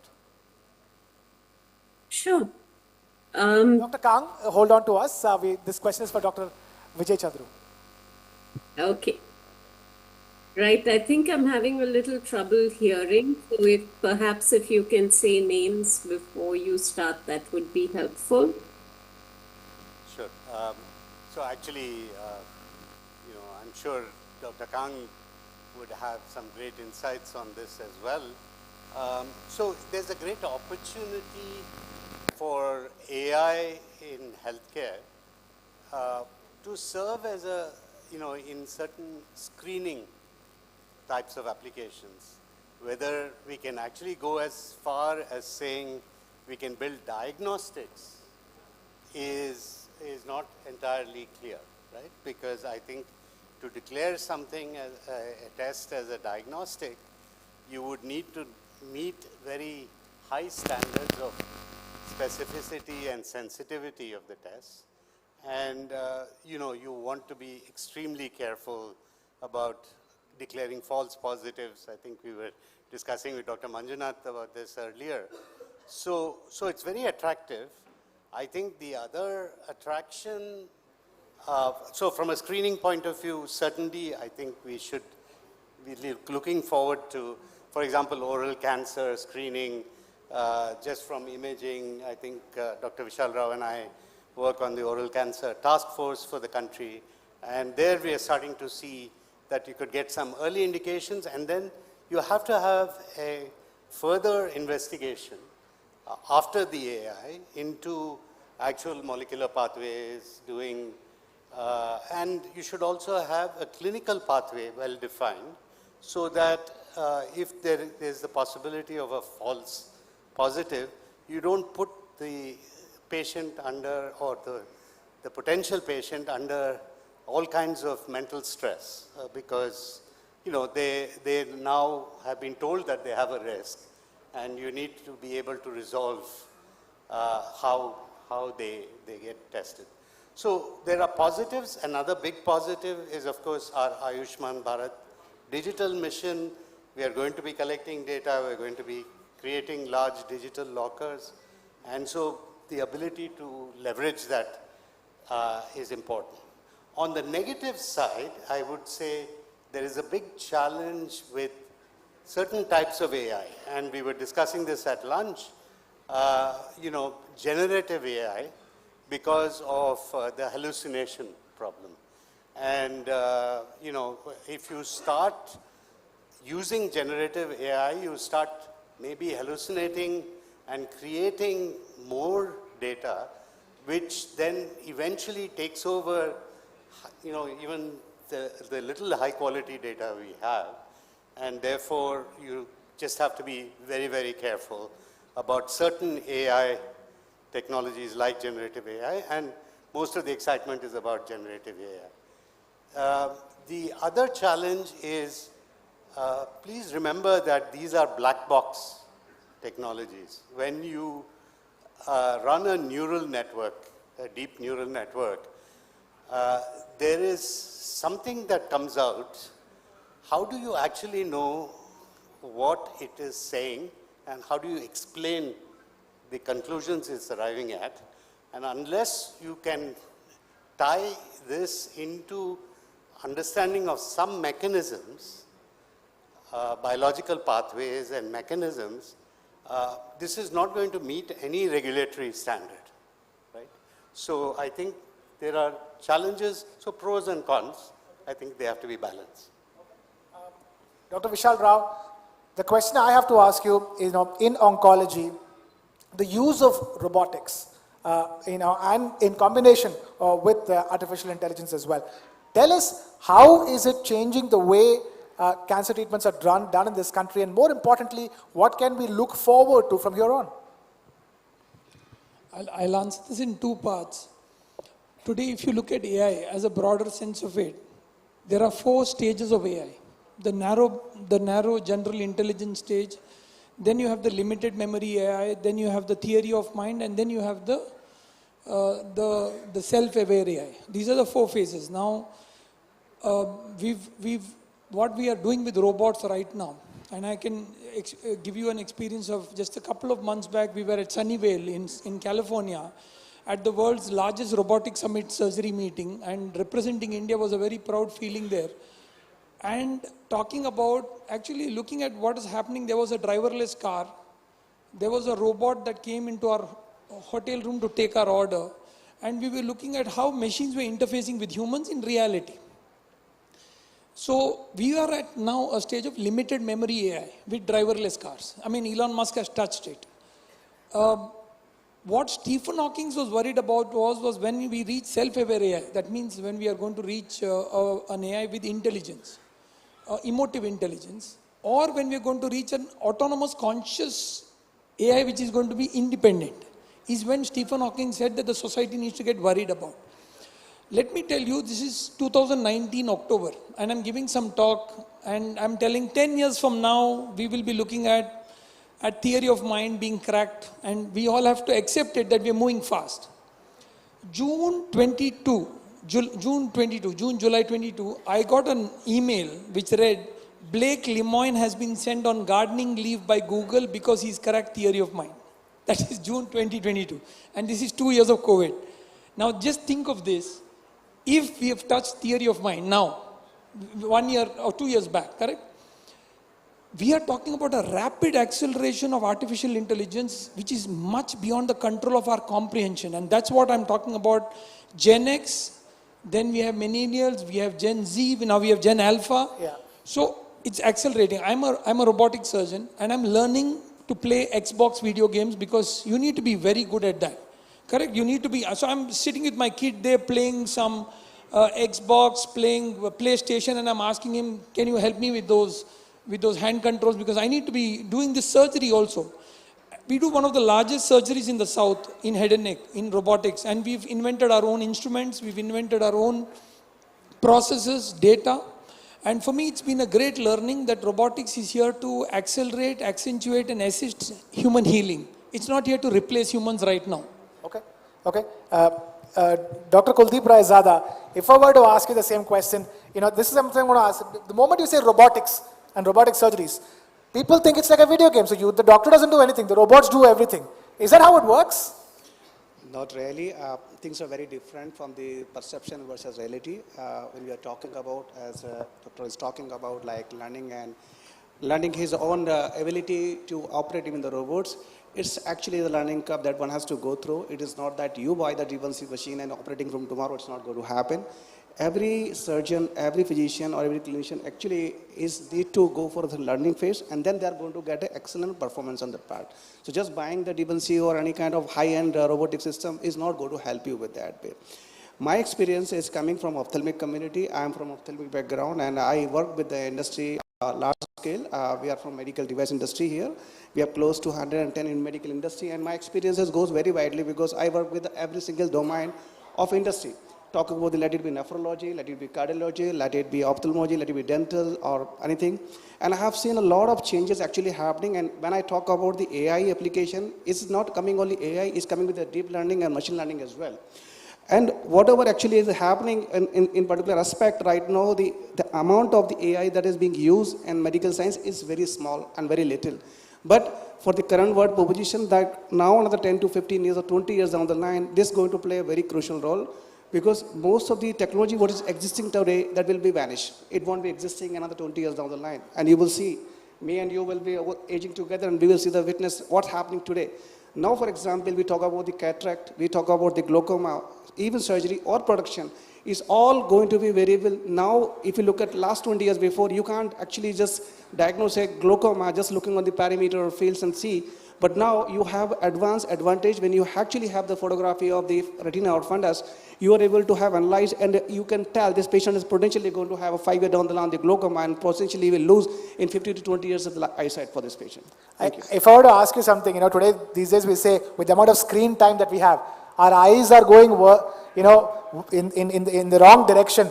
The eyes are failing its powers faster than what it used to be. Are you telling me that technology is catching up faster than the way our eyes are worsening? Yeah, it is true. It is already documented in many of the journals around the world. It is actually inducing a lot of myopia, especially for the children who are between 3 to 8 years of the age. And that's one of the area, cautious, especially that will become very high prevalent in the time of the pandemic because all the school, everything is gone to the iPads and tablets, and all the parents have no choice just to give the gadget to them. And they become so addicted, not only it disturbs their sleeping pattern, along with that, the sight, the retina is elongated and they're developing a high correction. We do a large screening, and last year we did actually the work with the Telangana government and Andhra government, and we have done almost 11 million people screening and delivered the eyewear to them. Where we realize right now, earlier the potential for the eye problem was only 9%, now it is to 37% in the children, which is causing a lot. Is evidence, is all available everywhere. Okay, at this stage, let me invite upon stage Dr. Arvinder Singh Soin, who has just joined us. Ladies and gentlemen, a huge round of applause for Dr. Arvinder Singh Soin. I'm just coming to in just a bit. We have Dr. Syed Ghaus in the house. I have to ask you one simple question. In nephrology and urology, tell us, how do robotics and artificial intelligence play a role? And more importantly, how do they improve precision and accuracy? Yeah, in urology, to be more particular, urology is one branch where robotics is used most extensively. More than physiotherapy? More than anything in any other branch, urology is one specialty wherein robotics is used to a fullest extent. To take an example, you have got a deep organ which is known as prostate in males, and there is an increasing incidence of developing malignancy which is known as prostate cancer. And to treat that when it is surgically treatable, robotic is the best possible way where you can access it in such deep pelvis with a lot of precision, preserving the neurovascular bundles which are all around it, preserving the ejaculatory function of the patient, because the sphincter mechanism which holds the urine, the control of urine when the patient has an urge, that is there, and we tend to go there, scoop out the prostate from there, and then suture back the bladder back, to its own position. So this precision is possible only with robotics. We would have done it in an open technique or a laparoscopic technique, but the precision, the early recovery to continence, the precision with which the entire tumor is removed, the damage to the neurovascular bundle and surrounding organs, all this would have gone multiple times if you have done an open surgery or a laparoscopic surgery. So with that, we have seen all the generations of open, laparoscopic as well as robotic, and I myself can vouch for it that robotics has done leaps and bounds in terms of precision. Okay, Dr. Arvinder Singh Soin, when it comes to treating liver diseases, performing liver transplant surgeries, and also diagnosis, tell us from your experience, how exactly do both artificial intelligence and robotics play a role? So I'm not sure if you've discussed this before, but artificial intelligence plays a increasingly bigger role in, well, first drug discovery, diagnosis, prognosis, treatment, because, so for example, in drug discovery, initially, basically it was a manual process and people looked at statistics of how the previously existing drugs were performing, what their mechanism of action was. But this is now all built into AI algorithms, right? So from a choice of 10,000 molecules, it's easy to zero in on 5 or 10 that are likely to work because the algorithm has the mechanistic evidence. That means how a particular drug works, how well they work, on what populations they work, with what symptoms and what diseases they work. So all this is into machine learning and AI algorithms now, and basically if you're asking a question, you will get a pat answer that these are the 10 molecules or 7 molecules you guys should research and should be interested in the order of, I mean, there's a pecking order, which one is most likely to work. So drug discovery cost and time has been like exponentially shortened. Okay. It is much, much less than it used to be. I mean, this whole process of choosing the right drug would take anything from 3 to 5 years. It takes a few weeks. That's all, right? So that's just the drug discovery story. And then, of course, it also factors in genomic data, transcriptomic data, proteomic data, and then zeroes in on the right drug to, or the molecule to research. So that's one part. Diagnostics. Now, obviously, you treat diseases better if you can diagnose them better or earlier, right? So in diagnostics, specifically pathology and imaging, those are the two areas where AI algorithms are very good because they're good in image recognition, right?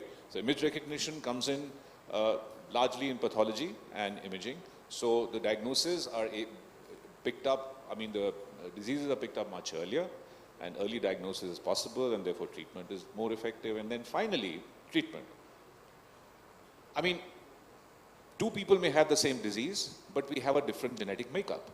So based on genomic and proteomic data, now AI algorithms can tell the doctors that this guy with hepatitis C is much more likely to respond to a drug, and this lady with the same hepatitis C, but you know, of a different, she's of a different genomic makeup, obviously, is more likely to respond to drug B.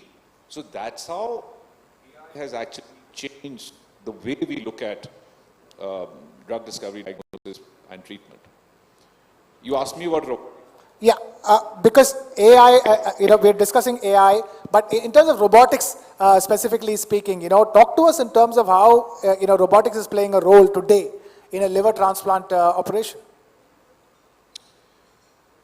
So, the first of all, what the gentleman said here is absolutely true. Urology is the maximum highest user of robotics equipment and robotic surgery in the hospital. That's why I don't allow any urologist to come into my OR, because they just want to grab the robotic space and slot all the time. So we created a robot in the liver OT at Medanta. So we do majority of our surgery with robotic surgery. Now robotic surgery, as you may have, others may have, my colleagues may have mentioned, that it is much more precise. There is a magnification, there is a 3D view. The surgeon sits at the console, operates in peace. Theoretically, he can answer text messages during operating, but we don't tend to do that. And so the, you know, so the tiredness story, the fatigue story is taken care of. The tremors are filtered. And, you know, the regular instruments which we use for open surgery with our own wrist have a certain limit to which they can reach. But the robotic instruments are wristed 270 degrees, and therefore they can actually get to nookies and corners where normal instruments and hands do not reach. So the precision and safety of surgery is enhanced. Okay. It is correct to say that 70% of liver surgeries and including donor surgeries for transplantation happen with robotics now. And people are, like, it's much easier to convince a family person to donate half their liver with robotic surgery, where they will have 3-4 small little holes and no big visible scar. They go home in 4 or 5 days, and they have an excellent recovery after robotic surgery. And the same story goes for all kinds of robotic Absolutely, surgery. Right? absolutely. So it's definitely a game changer in liver surgery, liver transplantation. Okay, let me take this across to Dr. Gagandeep Kang, who's been waiting patiently. By Dr. Gagandeep Kang, thank you so much for waiting patiently. I want to ask you about artificial intelligence in the context of clinical decision support in public health settings. Thank you very much for the question. As you're probably aware, when we think about public health, one of the major issues that we encounter is the availability of people who are capable of making decisions in primary care. Now, this is a problem in India, particularly in rural areas. It's even more of a problem in places like Africa, where the number of staff that are produced that can provide healthcare at different levels of facilities is much less than in places like India. So recently, there have been a number of investments that have been made in looking at the tools that we can provide to people who work in primary care so that decisions can be made with access to all of the information that is possible in order to come to a decision. So these are clinical decision support systems. They actually started in hospitals at higher levels of healthcare, but are now being devolved into primary care as well. There are a number of such systems that have been deployed for vertical programs such as in malaria, where they have been really game changers in making sure that patients are identified and are referred appropriately. The hope is that going forward, it will be possible for us to do much more of this. And interestingly, it seems like in these areas, perhaps because the need is much greater, there seems to be much wider both development and application and adoption happening in Africa than is happening in Asia. So I do hope that we catch up in India, but I do see this as being a potential game changer for the future of public health. Dr. Vijay Chandra, I'm going to take off from what I asked Dr. Kang about, how do you make universal healthcare, affordable healthcare, possible? With now that we have artificial intelligence and the pace at which the technologies, health technologies in relation to artificial intelligence is growing. Thank you. I think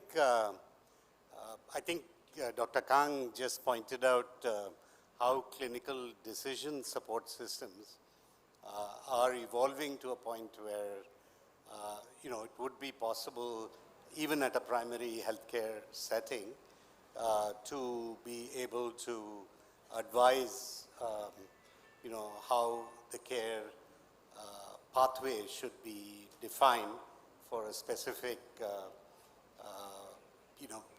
community member who has come in for with a problem, right? I think we are going to see possibly an interesting development that for which I think our primary healthcare community health workers, whom we call ASHA workers, for example, will have to be retrained to actually be able to do a lot more, both leverage some of these decision support systems, but also make measurements, and the point of care testing, for example, will be, obviously have to be made much simpler to use, right? Today, during COVID, we saw that RT-PCR tests, for example, were difficult for people in rural areas to access. But today, using technologies that are very portable, that actually don't need infrastructure. Think about the COVID self-tests, the antigen tests that we used, where I think it is quite possible to imagine that a community health worker could be administering tests like that, right? So I think, and this is an area because of the advances in molecular biology that, for example, genomics and the whole genomics revolution has made possible. Today, we can develop these types of, I actually go beyond point of care to what we might call point of need.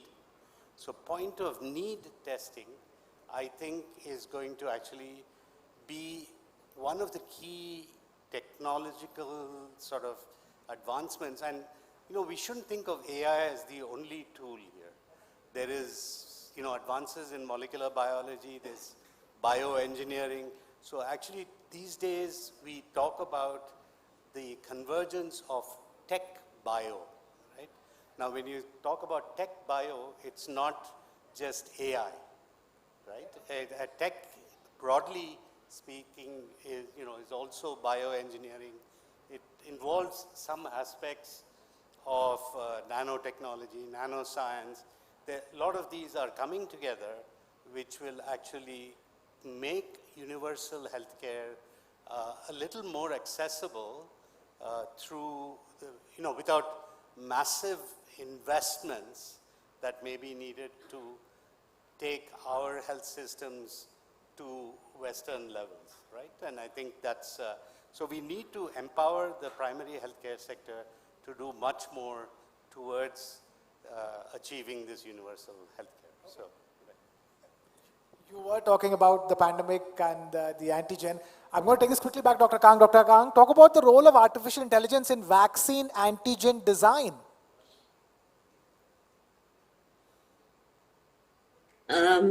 Well, thank you for that question. And I think it's fair to say that the use of AI in designing new vaccines has already started to happen.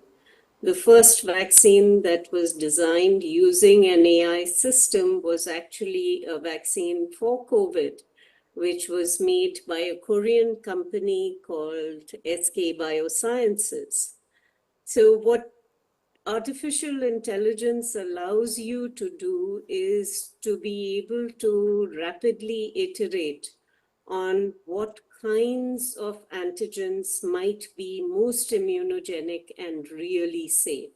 So if you're thinking about making small proteins as antigens, it becomes very feasible to be able to make lots of potential constructs and then predict which ones are the ones most likely to work, so that you're not wasting a lot of time and effort testing out different kinds of antigens. SkyCovion, which is the COVID vaccine made by SK Bio, was the first one made using this approach.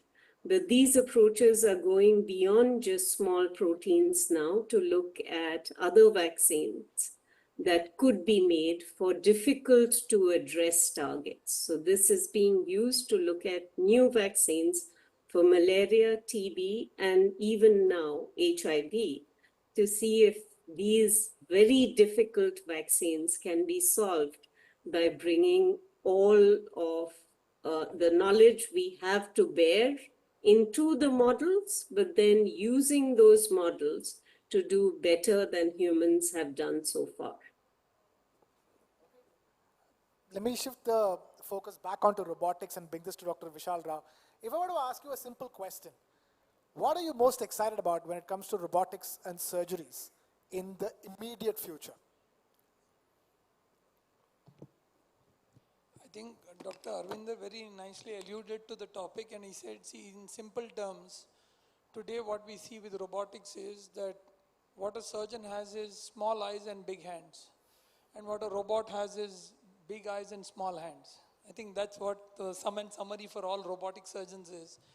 Now combined with the aspect of artificial intelligence, machine learning, and the way it's learning, and I'm seeing the way it's adapting itself and understanding, it's going to be able to give us more suggestions, it's going to be able to do some more independent tasks, and that's something that is very exciting in the area from diagnostics to therapeutics to theranostics.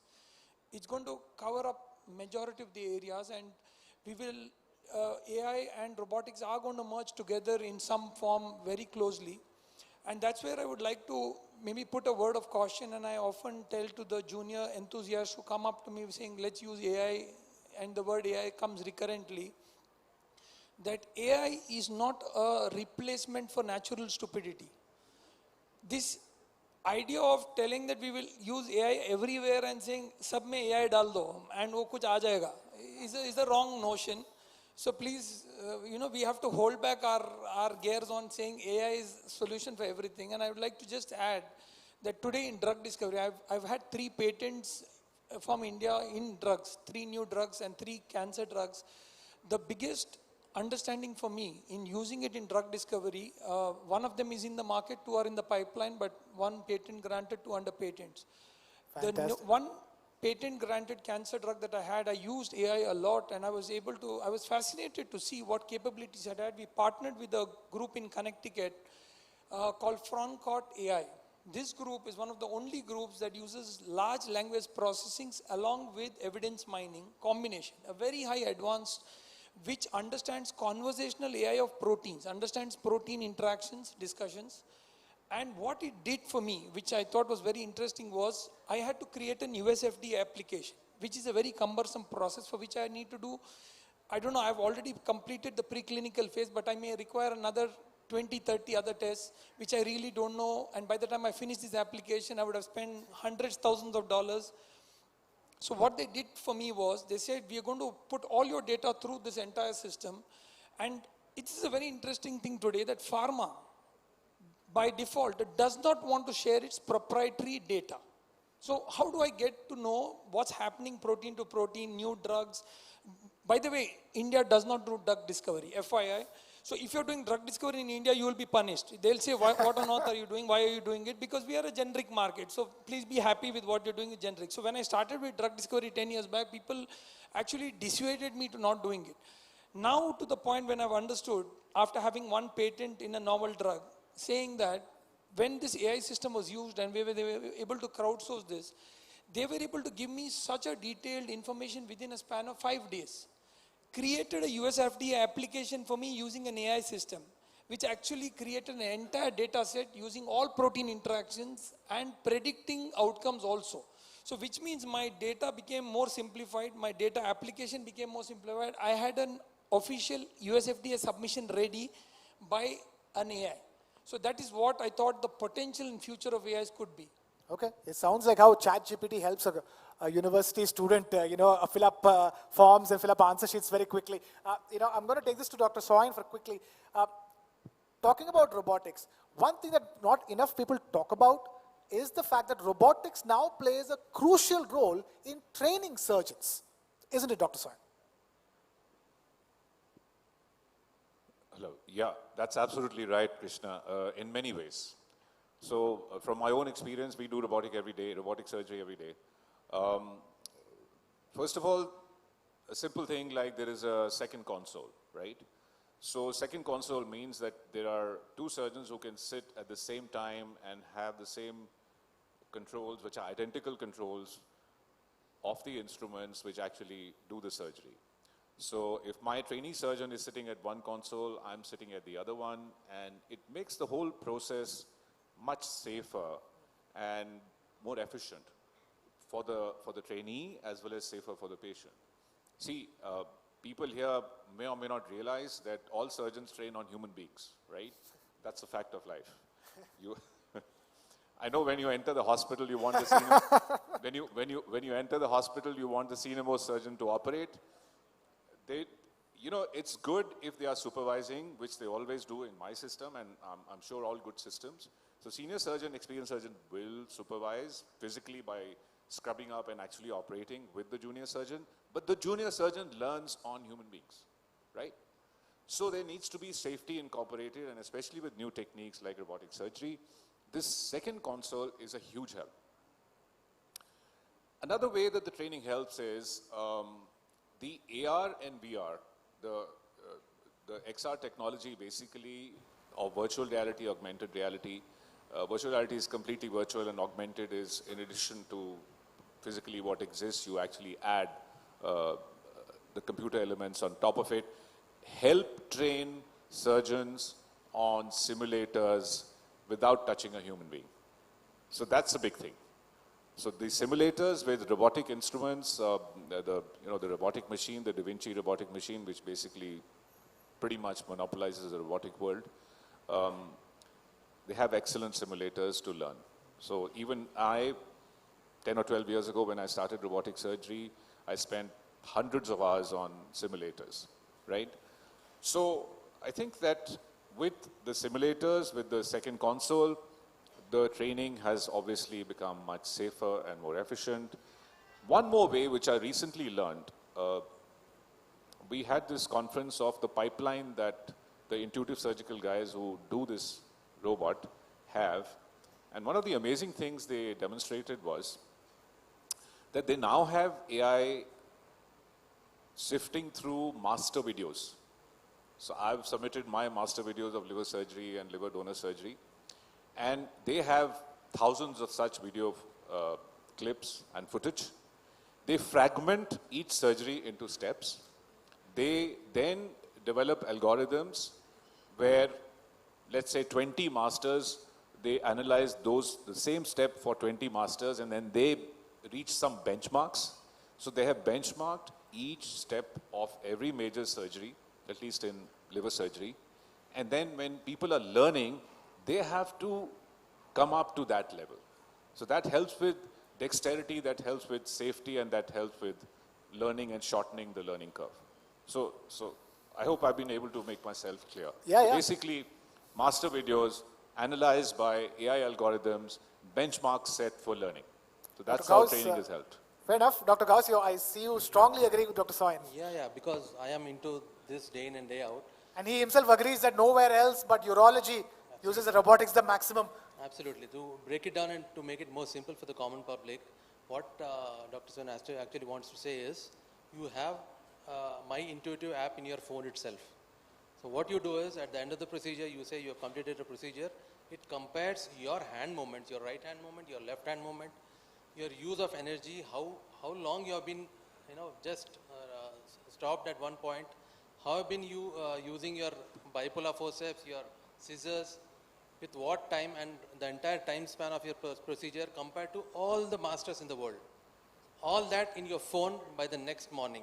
So I do a surgery today, I log it in and I log out, but tomorrow morning I compare myself to who all are there doing the same procedure throughout the world with all my metrics calculated.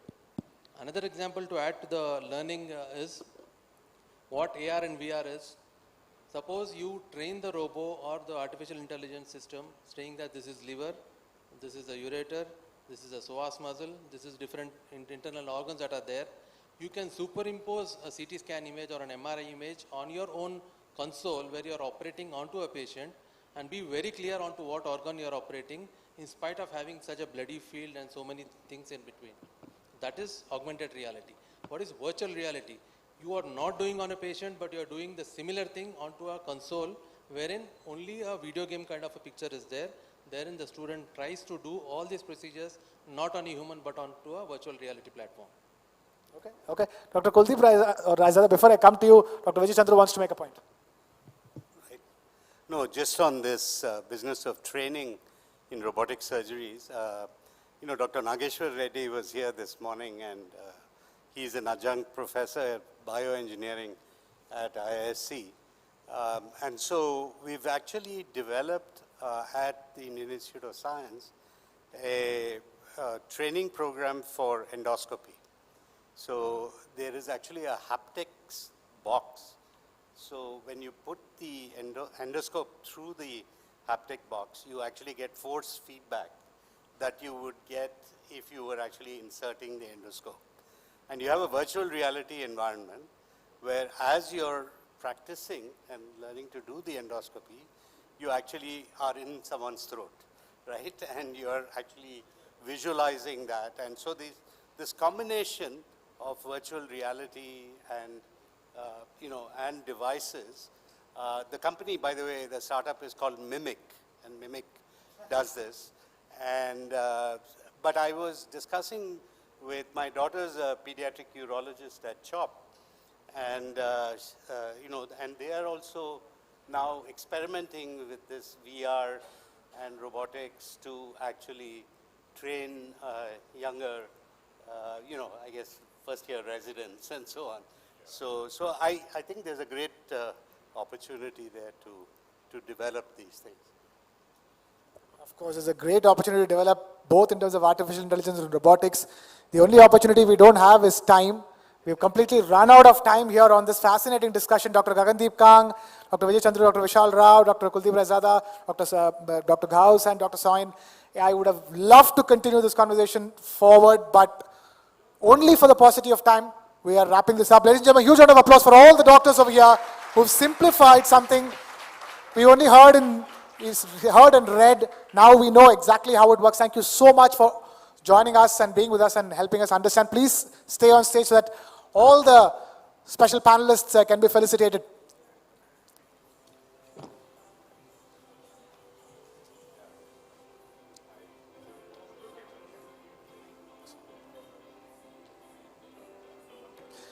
Calling upon stage Chetna, Editor Health of South First, to please felicitate the panelists.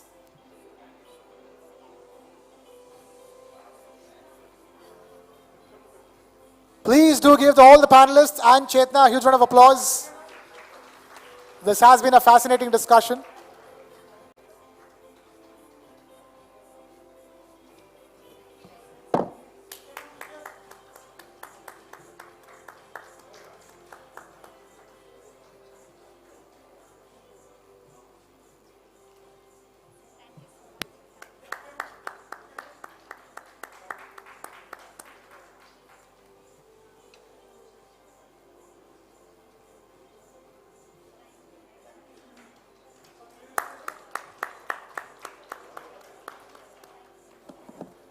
Thank you, Chetna.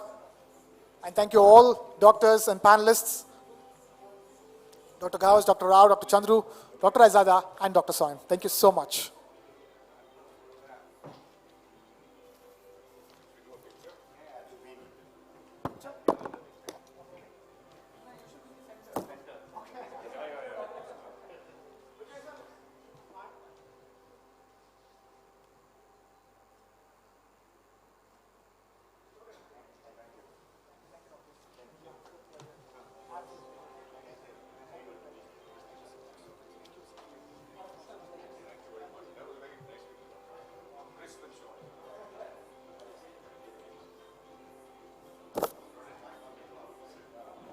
All right, for all the nuggets of knowledge that we got over the last 40 minutes or so is the reason why we are rushing everybody from the lunch break back into this session. A stellar panel of doctors and panelists who have helped us understand the role of artificial intelligence and robotics, in both diagnosis and prognosis and treatment, as well as surgeries as well. So fascinating. Time now to shift our focus to another fascinating topic. It's a topic that not many people know what it was or what it is. Still, so many people don't know. So many doctors did not know until 3 years ago what it was. The name of the term is silent dehydration. Silent dehydration. Few years ago, nobody even spoke. Everybody knew dehydration, but nobody spoke about silent dehydration. Now we understand there is something called a silent dehydration. Doctors have recognized it, and we're also finding out ways to tackle silent dehydration. And for this session, may I please call upon Dr. Ravinder Reddy, Consultant Surgeon, Care Hospital. Ladies and gentlemen, huge round of applause for Dr. Ravinder Reddy. Please take a seat, sir. Let me also call upon stage Dr. Harshad Malve, Therapy Area Head, Self-Care, Kenview.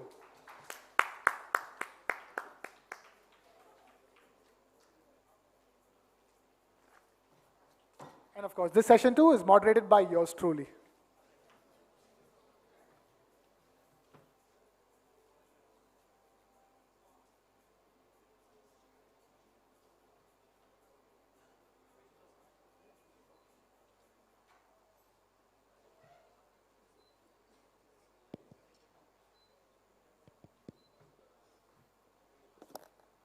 Okay.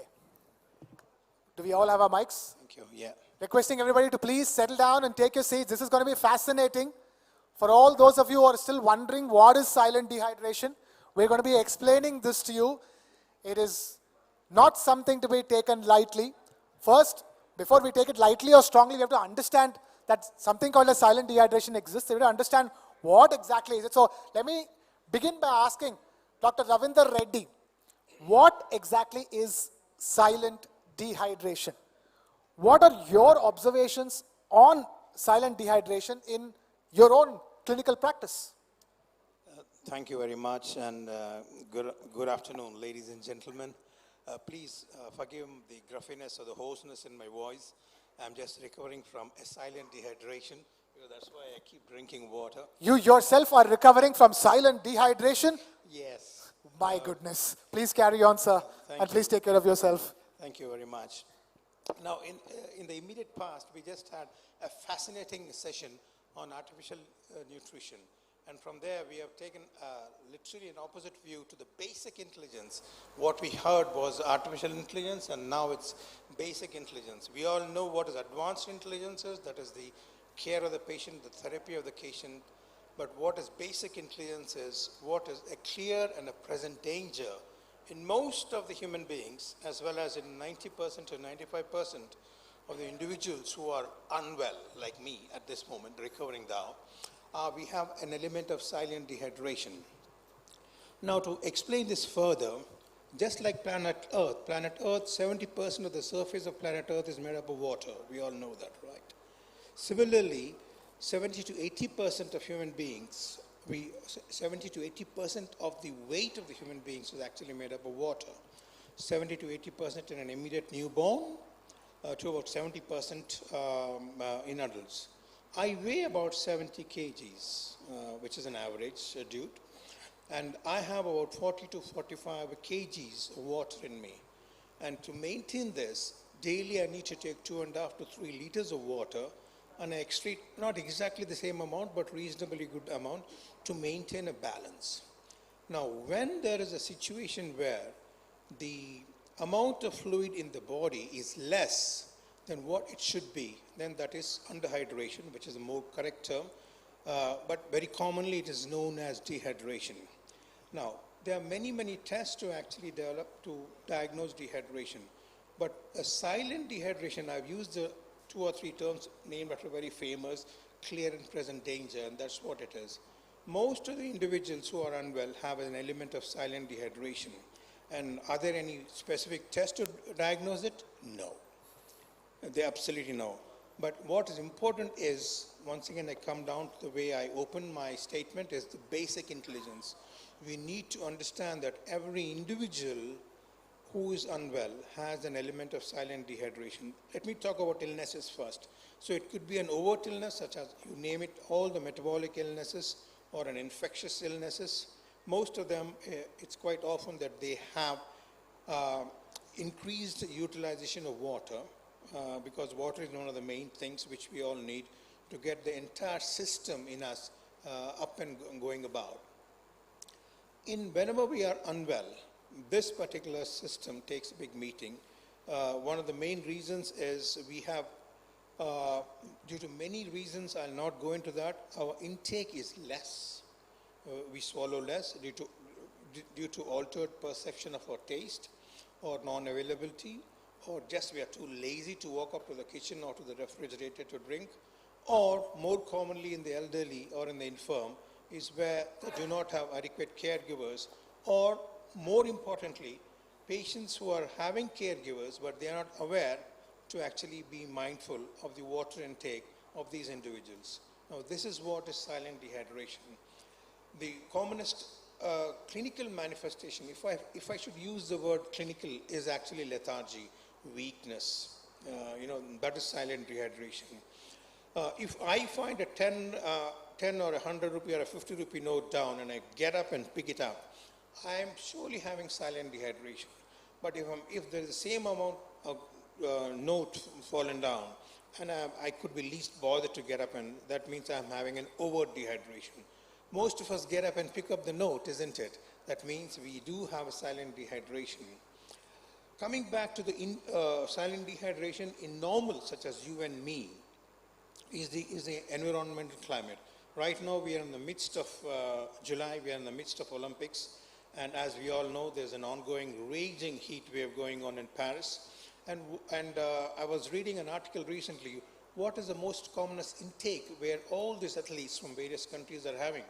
They are actually frequently sipping water to avoid the silent dehydration.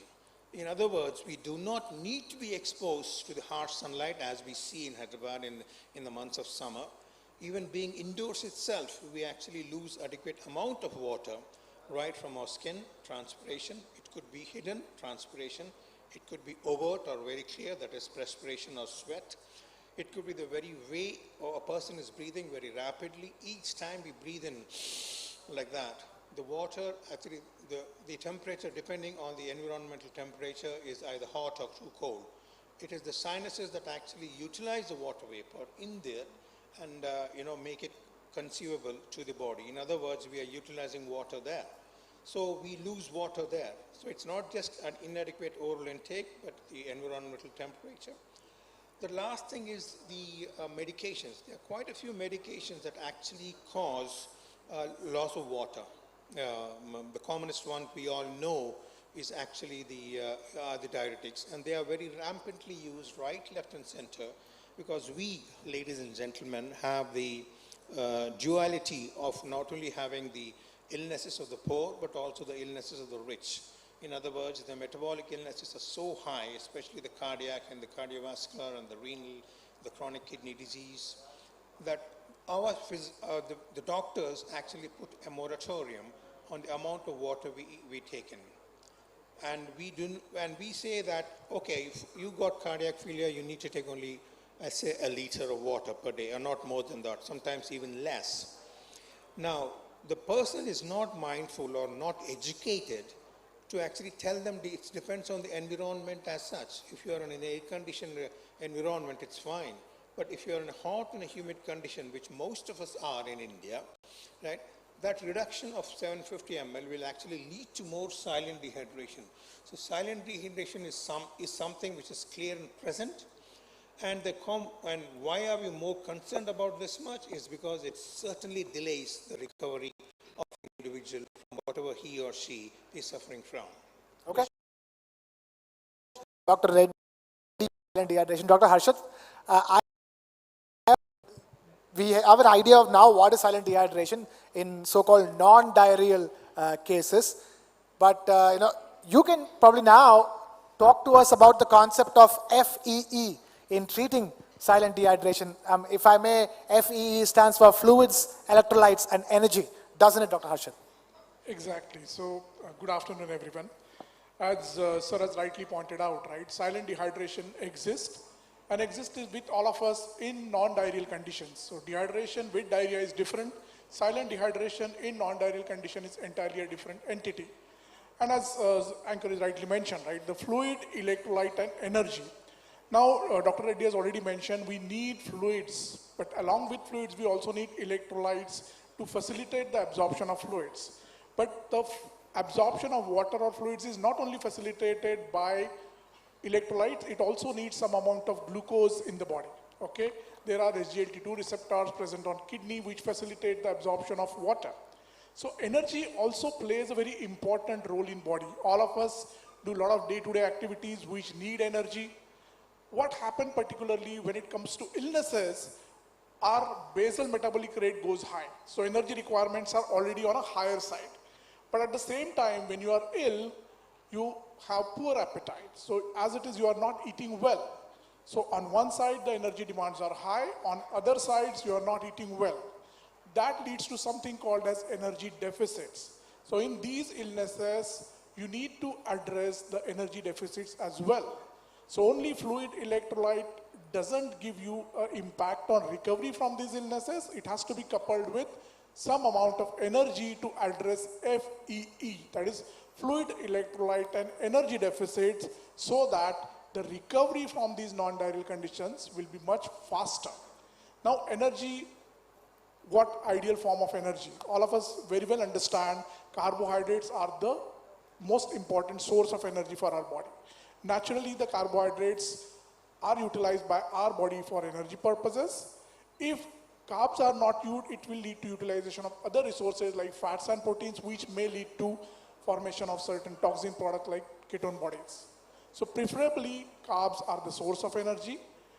Nonetheless, as I mentioned, in non-diarrheal dehydration coupled with energy deficit, fluid, electrolytes and energy has to be supplemented for holistic recovery of the patient.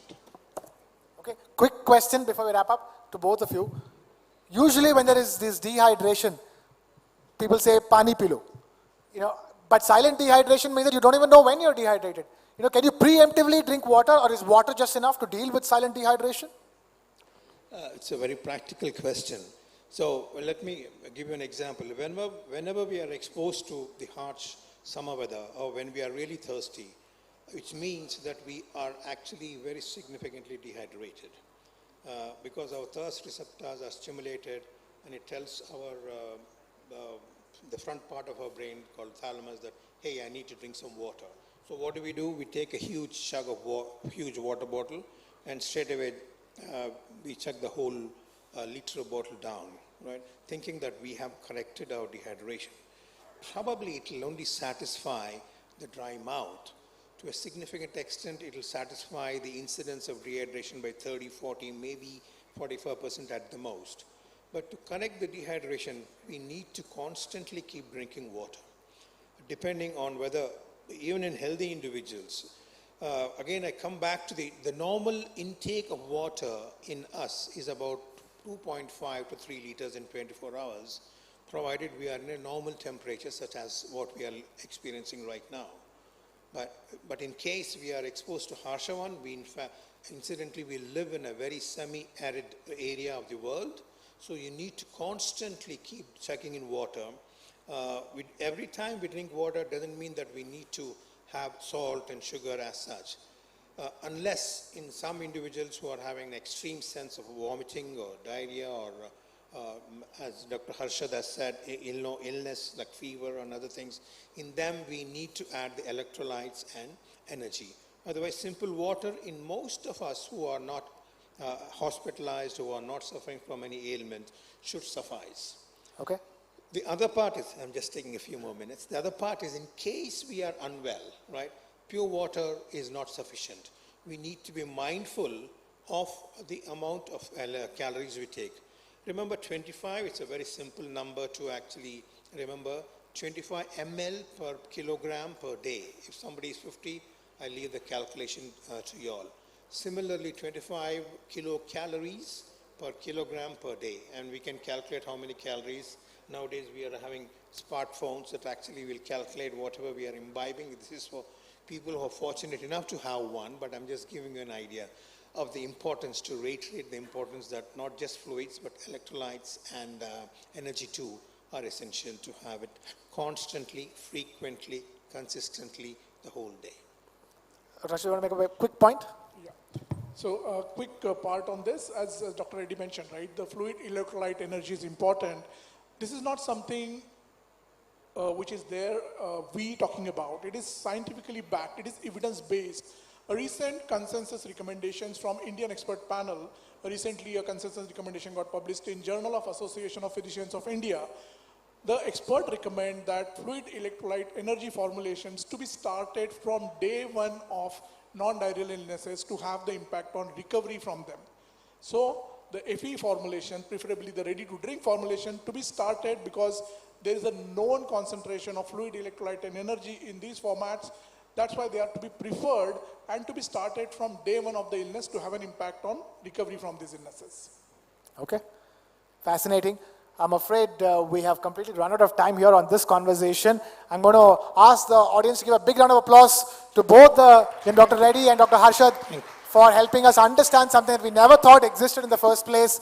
Thank you so much for telling us what it is and how to tackle it. Thank you so much. Please stay on stage. Thanks very much. Calling upon Mr. Sanjit Kumar, National Head Healthcare of TV9 Network, to please felicitate the guests on stage.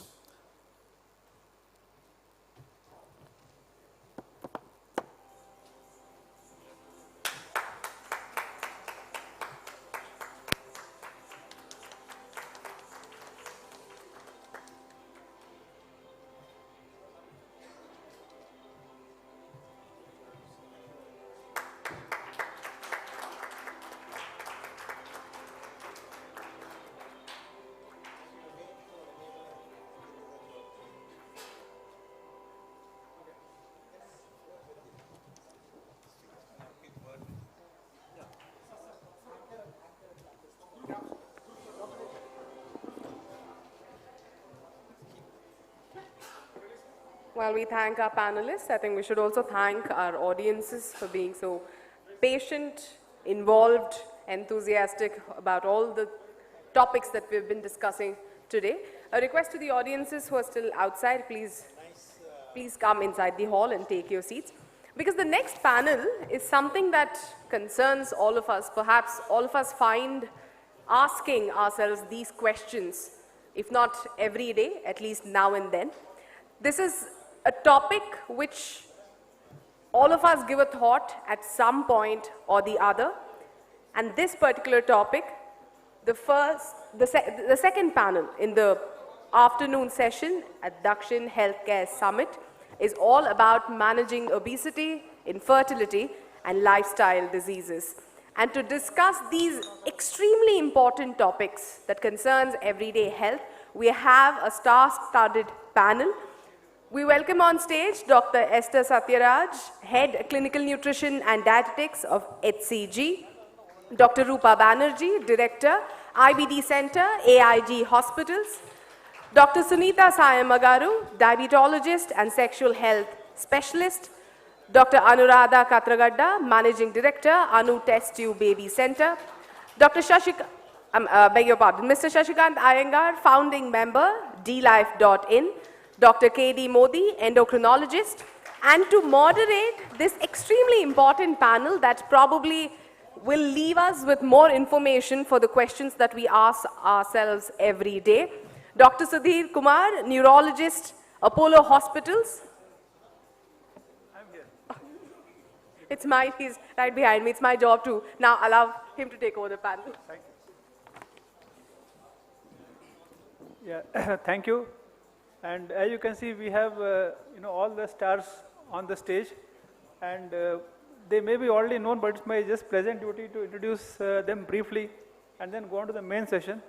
So first we have Dr. Sunita, and she has finished her MBBS, and also she's finished her MRCP in UK, and she's passionate about diabetes and sexual medicine, and she believes in holistic healthcare. And then we have Dr. Anuradha, and she's well known in the Hyderabad circles. She has to her credit the first test tube baby of the twin, we can say undivided Andhra Pradesh, and she runs a very busy infertility clinic, and she has finished her MRCOG from UK, and currently she is providing all the facilities for infertility treatment. And then Dr. Rupa Banerjee, again very well known, and she's a senior consultant gastroenterologist in the Department of Gastroenterology and the director of IBD Center at Asian Institute of Gastroenterology, Hyderabad. And she has established the first dedicated IBD Center of Excellence in India in 2004, so 20 years back. And she's actively involved in research also. And of course, she's a very popular gastroenterologist. And Dr. K.D. Modi, again very well known in Hyderabad. She's a leading endocrinologist, and he has finished her MD, DM and DNB, and he runs his own Modi's clinic also, and also attached to Care Hospital in Hyderabad. And he has authored many chapters, he has many research papers, and he has also received multiple awards. And last but not the least is Shashikant Iyengar, popularly known as Mr. Shashi. And he is one of the leading, metabolic, he is not a doctor, but his knowledge is, probably better than many other doctors also. As a doctor, I can vouch for that. And he's one of the founding members of DLife.in, which was founded by Mr. Anup Singh, India's oldest and largest low-carb community. And it is called as low carbohydrate, but they have full-fledged programs for dealing with diabetes, obesity, and other metabolic disorders. And definitely we can benefit a lot. So now, I think after the introduction, we have finished everyone, or Esther? Esther is missing, okay. I think, yeah, correct. Esther Satyaraj, she is the head of Department of Clinical Nutrition and Dietetics at HCG Cancer Hospital in Bengaluru. And she has a PhD in nutrition from NIN, so she was in Hyderabad earlier. And she is a registered dietitian from Indian Dietetic Association. And she is also actively involved in clinical research, presented and published many papers in conferences. And she is a program director for Fellowship in Oncology Nutrition course with Rajiv Gandhi University of Health Science, Karnataka. So that completes the introduction for all our 6 panelists. So as you can see, we have a diverse group of people who are from endocrinology background and also infertility and nutrition, obesity. So for the lack of time, would focus on few things, that is diabetes, obesity and infertility. And now I think because obesity is one of the leading problems that we face in our country and also abroad. So let us start with that. And we would first ask Dr. Modi. So one is that, what is the prevalence of obesity among adults and children, and what are the main differences between the two? Please. Good afternoon. Actually, obesity even in India, it is increasing very fast. And previously, we were under impression that in rural India it is less, urban India it is very high. But rural India also it is increasing, and roughly around 45 to 50% of urban adults, they are in obese category. And among childhood obesity, it is as high as 25 to 30% in urban India, which used to be around 10% like that. And rural India, it is a little less, but that also is 15 to 20%. So it is obesity, mother of all disease. It is prevalence is increasing very fast in urban and rural India. Yeah, Mr. Sashi, I think my next question to you is, like, once we know that already there is so much of obesity and overweight, and from your low carb platform and also, from your experience, can, any nutrition strategies, where are the Indians going wrong? And what do you suggest, to people who are already overweight or obesity, or those who want to avoid that? So what are your views on that? Yeah.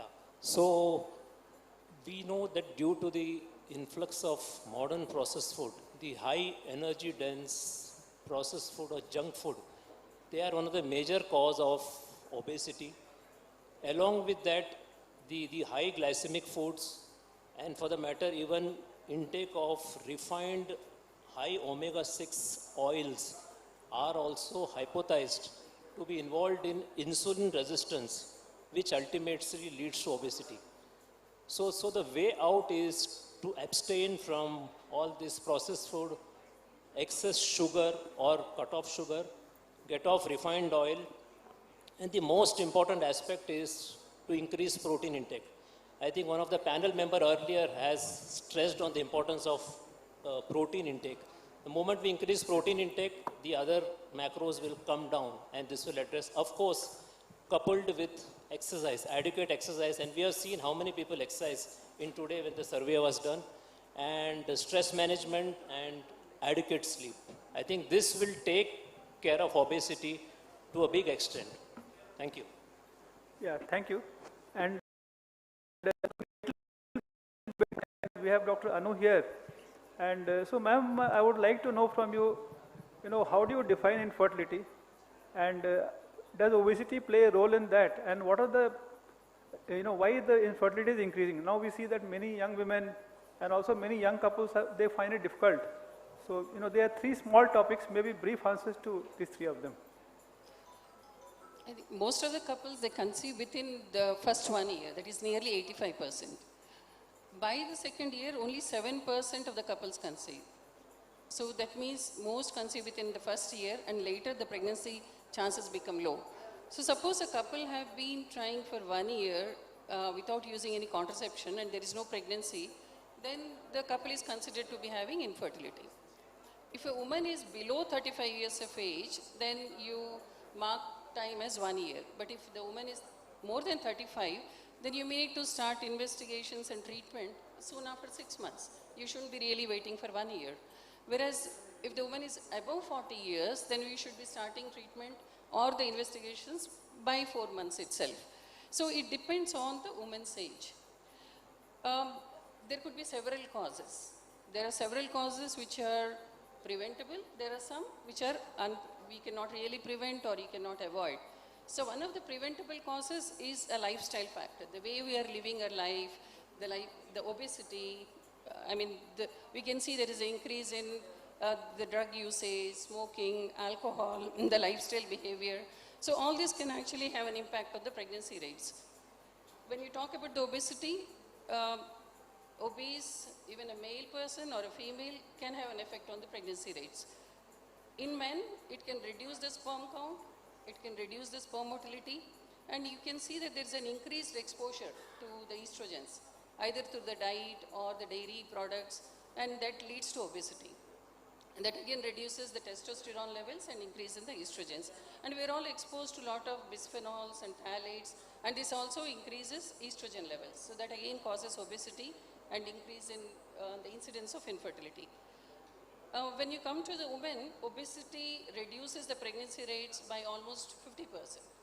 And during pregnancy also there are higher complication rates. So definitely obesity has an influence in the men and in the women, and that reduces the chance of conception and increases the complications during pregnancy also.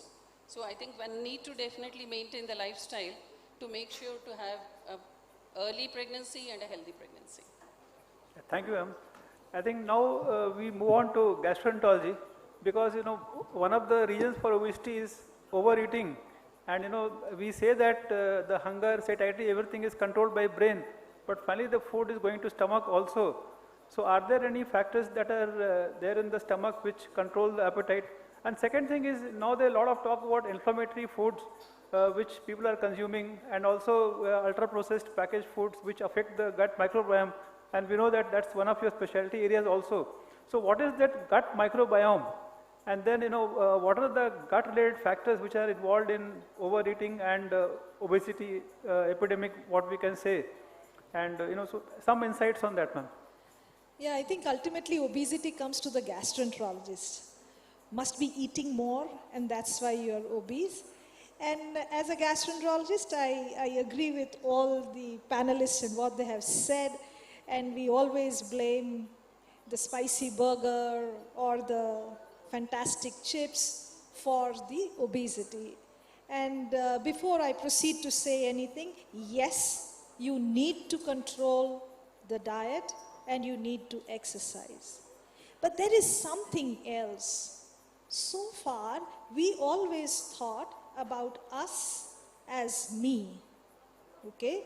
But the number of cells that I have in my gut microbes which have 10 times more cells than what I have, and 1,000 times more genes than what I have.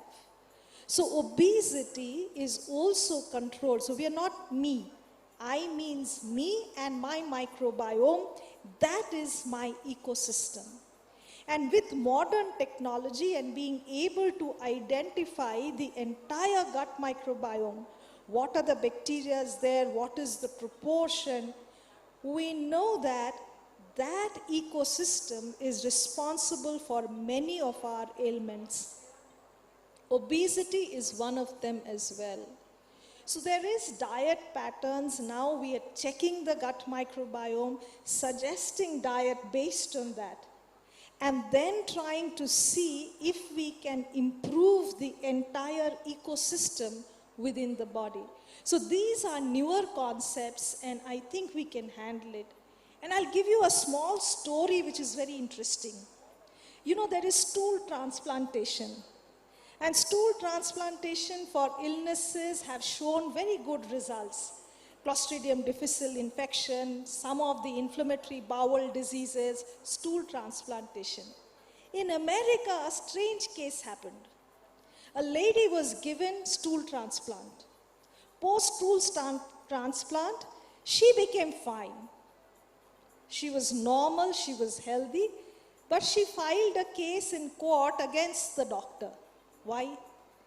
Because she said, I was given gut microbiota from an obese person and I became obese subsequently. So getting obesity, we always have patients who come and say that I don't eat much but I'm obese.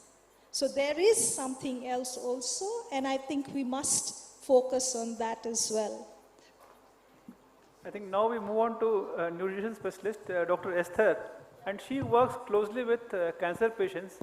So I have two questions to her. We know that obesity is a risk factor for cancer also. That is one. And second thing is we know that people who have cancer, they tend to lose weight. But is it possible that a patient with cancer can be obese also? And what are the nutrition strategies you advise, first of all, general public so that they can reduce the risk of cancer and other illnesses? And cancer patient who is obese, how do you handle that? Yes, thank you so much. So we all know that obesity and cancer, there's a very strong link. Obesity is known in different types of cancers, including the breast, the gynecological, the colon, and many GI cancers.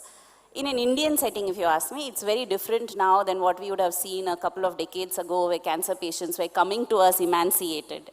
What we see now is the average BMI of cancer patients who come in an urban corporate hospital is about 30, especially for breast and gynecological cancers. And if you look at all types of cancers, then the BMI is 28, which itself is that at the time of diagnosis, patients are already overweight or obese. So do we put them on active weight loss strategies? Yes, we do, especially if they are, finishing the treatment, going into a survivor mode. That is one. The second is if they are in for any kind of a transplant, like a liver transplant or a renal transplant, and the patient is really obese, then we put them on weight loss strategies during the time of cancer diagnosis itself. We encourage all the patients as to follow a healthier lifestyle, adoption of healthier lifestyle, which includes calorie definition of, how much they need to take, a high protein diet, a low fat diet, a low carb diet, and that causes weight loss as well. Now the chemo drugs that we have, so it's not like everybody who starts cancer treatment starts losing weight. So there are certain segments like GI cancers, head and neck cancers, yes, weight loss is more, but a whole lot of other cancers like prostate, gynecological, breast, where they don't lose weight even when they are on active cancer treatment. So yes, we do advise them to follow a healthier lifestyle, and weight loss might happen, or what we really look at is not making them gain more weight when they are on treatment. At this point, I also have to highlight on one very important aspect of sarcopenic obesity, which we see very clearly among cancer patients. Now, sarcopenic obesity is a condition where the individual is obese, but they have a depleted muscle mass. And that's a very concerning condition for us because we want to preserve the muscle mass when the patient is undergoing treatment, while we don't want them to have too much of fat mass. So the diets are more defined with exercise and other therapies so that we are able to build the muscle mass while targeting weight loss and fat loss. Thank you. Yeah, thank you. Thank you, Dr. Sunita, for waiting for so long. But I think still you are a physician who deals with diabetes as well as lifestyle disease and sexual health also.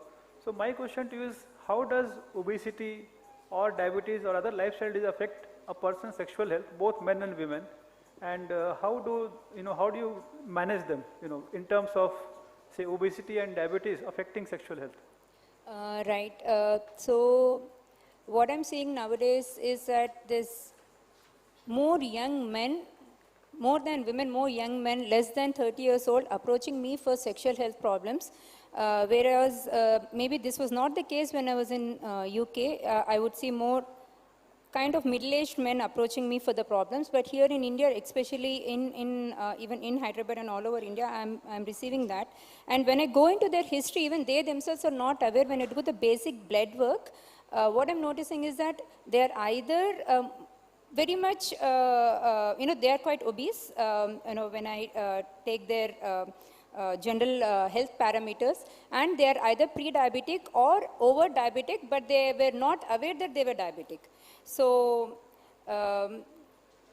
and how does metabolic disorders cause sexual health problems? As Dr. Anuradha said, it's to do with obesity and low testosterone, increased estrogen levels. That causes erectile problems in males. In females, it leads to vaginal dryness, painful intercourse. When you look at diabetes per se, again, it's got to do with the interplay of the nerves and the blood circulation to the penile, to the pelvic organs. So in males, again, they end up with erectile dysfunction, ejaculatory problems as such as well, retrograde ejaculation and ejaculation. In females, we see decreased vaginal lubrication. In both males and females, we see a lack of libido and also sexual arousal disorders. So basically the disorders are across the spectrum. We also see both males and females experiencing orgasmic disorders as well. So metabolic disorders do impact a lot on the sexual health, and it's a bit worrying, especially if you put this in the context of what Dr. Anuradha said about the infertility. And I think you are seeing more and more patients about that, yeah. Thank you, Dr. Smith. I think now we go on to the next major part, that is the diabetes. And this I would like to start with Mr. Shashi. So one thing is that, always I see people who say that, doctor, my HbA1c is only 6.3, I am all right, doctor told me nothing to be done. And then there are people who may be obese and, they have something called insulin resistance, but most of them are not aware. So I would like to start from you. What is the concept of insulin resistance? Like, should the people wait to become diabetic and then take action? Or is there, something before that they can do so that they can prevent becoming a diabetic? Yeah. So insulin resistance is a concept which is generally ignored, and it is not usually tested unless for certain specific condition. And insulin resistance is the precursor for diabetes. So we know that insulin manages our blood sugars. It's also a fat storing hormone. It's useful for uptake of amino acids. But when we become insulin resistant, then the cells stops responding to insulin. The body will increase the insulin secretion and leads to a condition called hyperinsulinemia. So it is this which we can measure. And if the insulin resistance is very high, then the chances of the person developing diabetes is very, very high. So if the HOMA-IR calculation, which can be done, like for example, HOMA-IR 1, if we do, and if the value is 1, 2 or more, that means the person is going into insulin resistance and is likely to develop diabetes in the future. So very often what I see is, as a metabolic health coach, I get many cases of pre-diabetes and I find insulin resistance very high. So what we do is we apply some nutrition strategies to lower down insulin resistance without any medication or anything. We apply low carbohydrate and higher protein diet, by which the insulin level also comes down and blood sugar value also comes down. So if we measure insulin resistance, if we measure HOMA-IR early, then we can apply certain nutrition strategies and prevent the full-blown diabetes or formation of diabetes itself. Now, there's one more side to it. Not every person with high insulin resistance may develop diabetes. It's sort of genetic thing. Some may develop hypertension. We also know ladies developing PCOS. Even cardiovascular disease is highly associated with insulin resistance. So if you can measure insulin resistance via measuring fasting insulin, fasting blood sugar, and calculating HOMA-IR, there's also other way, that is we calculate the triglyceride upon HDL ratio. If this is very high, that means the person is insulin resistant and is approaching towards diabetes or any other cardiovascular issue. So if we measure insulin resistance very, very early, then we can actually avert the formation of diabetes. Yeah, thank you. I think maybe Dr. Esther, I know that you are not into that, but what are the kind of foods a person who's going to become diabetic, like his insulin resistance is high, or maybe a pre-diabetic, or even a diabetic. So what are the kind of foods they should take, and what are the kind of foods they should avoid? Some general guidelines, okay, for the public. Okay, so it will be similar to what he had said. We focus on a diet that is high on proteins, low on carbs, moderate amount of fats.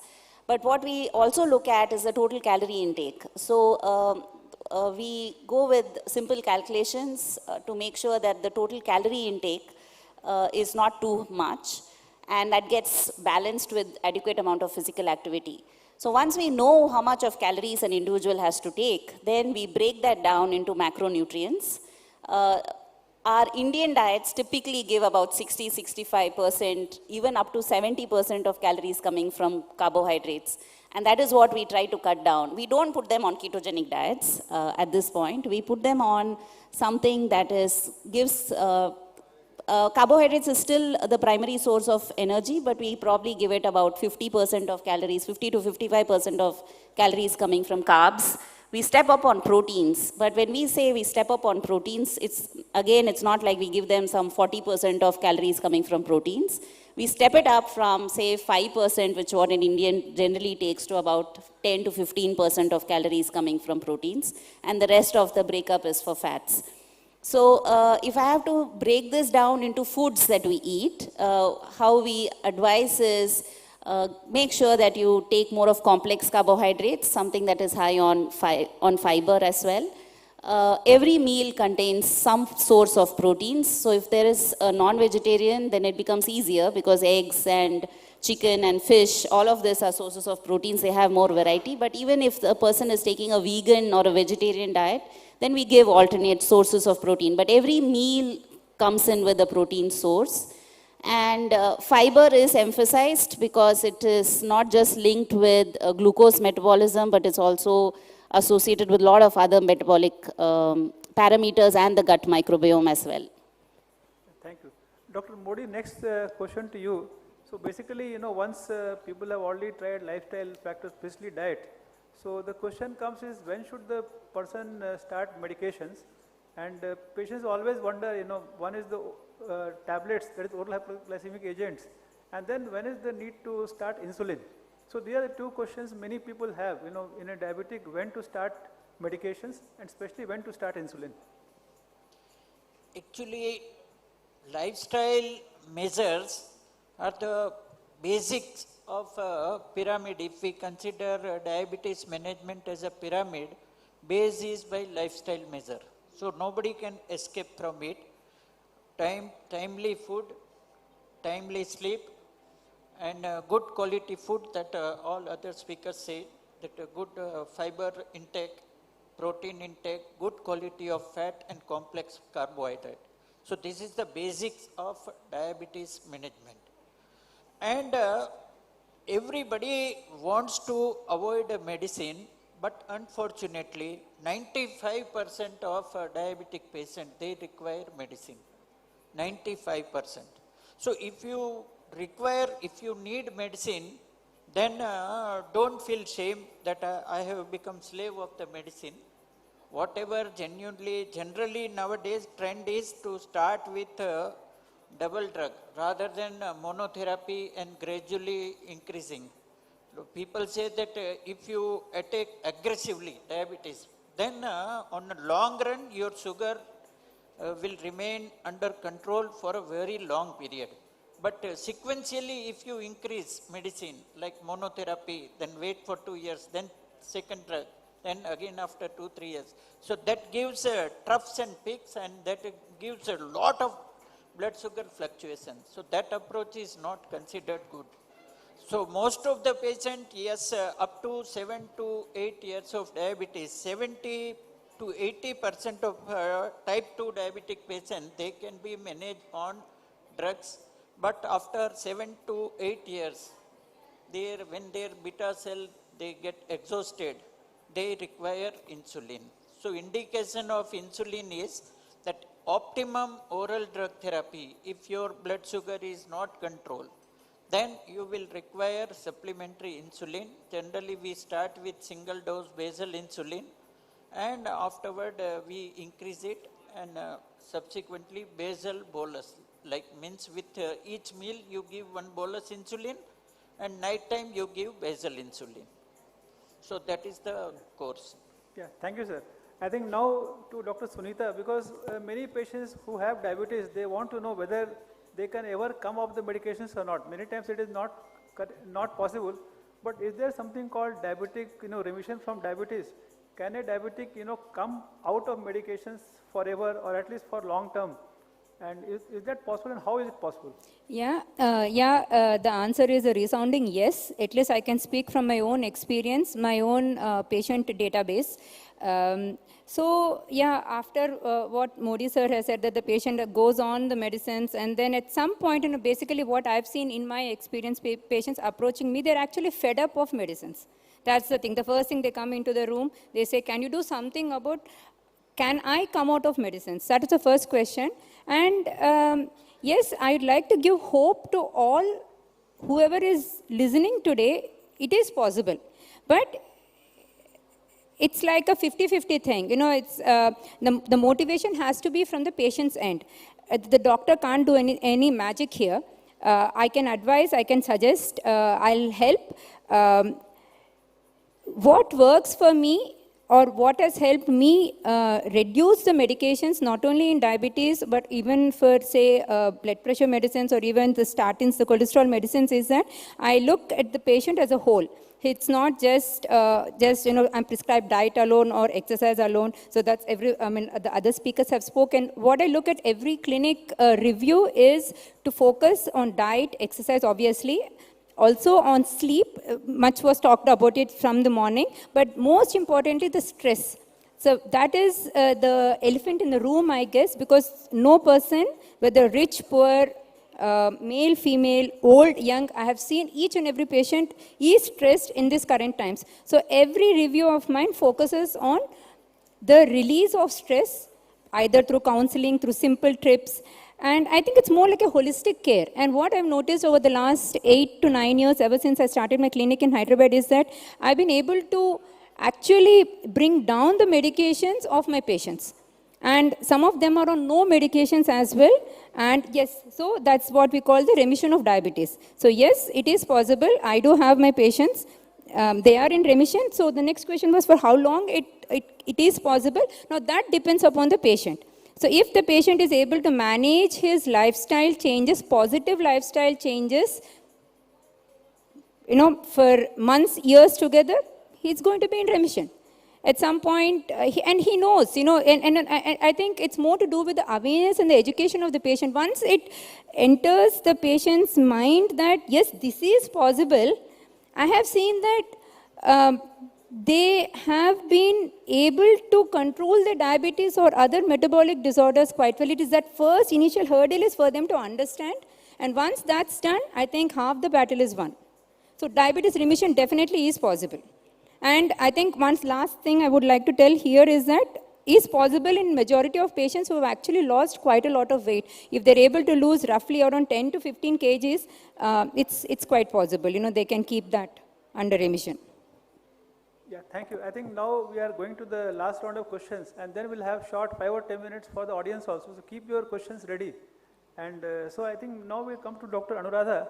So basically, couples who have infertility, is IVF the only treatment, or do all of them need IVF, or when do you advise IVF, and what is the success rate? People want to know, is it 100% guaranteed?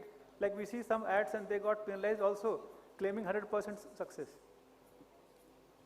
So there are different reasons why a couple is not getting pregnant. So I think here the male comes first. We should really check whether there is any problem with the male. And we know that now the IVF indications have widened. So if a patient goes to a clinic, for a fertility clinic, so what happens now is the doctor, the physician itself keeps asking, how eager are you to conceive? How much time do you want to take for a pregnancy? Do you want to conceive early? You want to take time? Or are you in a hurry or not?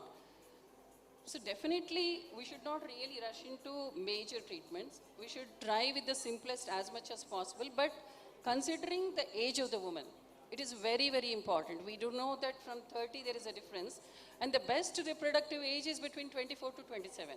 So after that, the fertility rates come down, and many of the women they approach for a pregnancy by the age of roughly 36.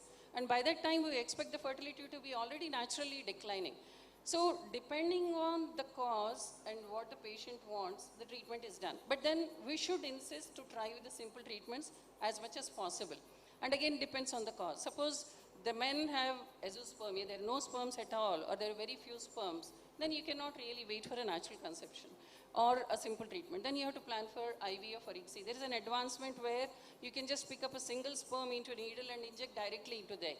So with that, even with very few counts, or even if you don't find anything, you just retrieve from the testis and use it.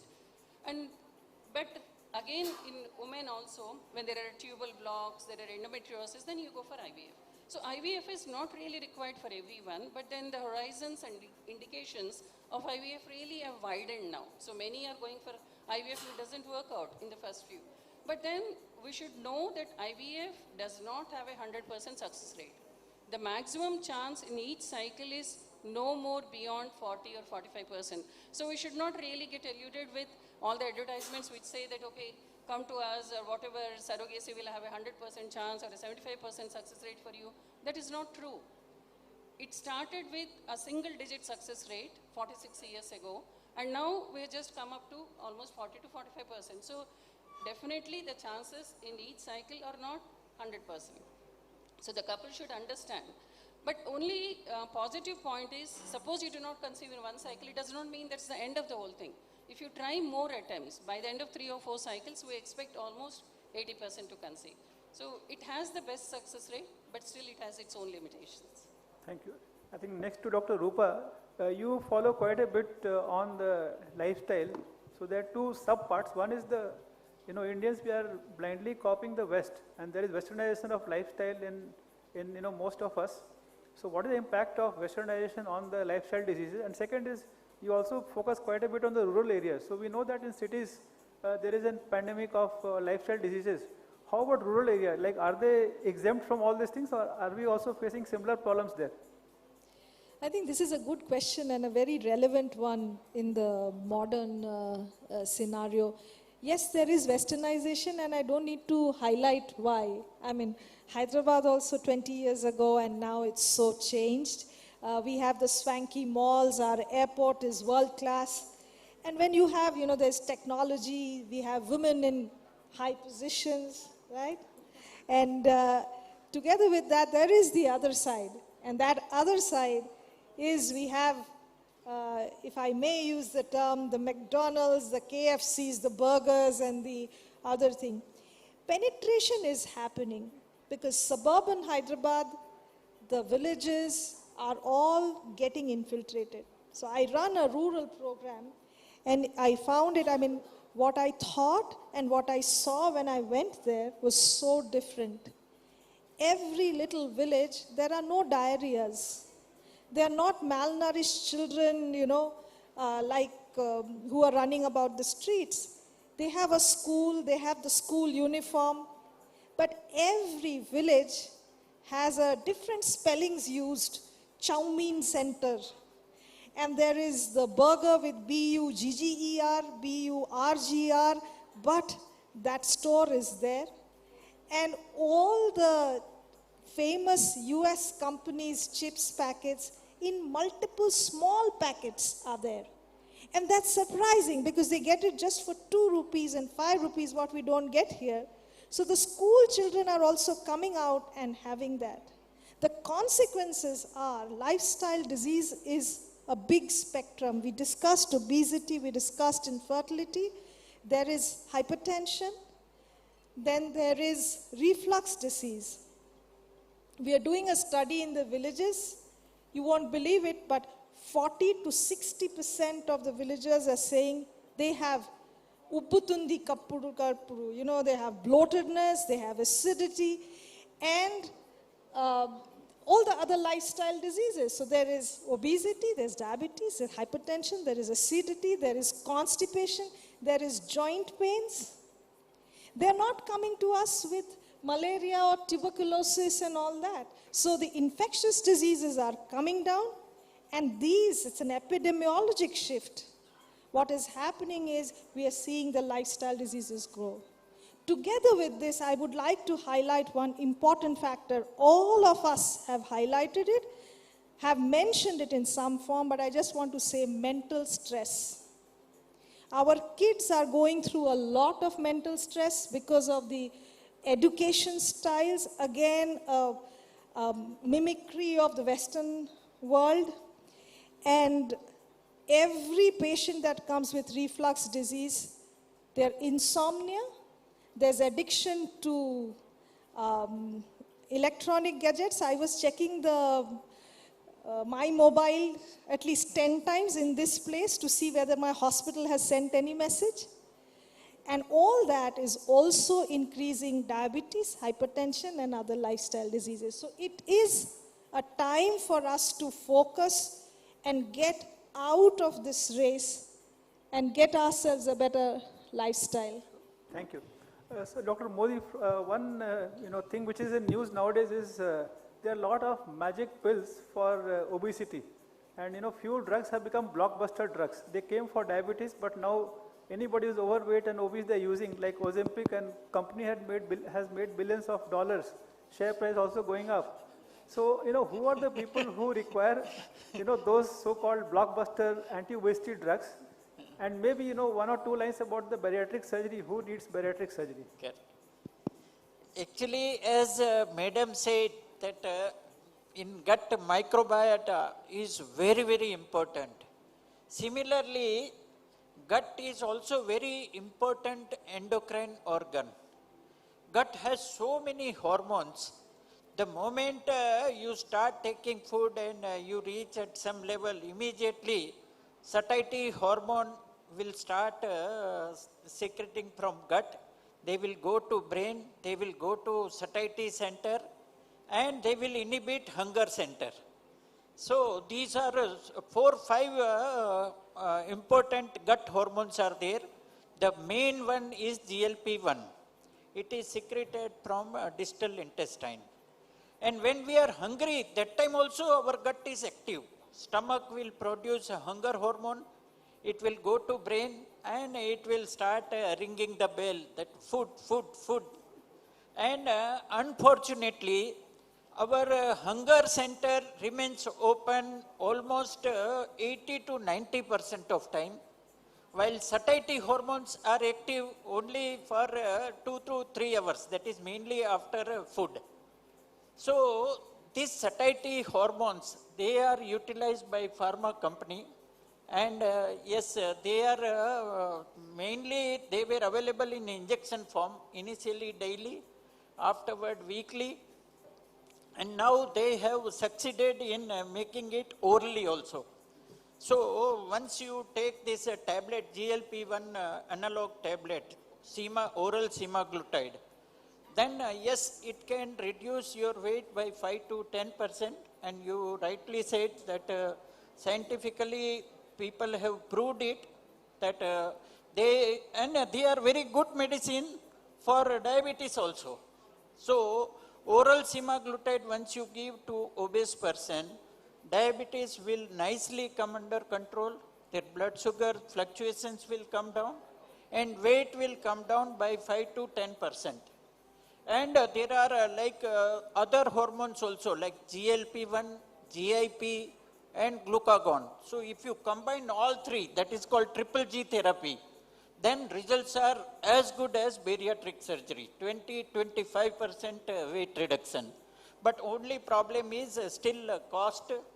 Cost starts per month 10,000 to much more than that. So many people, they find it difficult. But those who are morbidly obese, like BMI of 30, 35, 40 with uncontrolled sugar, hypertension, diabetes, if they afford it, we do suggest, because they are scientifically proved. And in India also many of them are available. Oral semaglutide is available. Some injections are also recently DCGI approved. So yes, now they say that they are like blockbuster medicine for obesity, and morbidly obese people, it works. It will reduce weight by 10 to 20% to that extent, just like bariatric surgery. So yeah, thank you, sir.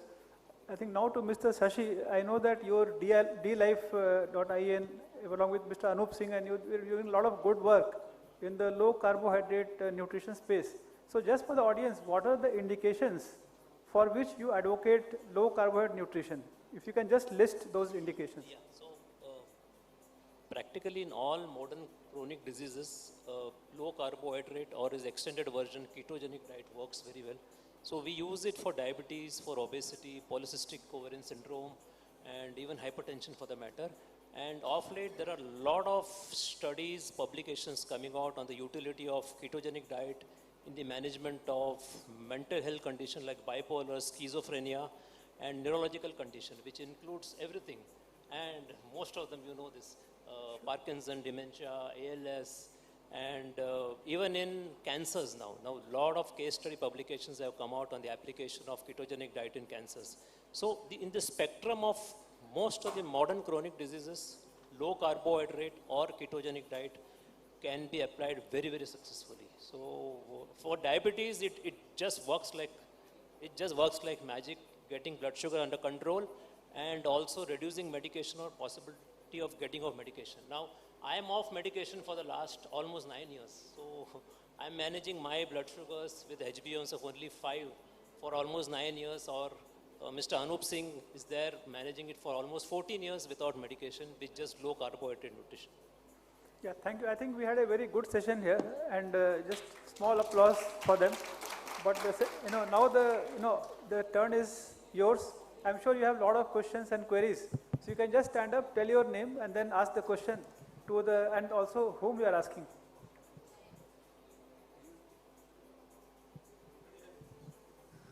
I just wanted to know about nowadays a lot of foods are being branded as superfoods. So whether it's some kind of seeds or a lot of these new seeds, millets, flax seeds, pumps, everything is branded as superfood. So for someone who is not medically equipped with that knowledge, how do we distinguish between what is really a superfood and what is more of a commercial marketing gimmick? Yeah, okay. First, is there a superfood, and then if there is, what is superfood? Okay. Yeah, actually. Yeah, so no, there is nothing called superfood. I wish there was. It isn't. So a lot of foods get marketed like that, like whole foods, superfoods, magic foods. But end of the day, it is to do with how much calories an individual is taking, how much calories an individual is burning to and how much of strength workouts, how much of muscle mass an individual is having, that will actually define the person's weight and the body composition. So even if you're taking millets again are end of the day carbohydrates. Even if a person is taking seeds and nuts, end of the day it is proteins. So it gets broken down to what the major nutrient it contributes to, and then we calculate it to meet the calorie requirement. So anything that is too much is going to be not beneficial, and taking a tablespoon of seeds is good because it's a good source of fats, but if you take a tablespoon of seeds and eat everything else, it will not make any difference. So I think at the same time I'd like to highlight one thing, and that is the timing of the food. Sometimes you feel that I skipped lunch, okay, and I had only dinner, so I'm having just one meal. The binge eating that happens, I think that needs to be controlled. So you should not go to a stage when you are so hungry that you could eat anything. So you have to balance it, have the timing, and then I always feel, and I think Esther, you'll agree, that your dinner should be a little early, and go to sleep at least 2 hours after dinner. Simple thing to do. And another Indian habit, when there's so much of reflux going on, we have this habit of having a lot of water with our meal. So we are distending and bloating the abdomen. So take small amount of water with the meal, wait half an hour, okay, so there's no traffic jam, and then drink the rest of your water requirement. In fact, water can be had throughout the day. You can have your times. If you're working, then you need to know that, okay, at this time I'll have that water. But this Indian, wherever you go, they first put the water, and then you have the meal, and then you drink that whole water. I think that just distends the stomach. So this is just a regular tip with your superfood. Anyone else? I'm sure you have, don't feel shy, just, no question is silly, just ask anything which comes to your mind. Yeah, thank you so much. One question that I wanted to ask is, with the increase in modern medicine, we are coming up with a lot of particular supplements and isolated minerals, which did not exist in the past, but people were still living. Now with the advent of so many specific supplements, and we advise supplements for babies, for adults, and the geriatric population, what would you say is, if a person is taking too many supplements, or is there anything that, an adverse effect that they should avoid? What are your thoughts on supplements basically, apart from the medical use or misuse? Dr. Modi, yes. Actually, there is something called hidden hunger in India. Like even obese people, obese person also is nutritionally very much deprived. We don't have micronutrients, we don't have protein in our diet, we don't have good quality of fat. So we prescribe this meal replacement or nutritional supplement. One angle is this also, that at least if somebody is using genuine nutritional supplement, he will get some micronutrient, he will get fibers. Even in natural food, all these micronutrients content has come down so much that I will tell you one NIN survey that iron content in tomato in 1989, whatever it was there, now it is only 20%. Only 20%. So even from natural food also we are not getting adequate micronutrients. We are not getting, our normal protein requirement is 1 gram per kg. And average protein intake in India is only 0.5 to 0.7 gram per kg. So everybody is protein deprived. So I am not propagand of all these nutritional supplement. But at least when I read that this contains this much iron, this much micronutrient, this much selenium, this much fiber, so I feel that at least he will get this much. So that is one more idea after prescribing this nutritional supplement.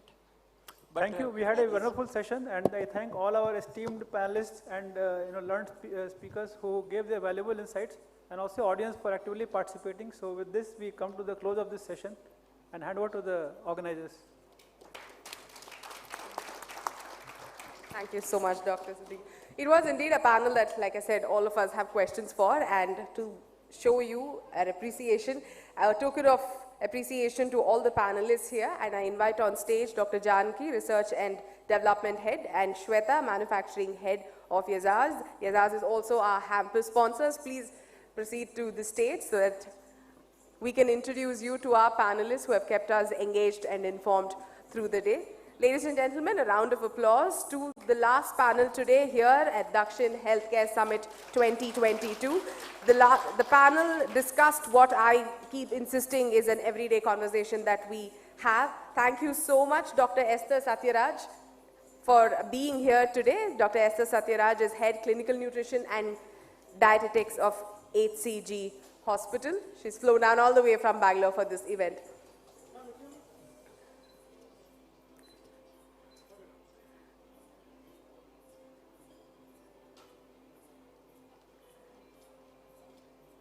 Thank you so much. Dr. Rupa Banerjee, Director of IBD Center, AIG Hospitals. Dr. Rupa Banerjee, even during the conversation, gave us so much insights into everyday changes that we can make. Thank you so much, ma'am, for being here.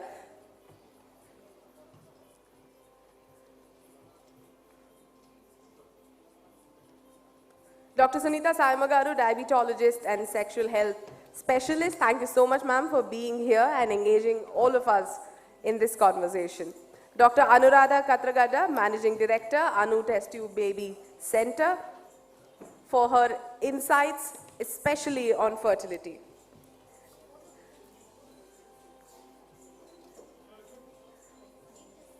On the panel with them was Mr. Shashikant Iyengar, founding member of DLive.in.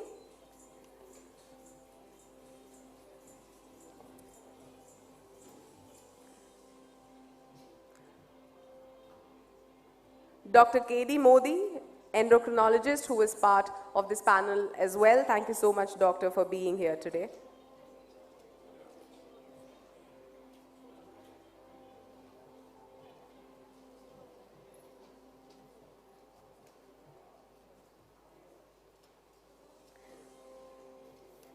And the man who held the entire discussion together, I have no clue how you moderated the whole panel standing up here, Dr. Sudhir Kumar, neurologist, Apollo Hospitals, for moderating this engaging panel. Thank you so much. A round of applause, ladies and gentlemen, to our panelists. We would request the panelists to please stay back for a group photo. Yes, please. Laptop. With this we come to the concluding part of Dakshin Healthcare Summit 2024. A very special guest is here joining us today to deliver a special keynote address. Most of you may know him, but definitely all of you have heard about him. Popular as brand guru, there isn't a single product or a service that Mr. Harish Bijur does not know of, whether it is from the conception stage to ideating it and implementing it as a successful product. It is my pleasure to invite on stage brand guru Harish Bijur, the man who understands brands like no other. He will touch upon the topic of Medicare in New Era. I request the audience to give him your attention.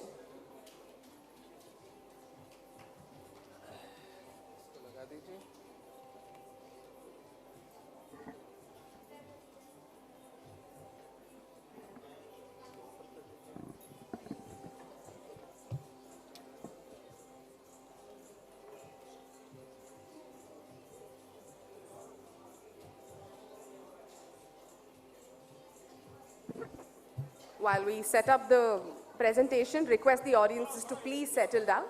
I understand you are very excited to interact with our doctors, but 10 more minutes with the presentation. Please be seated. We appreciate your patience.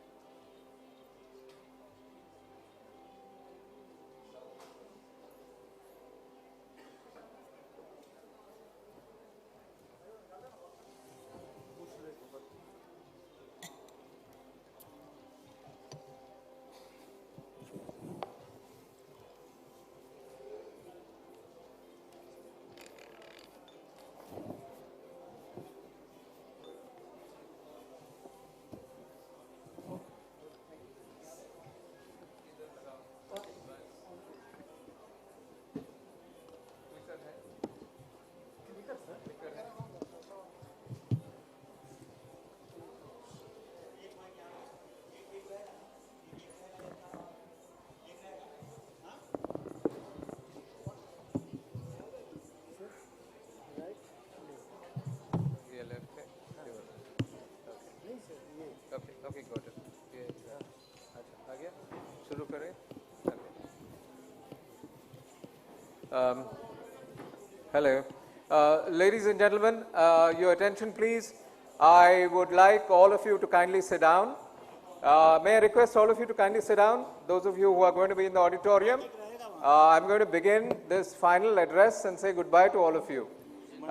So let's start by saying that this session, which has been put together with so much of pain by the two media houses, Southwest and TV9, firstly compliments to you for putting together such an eclectic gathering in the space of Medicare. I'm going to be speaking to you for the next several minutes. I'll not tell you how many minutes because you might get scared. I am going to be talking to you on a subject which is close to my heart, and that is Medicare in the new era. All of today, you have been going through the subject from a practitioner's point of view, and to an extent from the application point of view. I'm going to take you back from the user level, and I'm going to take you back to patient care, Medicare, and the new emerging trends in Medicare as they are going to happen in the future. I'm basing all of it on a set of research I have conducted across some 65,000 and odd people. The research is still on, and therefore I'm going to share some data with you without making it too boring. Firstly, I must say that power corrupts, and PowerPoint corrupts absolutely. And to that extent, you have to bear with a small PowerPoint, but I'll go quick on it. So the first thing that I want to talk to you is that, we're talking about the user end of it, and we are talking about the fact that there exists someone called a patient. A doctor exists because there exists a patient. A doctor is a solution to a problem, and the problem is the patient. And at the patient end, the problems seem to be many. I have, through my research, I've discovered that there are two kinds of nations in the world. One is that discovers wealth first and then discovers health. And then there's another nation which discovers health first and then wealth. Now, all of us know that fundamentally we are a brute set of nations who are very concerned about wealth. And only when we secure wealth do we think of health. And I think India is coming somewhere close to that point of time when wealth has been achieved and health is going to get discovered. So first of all, I think, important to appreciate that health is a very, very center stage point. The cheeky answer is the Indian is discovering wealth in health in the sense where there's plenty of wealth in healthcare. And I think that is the key issue that we need to be discussing today. There is fortune at the top, middle, and the bottom of the healthcare pyramid. And the healthcare pyramid is among the rich, the middle class, and the poor. All three segments are very, very important. So if you look at it, COVID has been a turning point. How many of you had COVID in your lives? Please put up your hands. No privacy breach? Yeah? Okay. The rest of you are so lucky that you did not get COVID. Okay? Or you're just plain lazy that you don't want to put up your hand. Whatever the reason, I hope, COVID has been a turning point in our lives. What Osama bin Laden did to the security services industry, in the sense he created paranoia in security services. Hotels such as this wouldn't allow you to walk in without getting checked, without getting, through security systems. Even today they do that. I think that was what Osama bin Laden did to the security services and products industry. The same thing COVID has done to the health services and products industry. Extremely critical to appreciate that health is today a very extra attention area. It's a center stage area which everybody looks at very, very carefully. There's extra focus that people give to healthcare, and extra needs of the people are growing on a day-to-day basis, wherein people are saying that health is much more important than wealth even. There are 5 pegs to focus upon in the healthcare era ahead of us. One is healthcare needs. That is every healthcare need that we have, which are basic needs. Then there's a healthcare want. I want better healthcare. And then there is something called a healthcare desire. I want the best healthcare. And then right on top of that is something called an healthcare aspiration. I need to be treated for this at only one location, and that location is possibly in Singapore. And eventually there are healthcare fantasies even, particularly because I was doing some study recently on broken bones, orthopedic issues. So on broken bones, the young of today, the Instagram generation wants, we went and asked them, what kind of bone setting do you like? They say that we hate these plaster of Paris which every Tom, Dick and Harish doctor puts together. We don't like plaster of Paris. Then what do you like? They say we want something snazzy. And I said, you anyway make it snazzy. When you go to school, people start writing all kinds of things on it. They make tattoos on it, designs on it. Maybe that's it. They say, no, we want something sexy. Right? This generation is a crazy generation. And then when we actually discovered what sexy is a new kind of a plaster cast, which is, put together very, very differently. And if you look at this plaster cast, it is actually a kind of a plastic material which is put onto the broken hand, and then it is filled with a liquid, and the liquid hardens, and guess what? There's a lattice kind of a design on the entire thing. You can swim with it, your arm can breathe with it, and you can pick any of 26 colors that can go into that liquid. So if you ask me, people today are not talking about functional medicine. Functional needs of a person, or what we talked about, healthcare needs, is a plaster of Paris cast on your hand which will last you for 6 weeks. At the end of it, you might have itching under it, you might have some skin issue under it, but then today people are saying, I want something which is breathable, something that is snazzy, and crazily, something that's even called sexy. So that is the fantasy of the young person today. And therefore, I want to take you through a journey of this fantasy. The healthcare market in India is what I call a saliva market. Saliva makes you want more and more. It's a saliva market. I talk about 2 body fluids today. Today I'll talk only about 2 body fluids, one in the beginning, one in the end. The first one is saliva, and the second is tears, okay? If I had much more time, I would have talked to you about 2 more body fluids, which are very close to medical people. But let's stop with saliva and tears. Saliva, why is it a saliva market? Look at the market, my dear friends. It's a very large market. It's a $372 billion market as far as India is concerned. It's a very large employment market. 7.5 million people are employed in the healthcare industry in India. That's a lot of people. 7.5 million people is a lot of people. In fact, it's one of the biggest employers. And if I look at AI and its inroads that is making into healthcare, every tech person working in a hospital is also a healthcare person. So it's going to add on and add on and add on. Against a 5.2 million IT sales force, if you have a 7.5 million medical services sales force, we are talking a big language.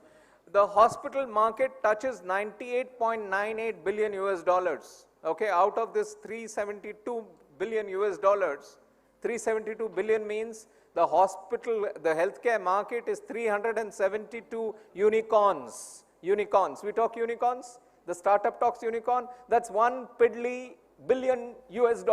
One small billion US dollar. This is 372 billion US dollars. The hospital healthcare market, the healthcare market is 372 unicorns, and the hospital market is 100 unicorns nearly. So we're talking a big, big business ahead. Therefore, salivate. The medical tourism market is today at $8 billion US dollars, and we haven't even touched the tip of the medical tourism market. The e-health market is $10.6 billion US dollars, 10 unicorns, and we are still growing in that space. So essentially, we boast of about 12.5 lakh registered allopathic practitioners, as you know, add another 5.65 lakh Ayush doctors, we're talking about a strength of doctors being this. Well, the ratio is still not as good as it must be, but then it's quite good as far as India on the whole is concerned. Extremely important point to note is we scrape the extreme top tip of the iceberg of healthcare opportunity in India. We scrape the extreme top tip of the healthcare opportunity in India. And we are still so excited. You see how excited I am, and saying 372 unicorns. I think we can be 20,000 unicorns. And that's the future you young doctors are going to be facing in the future. Okay. Medicare, again, you know, in the years ahead is a very big opportunity, but we need to understand it better. We need to understand it better, get off the treadmill we normally are on most of the time. In Medicare, if you work in a hospital, you know exactly what treadmill you are on. Seldom do we get the chance to get off the treadmill.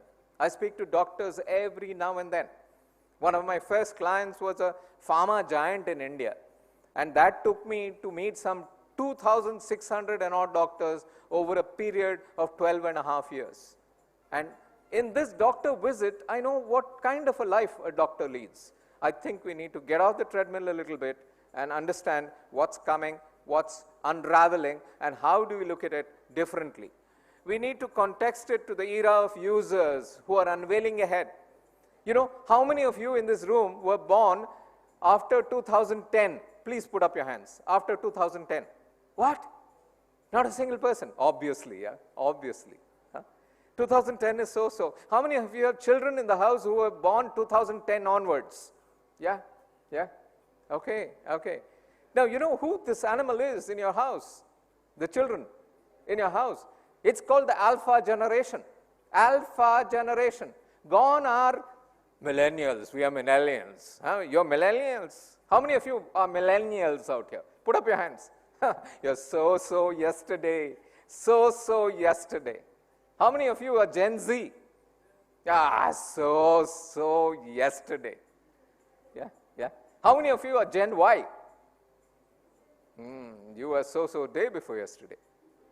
Well, my dear friends, gone are the days. We finished the alphabet, A, B, C, D, E, F, Z. Then what do you do after Z? You go to Greek alphabet. Alpha, beta, gamma. In comes the alpha generation. And you have to take care of the alpha generation. The Medicare facilities of today takes care of the Medicare needs of the future. And the alpha generation is the new giant. And as I told you in ortho, a simple thing like a break of a hand, guess what, guys? They want something snazzy. They want something called sexy. Snazzy and sexy does not figure in the lexicon of a Medicare person in India at all. Agreed? Agreed?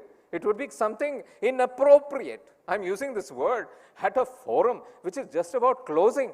It's a very inappropriate thing to. Hey, guess what? The alpha generation uses these words.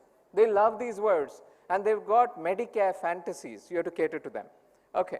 So get to understand the new generation, tailor-make the preferences to them. The alpha generation is the reality. Recognize change and build the plan for the alpha generation. That's the reality.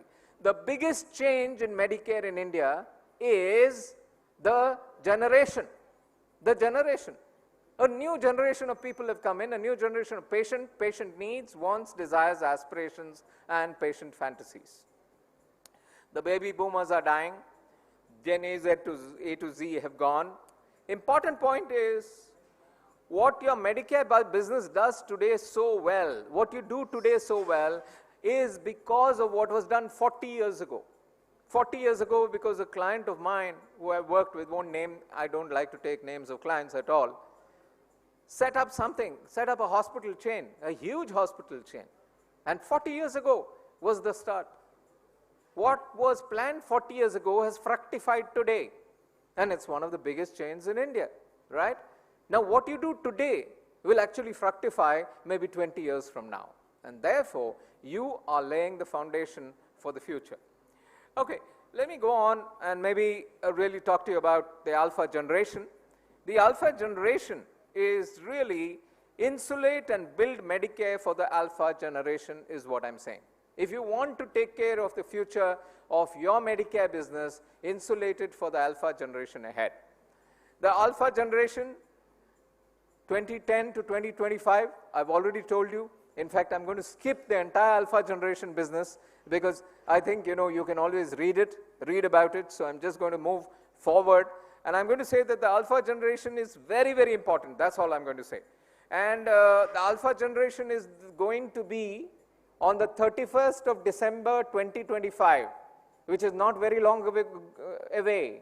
On the 31st of December 2025, the single largest living generation on the planet Earth is the alpha generation. And every other generation is not important as the alpha generation. Okay? So if your business in healthcare is not related to the alpha generation, I don't think you're connected. If there's only one thing that you picked up from this entire summit, and if you go and say, I want to insulate my business for the alpha generation, I'll be very happy. Because you're doing something that's going to be strategic for the business that you're going to build for the future. The alpha generation is actually, you know, all about the youngster. It's about people who live on the social media landscape, people whose language you just don't understand. They come up to you and say, Mom, you be you. What? You be you. What is you be you? Mom, you do you.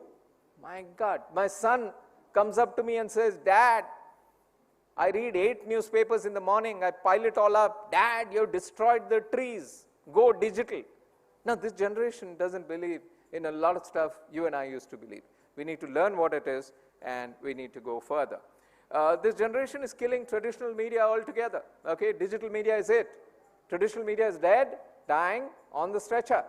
Okay, so there are popular culture influences out here, and all of them are really talking about the alpha generation and what it does. Okay. Let me talk about the alpha generation a little more, is the immediate and not so distant future, in the sense that tomorrow is the alpha generation. You think it's too far away, but it's already in your house. But the alpha generation is not in a power situation today. You are in the power situation. Give it another 7-8 years, the alpha generation takes charge of the power situation, and that becomes the biggest way of looking at the future. Okay, let me fast track the alpha generation. As I said, I'll want you to read it. Let me put it that the alpha generation is very, very tech savvy, totally tech savvy. In fact, any problem with your phone in your home, I'm sure you give it to the youngest kid in the house, because you know the youngest kid is the most savvy. The alpha generation is totally connected to whatever is at the cutting edge, at the bleeding edge of technology. If I look at the entire situation, the alpha gen has 2 currencies in their pocket. Okay, and you have 2 currencies in your pocket. One currency in your pocket is money, which you and I know, all of us have in the pocket. The second currency is time. Guess which is more important? Money is not important, time is important, and your Medicare business needs to be time-centered, as you rightly put it. Time-centered. Who has the time? Time is something I spend. You sat through my session just now for 30 minutes. By the time I finish, it will be 30 minutes. You died 30 minutes. You think you're living? Nonsense. You're dying. So am I. We are pushing death 1 minute at a time. You died with me for 30 minutes, I died with you for 30 minutes. I can't go to a top-up shop and ask, please top up my time by 30 minutes, right? But money, I can go and earn money back again. Therefore, all Medicare businesses need to be time-centric businesses. And most hospital businesses are not time-centric businesses. They are still very rooted to the old way of doing things, okay? Whether it be admin, or whether it be in the clinical procedures segment. I've done research across 13 hospital chains in this country. No hospital chain respects time of people. I've done research across 64,000 and odd people, and every one of them has complained that doctors do not respect the time of patients. Because they think patients have all the time, because they think patients are at the mercy of the doctors. My dear friends, the future is very, very different. I'm talking some very brute facts to you. I think it's very important for the hospital and healthcare industry to reorient itself to the patient centricity and eventually call the patient a consumer, because the patient is out there to consume as well. So time and money, and I think you need to leverage that. How do you leverage the medical businesses for the years ahead? I have 7 points out of 17. I don't even feel like going through all 7 points, but I might go through at least 4 of them. Let me tell you some of them. In my research, this is just a warning that it's a peak. There are 17 points. I can't tell you the name of the client I've done this for, but I can at least talk to you about some of the points. The patient user voice.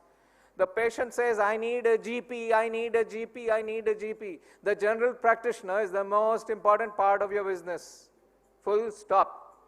The specialist comes later, the super specialist comes later. The first port of entry is the general practitioner, and the GP is vanishing from our lives. And that is a big, big problem. Doctors don't want to be GPs anymore. Doctors want to climb the hierarchy, want to higher and higher ends. So please think about it. There's a big GP gap. The family doctor, small is beautiful, small is still beautiful, my dear friends. Whether you go to a GP, a small little guy who you have been consulting for the last 30 years, and guess what? He tells you who you are, what you are, he has history, and you're not meeting a different face all the time. So I think the GP is back. The family doctor is back. GP as the first point of contact is what people are demanding. Preventive, curative, and holistic health management happens at the point of the GP, at the point of the GP. So please be careful. Second point, I am digital, okay? This is, telehealth, please. Give me telehealth, give me telehealth. There is a clarion call out there. And guess what? People want telehealth because it's quick and efficient. They don't have enough time. Time is the biggest currency. Personalized medicine linked to health, data, and individual genetic profiles are required. Digital health can give you that. Some of the best hospitals in the country have data, but the correlation of the data does not exist today. And therefore, we don't use data in hospitals. We don't use data in hospitals. For billing, we use data. For admin, we use data. For clinical procedures, in the realm of clinical, we do not use enough data. My research from 11 and a half hospitals or 12 hospitals that I've looked at in this country. Preemptive, proactive, automated monitoring through wearables of every kind. People are asking for that. The Fitbit is a simple device. The Fitbit can tell you 20 different things. A Garmin can tell you 26 different things.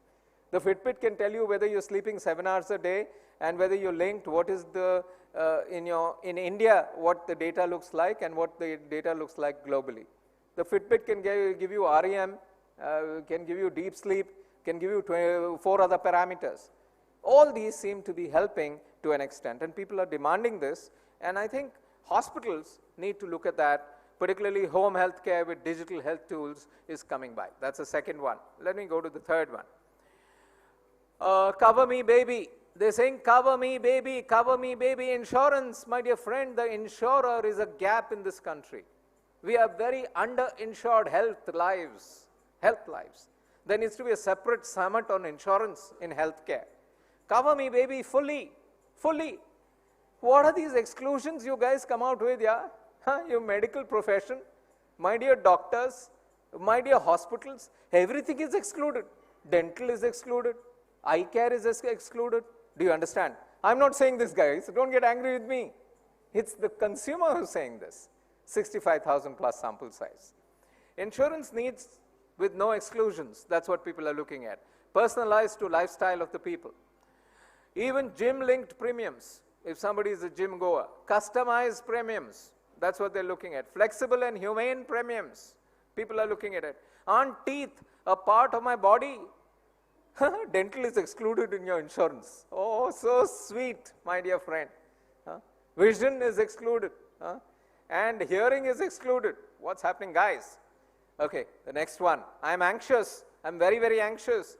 Take care of my mind, my dear friends. I'm under pressure. 5.2 million IT tech workers are under deep, deep pressure in this country. Why them? 7.5 million Medicare health workers are under deep pressure themselves.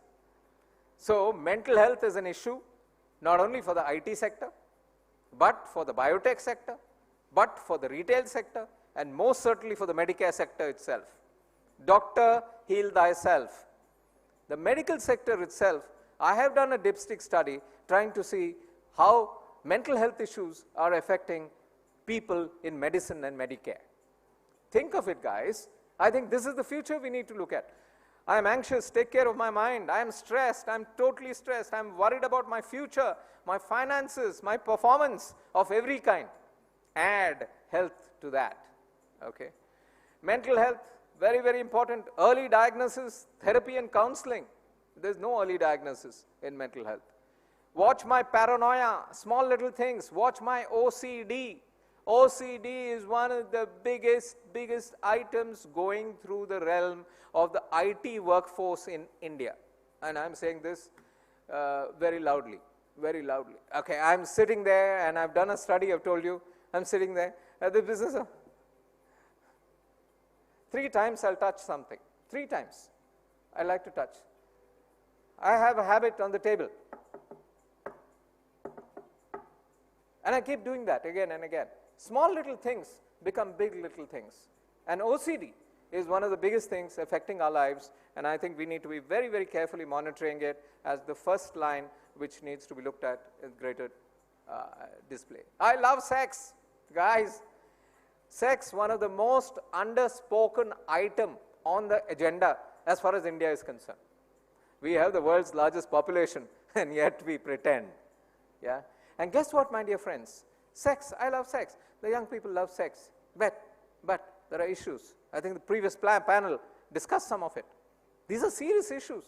The previous panel has done eminent justice on it, if you look at it. India is changing. India is crazy. Have any of you watched Tribhuvan Mishra CA Topper? No? OTT? Okay, I've given them publicity. No, they're not a client of mine. Don't worry.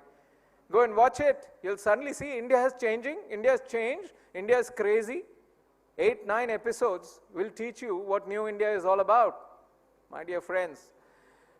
New central concerns, my fertility, everybody, a huge chunk of people are concerned about fertility.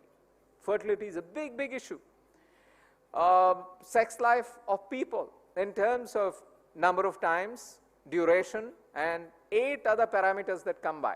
Okay, and I've done a detailed piece of work in this space, so I understand. Is a serious, serious matter, my dear friends. Sex life crazily has a way of demeaning the respect of individuals for themselves and for their spouses. Ouch! What are you talking about? Yeah, it's basic. Freud was right. Food, clothing, shelter, warmth, and sex. That's what Freud spoke about. Subsequent thinkers removed sex from the list. Abraham Maslow, as a thinker, removed sex from it. And subsequent thinkers removed more and more and more. But the basics are basics. Please look at it carefully. STD, serious issue among the young of India. We have tampered around with the sex ratio of India. I feel sad when I think that there are less women in India and there are more men in India. They've tampered around it. There are states in the country where guys can't get married to a lady. Okay? They can't get a bride. Okay? So what do? They do n numbers of other things. And guess what? Most of the time, STD is becoming a bigger and bigger problem in the country. A very silent problem, but a big problem. We need to talk about it. I don't trust you, baby. And this is the 6th one. I'll just do the 7th one and say goodbye to all of you. You had a long day. Look less corporate, dear corporate hospital. That 100 crore business I talked to you about, shared by all the hospitals in this country, growing at a 18% CAGR for the next 8 years, very robust. Please look less corporate. People are wanting you to look less corporate. People don't like corporate hospitals. Corporate hospital distrust is coming by. I'm a politically incorrect guy, okay? So hate me, love me, but listen to me. That's it. And this comes from consumer research. People don't like corporate hospitals. So don't behave like a corporate hospital. Change your hospital practice away from corporate to personalized. Make your corporate hospital look like an aggregate of GPs of every kind put together with an umbrella of specialists and with a super umbrella of a super specialist set. Well, corporate hospitals, not trusted. Small is still beautiful. Okay? Middle is sloppy. In between the big corporate hospital and the GP, middle is sloppy. Nobody wants to go there. And big is ugly. Big is ugly. Don't look ugly. Look less ugly. So corporate hospitals of today need to look less ugly. That's the statement I'm making. Please change. I want to trust you, baby. This is the last one. Hospital concerns. Hospital concerns need to be smooth and fast. Hospitals are not smooth and fast enough. Zero waiting and no waiting room at all. I want a hospital with no waiting room or zero waiting room. Well, waiting list on tokens can go up to 97, 98 for an appointment slot of 1 hour. 1 hour, 60 minutes, 98 waiting patients. Actual data I'm giving you. Actual data. Where does this work? It doesn't. People wait for 5 hours and they get out there. And it's like a train perennially running late because, demand is not catering to the supply that is actually happening. Must allow me a second opinion. People are asking for a second opinion in corporate hospitals. They're saying, give me an option. And this could be an E option which you yourself give me. I want to double check what my specialist has told me. Because corporate distrust is coming in, my dear friends, because the specialist has recommended a set of procedures. And people are getting questioning. They have Google, they have Search AI, which is superior to Google. Have any of you tried it? It's just been launched 6 days ago. Search AI is beautiful. And I've got Chat GPT. With all this, people are asking, ortho again. You know why I'm taking ortho? It's the simplest, non-controversial area. If I take any other area, there'll be a fight here. Ortho. Why must, there's a bipartite patella. You know this better than I. There's a bipartite patella on a patient. It's very clearly bipartite. Patient goes to the doctor, shows it. Doctor is a specialist. This is a branded corporate hospital. Shows it to the specialist. Specialist looks at it and says, it looks like bipartite. Oh, thank you, doctor. But there is synovitis around the patella. That could be because of gout maybe, or because of something else. Doctor says, no, I cannot decide that. I need an A-line X-ray. Only, why the book says that an A-line X-ray can only tell whether it is a patella or not. You know what I mean? 20 different things can come by and can happen. So if you ask me, extremely important that corporate hospitals must look softer, they must look friendlier, extremely important. And these are just 7 related issues raised by me. There are 23 big ones, no time to do that this time. I'm going to close by saying that Medicare in India is a gap. There are bigger issues to tackle if you look at it. I call it the soft underbelly of Indian Medicare. Call it the soft underbelly of Indian Medicare. We need to fit solutions for each of these as we plan for the future of Medicare in the country. The soft underbelly, second body fluid I spoke to you about, tears. Okay. The tears are 28% of Indians don't have access to primary healthcare facilities. Let's cry about this. Let's cry. Okay. Healthcare Pareto play. 70% of India's healthcare facilities are in the top 20 cities only. What about the other cities? Let's cry. 37 million Indians fall into the poverty trap pushed by the bills of healthcare. Every year, 37 million people, Indians, become poor because of healthcare bills. Let's cry.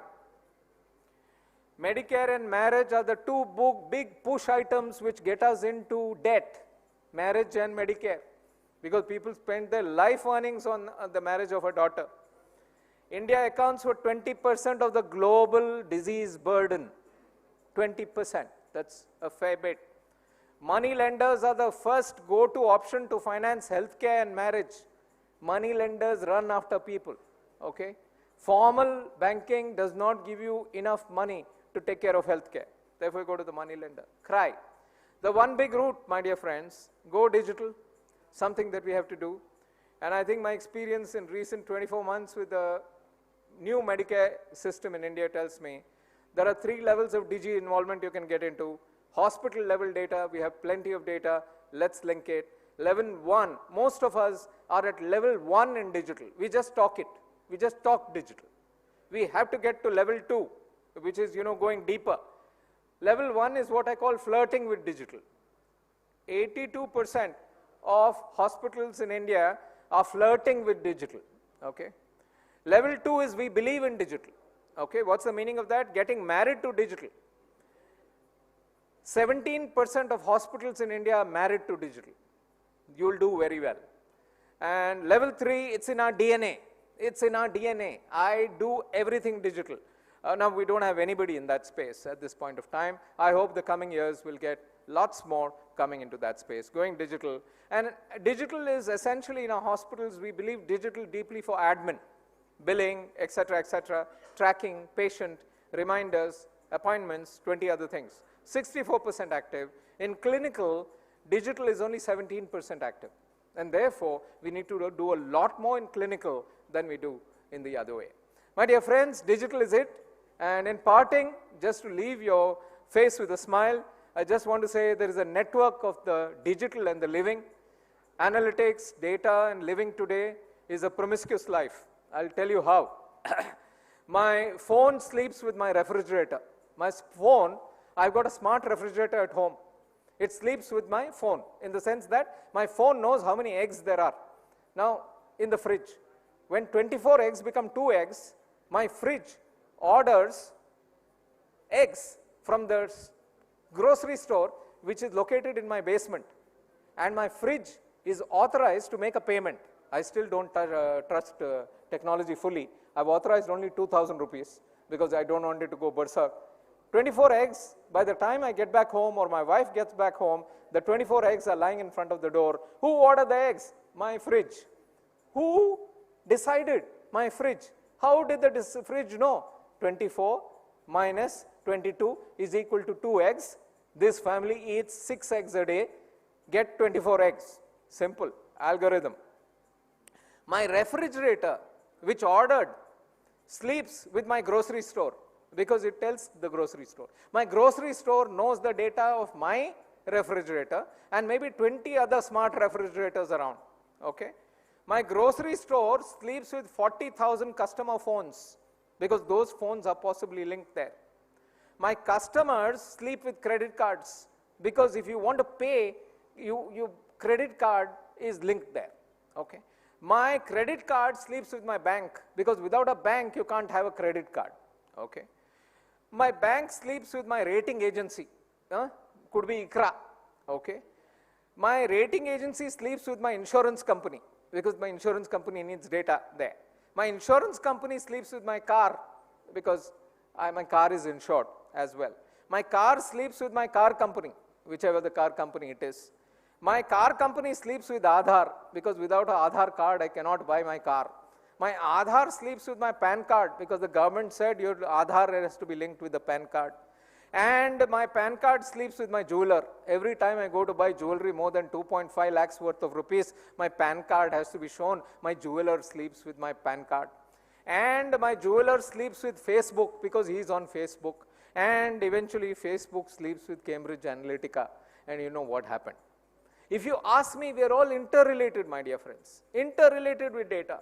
The Medicare industry is going to make it even more interrelated.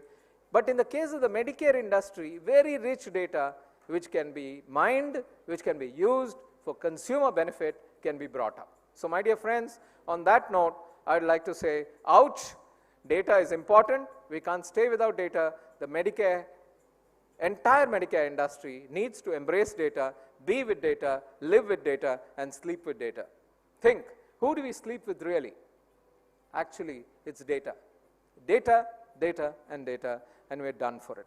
Thank you, my dear friends. It's been a pleasure being here. Thank you for your patience, for your time. I've gone quickly for a bit because I thought it's the end of the day, and you people are tired, and half the audience, is not here. So what's the point of going through nitty-gritty? So, but for the rest of you, if I have excited your interest in any of these realms, create a robust future for yourselves and for your Medicare enterprises, and let's take India places, and let's look at the tears market as well, just as we look at the saliva market. Thank you. God bless. I'm leaving an email ID out here, which is harishbijur@hotmail.com. I don't have time for questions, but if you mail me and say if you were at the South First TV9 forum, I promise to reply to you within 24 hours. Thank you. God bless.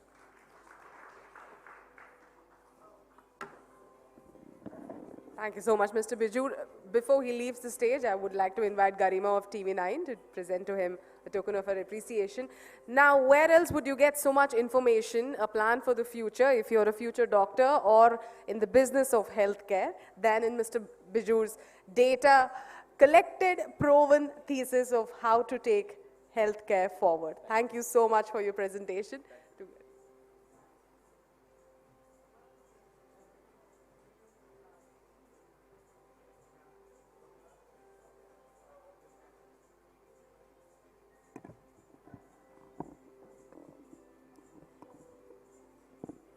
A round of applause. Dear audience, you have been extremely patient through the day, and I do hope after all of these sessions and the interactions that we have seen today, we're richer for our knowledge in healthcare. Before we part ways with you, I would like First, like I said, thank you so much for being here with us. Other than our esteemed list of panelists who interacted with topics that matter to us the most, my special thanks to my colleagues at South First as well as TV9 who have worked for months to put this event together. A wonderful technical team, our audio, video, as well as the camera team that has ensured that this entire event was seamless and smooth. A special thanks also to the staff at Taj Krishna, especially the housekeeping staff, as well as the support staff who have helped us set the stage for every panel, one after the other. Thank you all. Have a good day. There is tea. Please do have tea with us before you leave. Thank you once again.